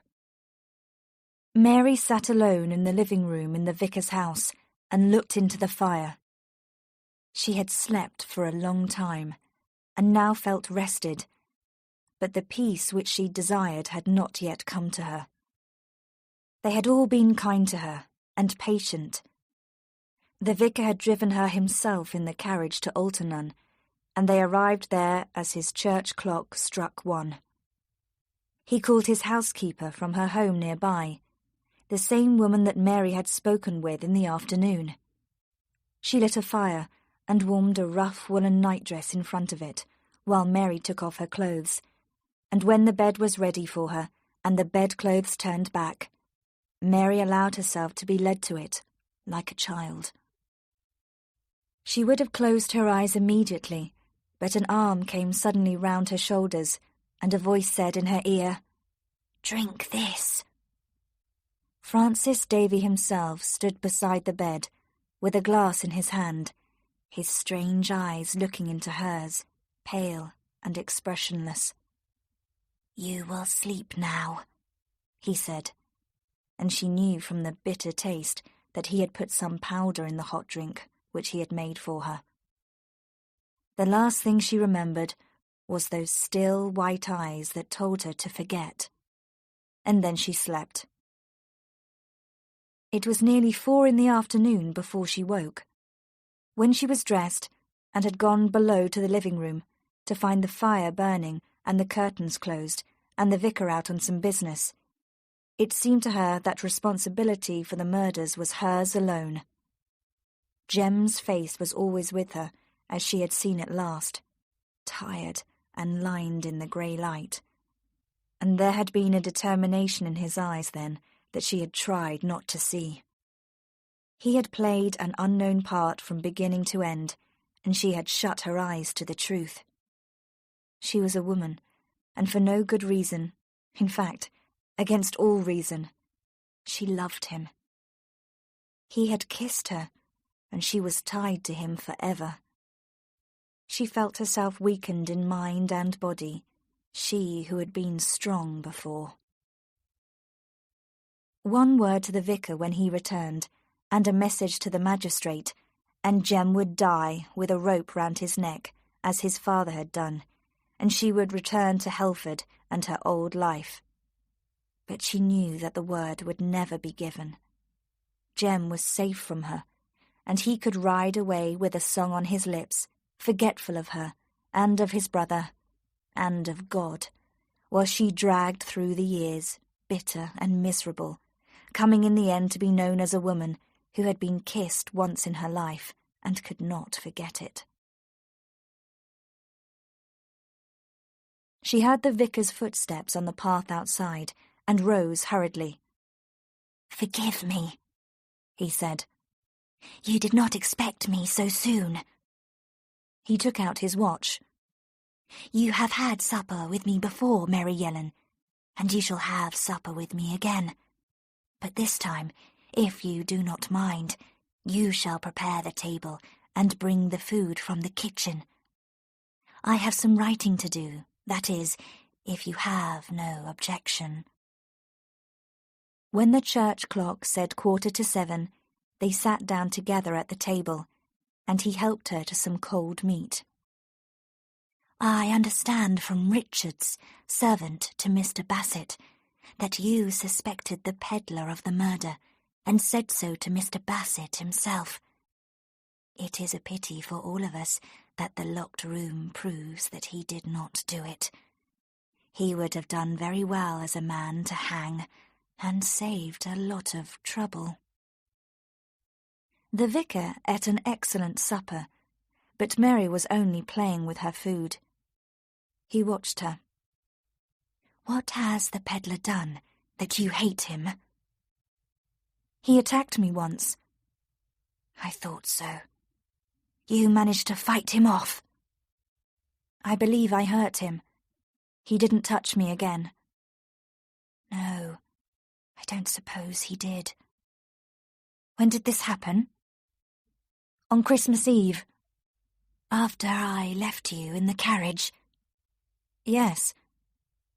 "I'm beginning to understand. You didn't return, then, to the inn that night. You met the landlord and his friends on the road?" "Yes." "And they took you with them to the shore to add to their sport?" "Please, Mr. Davey, do not ask me any more.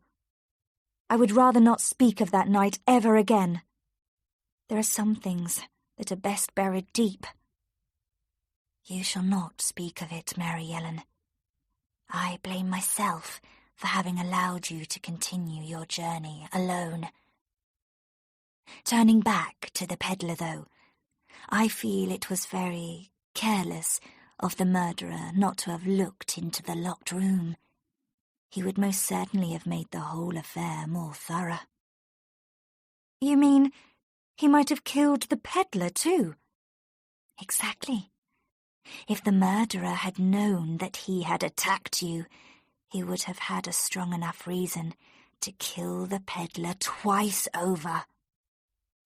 Mary cut herself a piece of cake which she did not want, and forced it between her lips. But the hand that held the knife was shaking. "I don't see," she said, "how I am involved in the matter."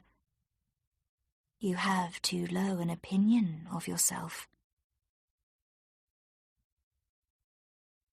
They continued to eat in silence, Mary with lowered head and eyes fixed on her plate. She knew that he was watching her to see the effect of his words. But at last she could wait no longer, and a question burst from her. "So, Mr. Bassett and the rest of you have made little progress after all, and the murderer is still free?" "The organisation appears to have been far larger than was formerly supposed. In fact, the peddler even suggested that the landlord of Jamaica Inn was their leader in name only, and that your uncle had orders from someone above him. That, of course, makes things look very different. What have you to say about the peddler's idea? It is possible, of course. I believe that you once made the same suggestion to me. I may have done. I forget.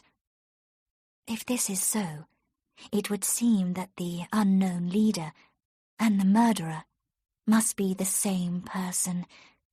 Don't you agree? Well, yes, I suppose so. That should make the search easier. We may forget most of the company and look for someone with a brain and some character. Did you ever see such a person at Jamaica Inn? No, never. He must have moved about secretly, possibly in the silence of the night when you and your aunt were asleep. He would not have come by the road because you would have heard the noise of his horse. So, the man must know the moors. That is why Mr. Bassett intends to question every local man within 10 miles. So you see, the net will close round the murderer, and if he stays long, he will be caught. We are all sure of that. Have you finished already? You have eaten very little. I'm not hungry. I'm sorry about that. Did I tell you that I saw a friend of yours today? No, you didn't. I have no friends but yourself. Thank you, Mary Ellen. That's a kind thing to say to me. But you're not being strictly truthful, you know. You have a friend. You told me so yourself. I don't know who you mean, Mr. Davey. Come now. Didn't the landlord's brother take you to Lanson Fair? Under the table, Mary dug her fingernails into her flesh. The landlord's brother, she repeated, in order to delay her answer. I haven't seen him since then. I believed him to be away. No, he has been in the area since Christmas. He told me so himself. As a matter of fact, it had come to his ears that I had given you shelter, and he came up to me with a message for you. Tell her how sorry I am. That is what he said.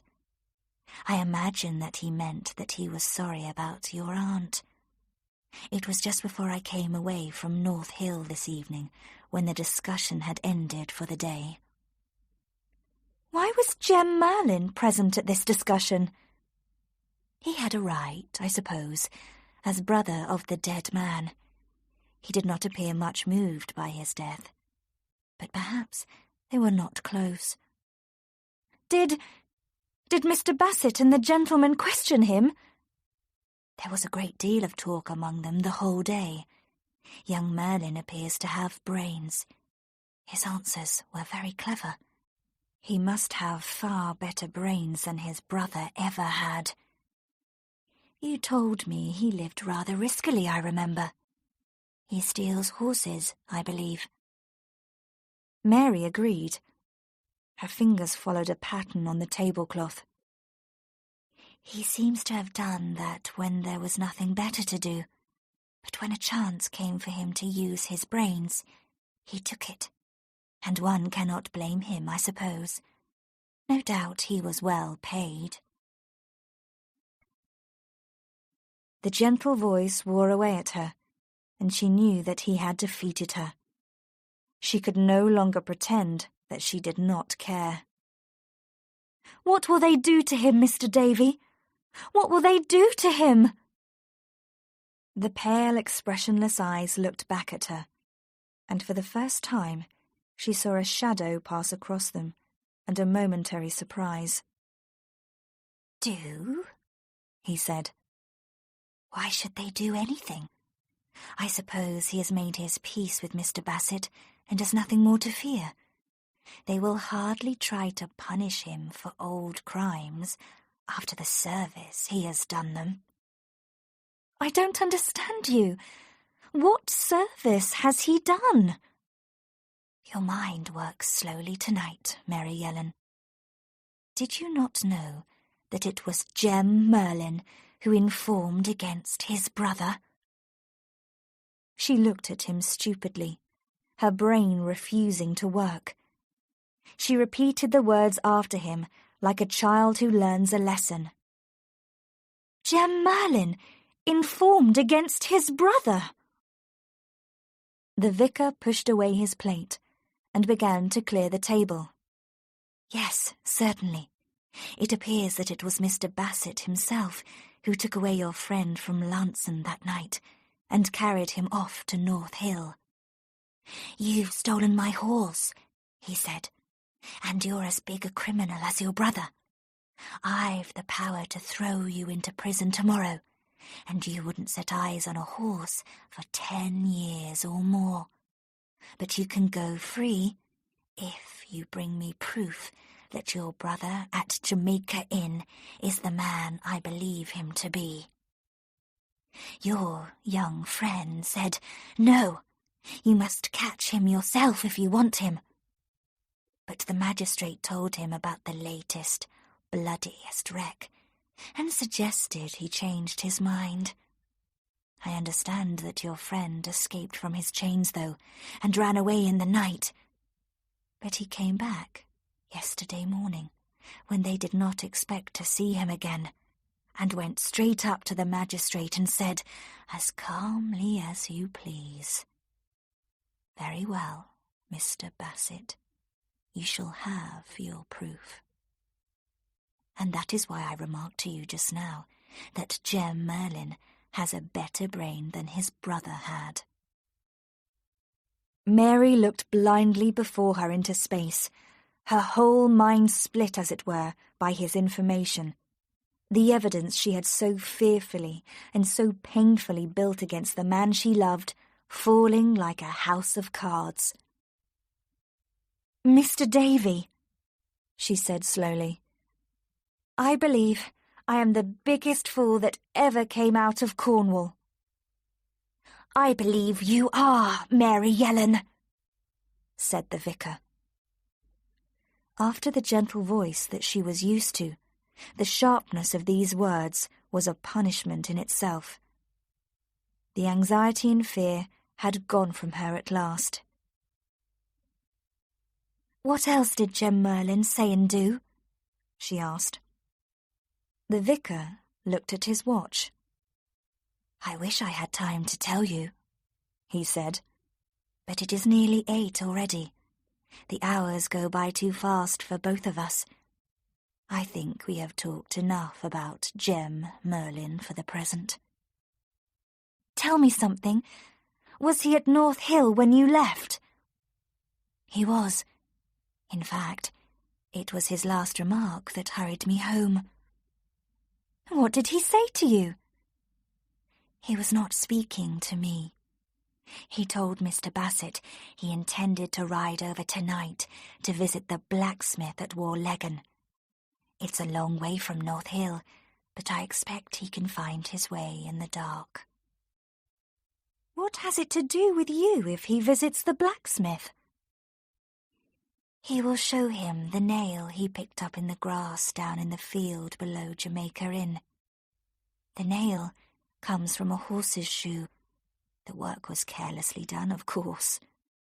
The nail was a new one, and Jem Merlyn, being a stealer of horses, knows the work of every blacksmith on the moors. Look here, he said to the magistrate. I found it this morning in the field behind the inn. I'll ride to Wagons with your permission and throw this in Tom Jury's face as an example of bad work. Well, and what then? Yesterday was Sunday, was it not? And on Sunday, no blacksmith works unless he has a special respect for his customer. Only one traveller passed Tom Jury's workshop yesterday and begged for a new nail for his horse's shoe, and the time was, I suppose, somewhere near 7 o'clock in the evening, after which the traveller continued his journey. A journey which included a visit to Jamaica Inn. "How do you know this?" said Mary. "Because the traveller was the Vicar of Alternun," he said. Chapter 16. The Night on the Moors. A silence had fallen on the room. Although the fire burnt as steadily as ever, the air was cold as it had not been before. Each waited for the other to speak, and Mary heard Francis Davey swallow once. At last, she looked into his face and saw what she expected. The pale, steady eyes looking at her across the table, cold no longer, but burning in his white face like living things. She knew now what he wanted her to know, but still she said nothing, trying to gain time to think. "There is no longer any need for us to pretend," he said. "You say to yourself, what sort of man is this Vicar of Alternun? You say, he is a strange product of nature, and his world is not my world. You are right, Mary Yellen. I live in the past, long ago in the beginning of time, when the rivers and the sea were one, and the old gods walked the hills." He rose from his chair and stood before the fire, a thin, black figure with white hair and pale eyes, and his voice was gentle now, as she had known it first. "If you studied history, you would understand," he said. "But you are a woman, living in the 19th century, and because of this my language is strange to you. Yes, I am a strange product of nature and of time. I do not belong here, and I was born with a desire for revenge against our times and against the human race. Peace is very hard to find in the 19th century. The silence has gone, even on the hills. I hope to find it in the church, but its teaching is false. We can talk of these things later, though, when we are no longer being hunted. One thing at least, we have nothing to carry and can travel light, as they travelled in the old days." Mary looked up at him, holding tightly to the sides of her chair. "I don't understand you, Mr. Davey." "You do. You understand me very well. You know by now that I killed the landlord of Jamaica Inn, and his wife too. Nor would the peddler have lived if I had known of his existence. You have put the story together in your own mind while I talked to you just now. You know that it was I who directed every move made by your uncle, and that he was a leader in name alone. He was powerless without my orders, but the greater his fame among his companions, the better he was pleased. We were successful, and he served me well. No other man knew our secret, that we were partners. You were the difficulty, Mary Yellen. When you came among us, I knew that the end was near. In any case, we had played the game to its limit, and the time had come to make an end. How you troubled me with your courage and your sense of justice, and how I admired you for them.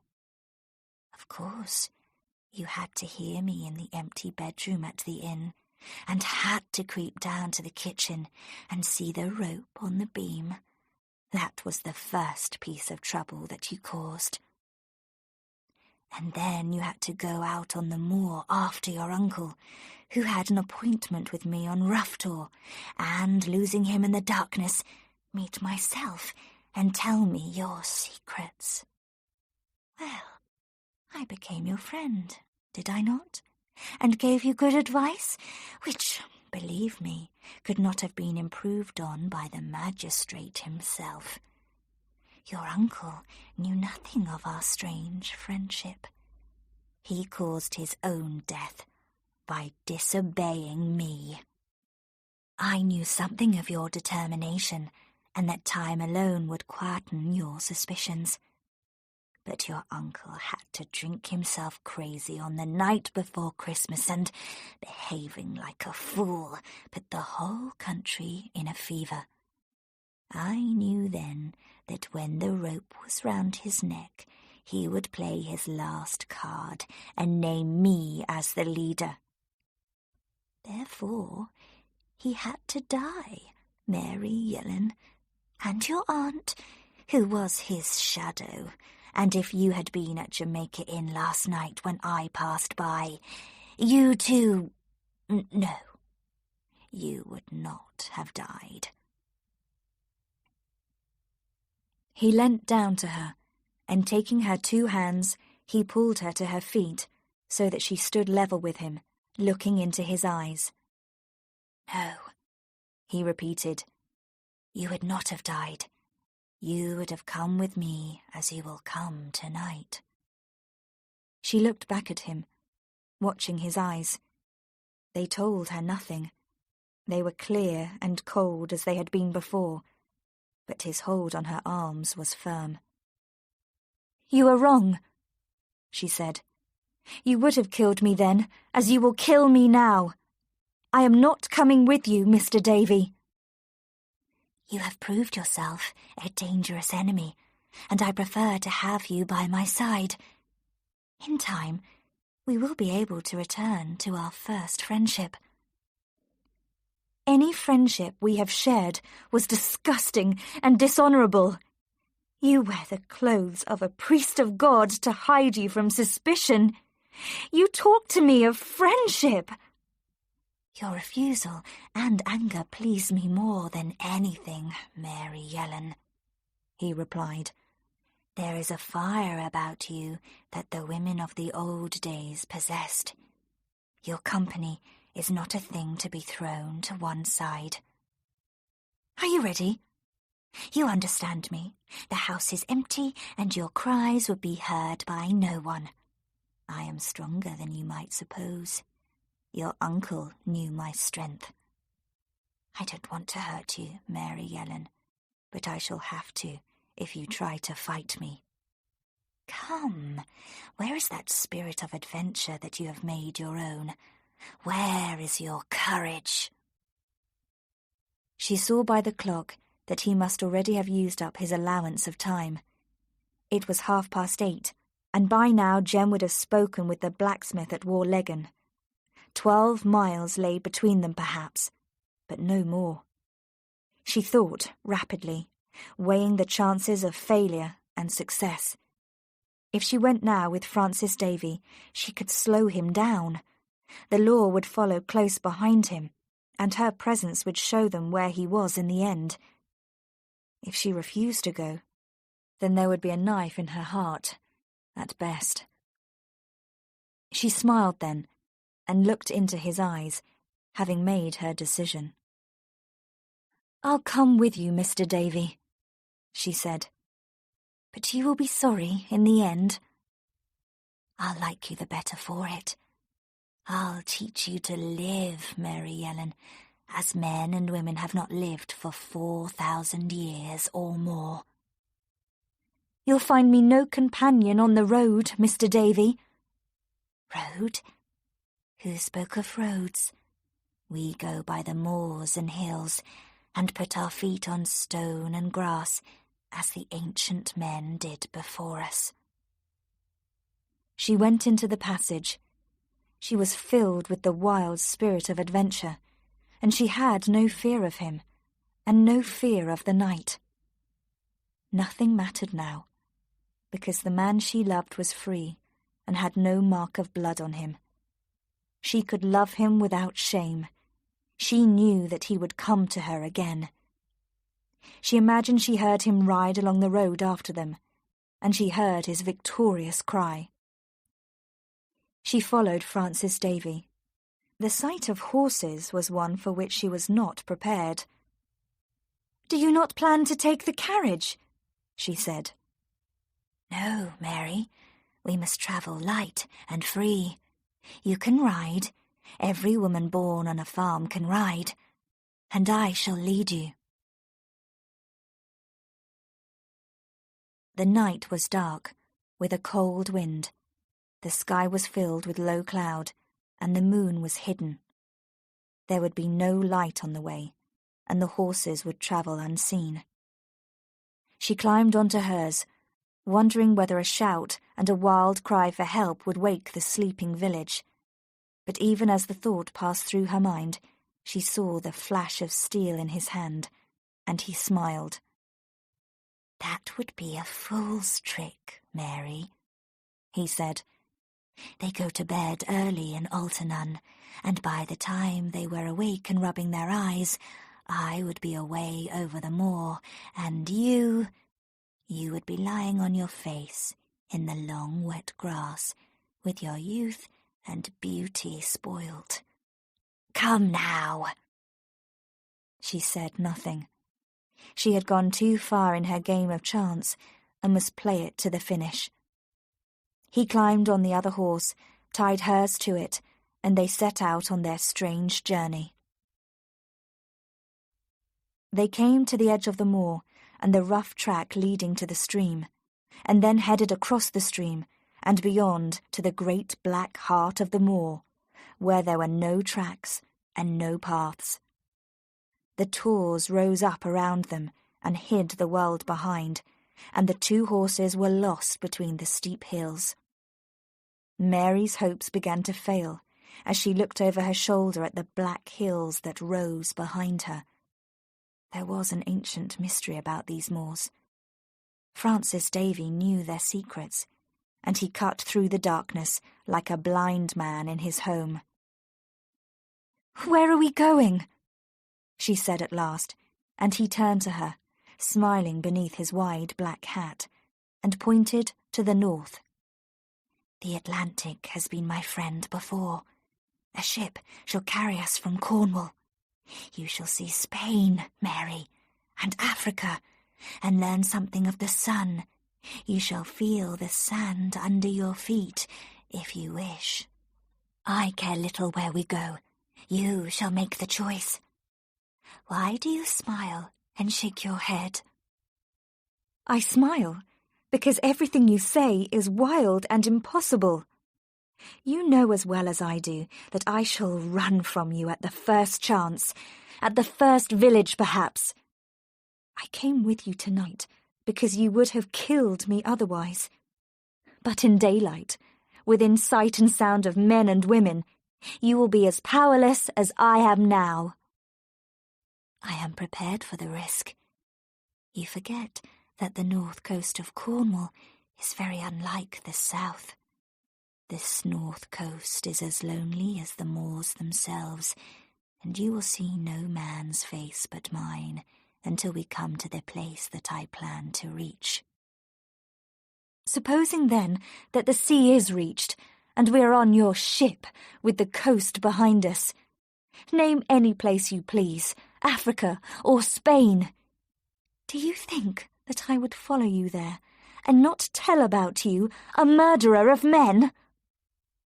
"You will have forgotten it by then, Mary Yellen." "Forgotten that you killed my mother's sister?" "Yes, and more besides. Forgotten the moors, and Jamaica Inn, and your own foolish feet that crossed my path. Forgotten your tears on the road from Lanson, and the young man who caused them. Oh, don't bite your lip and look angry. I can guess your thoughts. I know the dreams and fears of women better than you do yourself." They rode on in silence, and after a time it seemed to Mary that the darkness of the night became thicker and the air closer. Nor could she see the hills around her as she had before. The horses picked their way delicately, and now and again stopped as though uncertain of their way. The ground was soft and dangerous, and though Mary could no longer see the land on either side, she knew by the feel of the soft ground that they were surrounded by marshes. This explained the horse's fear, and she looked at her companion to discover his feelings. He leant forward, looking into the darkness that every moment became thicker, and she saw by his thin, tightly closed mouth that he was using all his powers to find their way, threatened suddenly with this new danger. Mary thought of these same marshes as she had seen them in the light of day, the long brown grass blowing in the wind, while beneath them the black water waited in silence. She knew how the people of the moors themselves could go wrong, so that he who walked with confidence one moment could sink the next without warning. Francis Davey knew the moors, but even he might lose his way. She heard her companion swallow, and the little trick sharpened her fear. He looked to the right and left, and then in front of them, barring their further progress, there rolled out of the night a great bank of low cloud, a white wall that blocked out everything. Francis Davey stopped the horses. They stood trembling, the steam from their sides rising and mixing with the cloud. Then he turned to Mary, his white face as expressionless as ever. "The gods have gone against me after all," he said. "To continue now among the marshes would be worse than to return. We must wait for the daylight." She said nothing, her first hopes returning to her. But then she remembered that the weather would be an enemy to the hunters as well as to the hunted. He urged the horses to the left, away from the marsh, until they reached firmer ground and loose stones, while the white cloud moved up with them, step by step. "There will be rest for you after all, Mary Yellen," he said, "and a hole in the rocks for your shelter and stone for your bed. Tomorrow may bring the world to you again, but tonight you shall sleep on rough tor." The horses climbed slowly out of the cloud to the black hills beyond. Later, Mary sat with her back against a large stone. The great tor's broken top towered above them, while below them the clouds hung unchanged. Up here the air was pure and clean. There was a wind that whispered in the stones, its breath, sharp as a knife and cold, blew on the rocks. The horses were restless.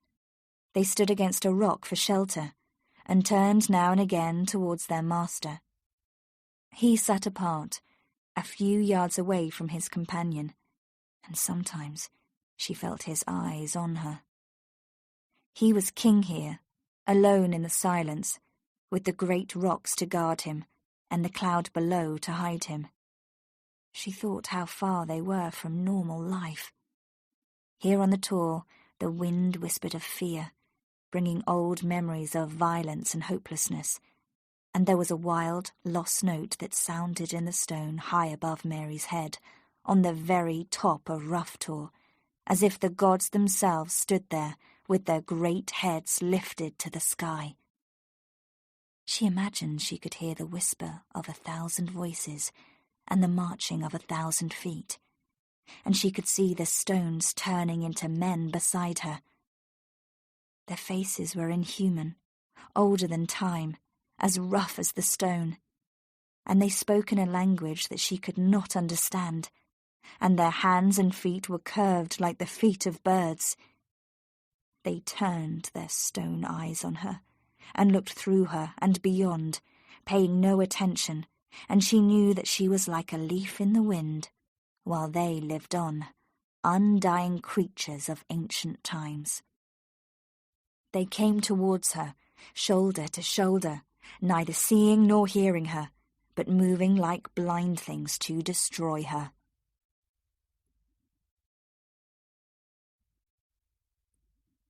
She woke from this dream to reality, feeling the vicar's hand on her mouth. She would have struggled with him, but he held her fast, speaking coldly in her ear and telling her to be still. He forced her hands behind her back and tied them, using his own belt. Then he took a cloth from the pocket of his coat and folded it and put it in her mouth, tying it behind her head so that any sound was now impossible. When he had done this, he helped her to her feet and he led her a little way beyond the rocks to the slope of the hill. "I have to do this, Mary, for both of us," he said. "When we set out last night, I did not expect this cloud.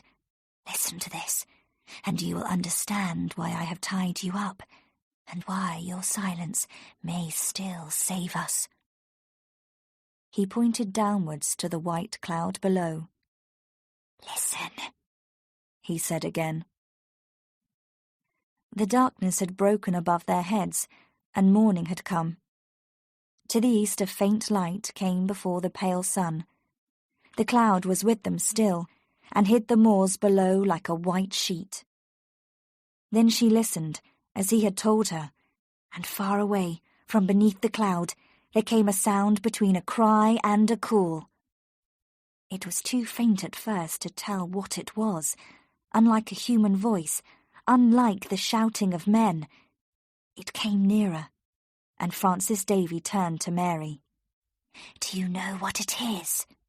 he said. She looked back at him and shook her head. She had never heard the sound before. "I'd forgotten that Mr. Bassett keeps hunting dogs in his stables. It's a pity for both of us that I didn't remember." She understood, and with sudden fear of that distant, eager crying, she looked up at her companion, and from him to the two horses standing as patiently as ever by the side of the rock. "Yes," he said, following her eyes. "We must let them loose and drive them down to the moors below. They would only lead the dogs to us." She watched him, sick at heart, as he untied the horses and led them to the steep slope of the hill. Then he bent down to the ground, picked up stones in his hands, and rained blow after blow on their sides. They ran off in fear, kicking stones and earth as they went, and so disappeared into the white clouds below.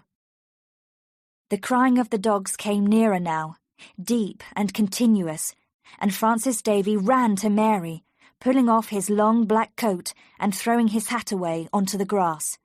"Come," he said. "Friend or enemy, we are both in danger now." They climbed up the hill among the stones and rocks, he with his arm round her, because her tied hands made progress difficult, and they ran in and out of pools, struggled knee-deep in wet grass, climbing higher and higher to the top of Roftor. Here, on the very top, the stone was strangely shaped, twisted into the form of a roof. Mary lay beneath this great stone, breathless and bleeding. He reached down to her, and though she shook her head and made signs that she could climb no further, he bent and dragged her to her feet again, cutting at the belt that tied her and tearing the cloth from her mouth. "Save yourself, then, if you can!" he shouted, his eyes burning in his pale face, his white hair blowing in the wind. She held onto a table of stones some 10 feet from the ground, while he climbed above her and beyond, his thin black figure hanging on the smooth surface of the rock. The crying of the dogs was unearthly, coming as it did from the sheet of cloud below, and the sound was increased by the cries and shouting of men, a confusion that filled the air with sound and was the more terrible because it was unseen. The high clouds moved across the sky, and the yellow sun swam into view between them. The cloud below her melted away, and the land that it had covered for so long looked up at the sky, pale and newborn. Mary looked down the sloping hillside. There were little dots of men standing knee-deep in the long grass, while the dogs ran in front of them like rats among the fallen rocks. They followed the track fast, 50 men or more, shouting and pointing up to the great tables of rock, and as they came near, the sound of the dogs filled the cracks and the hollows. Somebody shouted again, and a man who knelt on the ground about 50 yards from Mary lifted his gun to his shoulder and fired. The shot hit the rock without touching her, and when he rose to his feet, she saw that the man was Jem, and that he had not seen her. The dogs were running in and out among the stones, and one of them jumped up at the rock beneath her. Then Jem fired once more, and looking beyond her, Mary saw the tall, black figure of Francis Davey standing out against the sky on a wide, flat rock high above her head. He stood for a moment, his hair blowing in the wind, and then he threw his arms wide as a bird throws his wings to fly, and fell, down from his high rock to the wet grass and the little scattered stones below. Chapter 17. A New Life. It was a hard, bright day in early January. The holes in the road, which were generally thick with mud or water, were covered with thin ice, and the wheel tracks were white. The air was cold. Mary walked alone on the moor, and wondered why it was that Kilmar, to the left of her, no longer seemed threatening. The moors were still empty, and the hills were friendless, but the old sense of evil had left them, and she could walk on them without fear. She was free now to go where she chose, and her thoughts turned to Helford and the green valleys of the south. She had a strange desire in her heart for home and the sight of warm, friendly faces. She remembered with pain every smell and sound that had belonged to her for so long. She was from the soil and would return to it again, rooted to the earth as her fathers before her had been. Helford had given birth to her, and when she died, she would be part of it once more. Only among the woods and streams of her own Helford Valley would she know peace again. There was a cart coming towards her from Kilmar, across the white moor. It was the one moving thing on the silent plain. She watched it with suspicion, for there were no houses on this moor except Trewartha, and Trewartha she knew stood empty. She had not seen its owner since he had fired past her at Roughtor. "He's an ungrateful devil, like the rest of his family," the magistrate had said. "If I hadn't helped him, he'd be in prison now, with a long stay in front of him to break his spirit. I admit he did well. He was the means of finding you, Mary, and that black-coated murderer.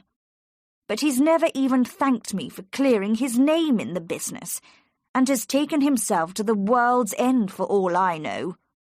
There's never been a Merlyn yet that came to any good, and he'll go the same way as the rest of them." The cart came nearer to the slope of the hill. The horse bent to pull its load, and she saw that it was struggling with a strange pile of pots and pans and furniture. Someone was setting out on a journey, with his house on his back. Even then she did not realize the truth, and it was not until the cart was below her, and the driver, walking by its side, looked up to her and waved, that she recognized Jem. "Are you better?" he called from beside the cart.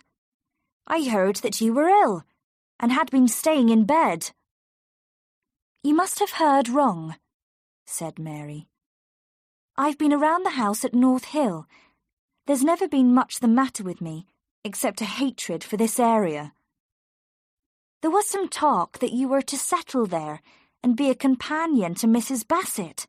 Well, you'll lead an easy enough life with them, I dare say." "No, I'm going back home to Helford." "What will you do there?" "I shall try to start the farm again, or at least work my way to it, because I haven't the money yet. I've friends there who will help me." Where will you live?" "I would be welcome in any house in the village. We're good neighbours in the south, you know."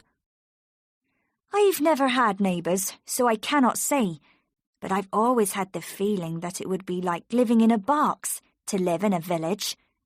You put your nose over your gate into another man's garden, and if his flowers are better than yours, there's an argument. And you know that if you cook a rabbit for your supper, he'll have the smell of it in his kitchen. That's no life for anyone. Here's my home, Mary. All the home I've ever had, here on the cart. And I'll take it with me and set it up wherever I want to. I've been a wanderer since I was a boy. Never any ties, nor roots, nor wishes for any length of time. And I dare say I'll die a wanderer too. It's the only life in the world for me." "There's no peace, Jem, in wandering, and no quiet. There'll come a time when you'll want your own piece of ground, and your four walls, and your roof, and somewhere to rest your poor tired bones." "The whole country belongs to me, Mary, with the sky for a roof and the earth for a bed. You don't understand. You're a woman, and your home is everything to you. I've never lived like that, and never shall. I'll sleep on the hills one night, and in a city the next. I like to find my fortune here and there and everywhere, with strangers for company and passers-by for friends. Today I meet a man on the road and travel with him for an hour or for a year, and tomorrow he is gone again. We speak a different language, you and I." "Which way will you go?" "Somewhere east of the river. It doesn't matter to me. I'll never come west again, not until I'm old and grey and have forgotten many things. I thought of going to the north. They're rich up there and open to new ideas. There'll be a fortune there for a man who goes to find it. Perhaps I'll have money one day and buy horses instead of stealing them." "It's an ugly black country in the north." "I don't worry about the colour of the soil. Moorland soil is black, isn't it? And so is the rain when it falls among your pigs down at Helford. What's the difference?" "You talk just to argue with me, Jem. There's no sense in what you say." "How can I be sensible when you lean against my horse with your hair blowing in the wind? I know that in 5 or 10 minutes' time I shall be over that hill without you. My face will be turned towards the river, and you will be walking back to North Hill to drink tea with Mr. Bassett." "Delay your journey, then, and come to North Hill too." "Don't be a fool, Mary. Can you see me drinking tea with the magistrate and dancing his children on my knee? I don't belong to his class, and neither do you." "I know that, and I'm going back to Helford because of it. I want to smell the river again and walk in my own country." "Go on, then. Turn your back on me and start walking now. You'll come to a road that will take you to Helford." "You're very hard today, and cruel." "I'm hard with my horses when they won't do as I say, but that doesn't mean that I love them any the less." "You've never loved anything in your life," said Mary. "I haven't had much use for the word, that's why," he told her. "It's past midday already, and I ought to be on the road.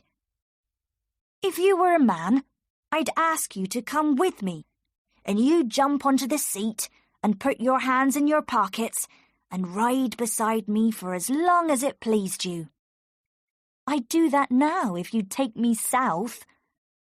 "Yes, but I'm going north, and you're not a man. You're only a woman, as you'd learn if you came with me. I'm going now. Goodbye." He took her face in his hands and kissed it, and she saw that he was laughing. "When you're an old woman down in Helford, you'll remember that, and it will have to last you to the end of your days. He stole horses, you'll say to yourself, and he didn't care for women. But if I had not been so proud, I'd have been with him now." He climbed onto the cart and looked down at her, waving his whip. "I'll do 50 miles before tonight," he said, "and sleep like a child at the end of it, in a tent by the side of the road. I'll light a fire and cook some eggs for my supper. Will you think of me or not?" But she did not listen. She stood with her face towards the south, twisting her hands and saying nothing. Beyond those hills the empty moors turned to green grass, and the green grass to valleys and to streams. The peace and quiet of Helford waited for her beside the running water. "It's not pride," she told him. "You know it's not pride. There's a sickness in my heart for home and all the things I've lost." He said nothing, but whistled to the horse. "Wait," said Mary. "Wait, and hold him still, and give me your hand." He laid the whip to one side and reached down to her and swung her up beside him on the driver's seat. "What now?" he said. "And where do you want me to take you? You have your back to Helford. Do you know that?" "Yes, I know," she said. "If you come with me, it will be a hard life, and a wild one at times, Mary, with no staying anywhere, and little rest or comfort. You'll get a poor exchange for your farm, and little hope of the peace you look for." "I'll take the risk, Jem." "Do you love me, Mary?" "I believe so, Jem." "Better than Helford?" "I can't ever answer that." "Why are you sitting here beside me, then?" "Because I want to. Because I must. Because now and forever this is where I want to be," said Mary. He laughed then, and took her hand, and whipped the horse, and she did not look back over her shoulder again, but set her face north towards the river.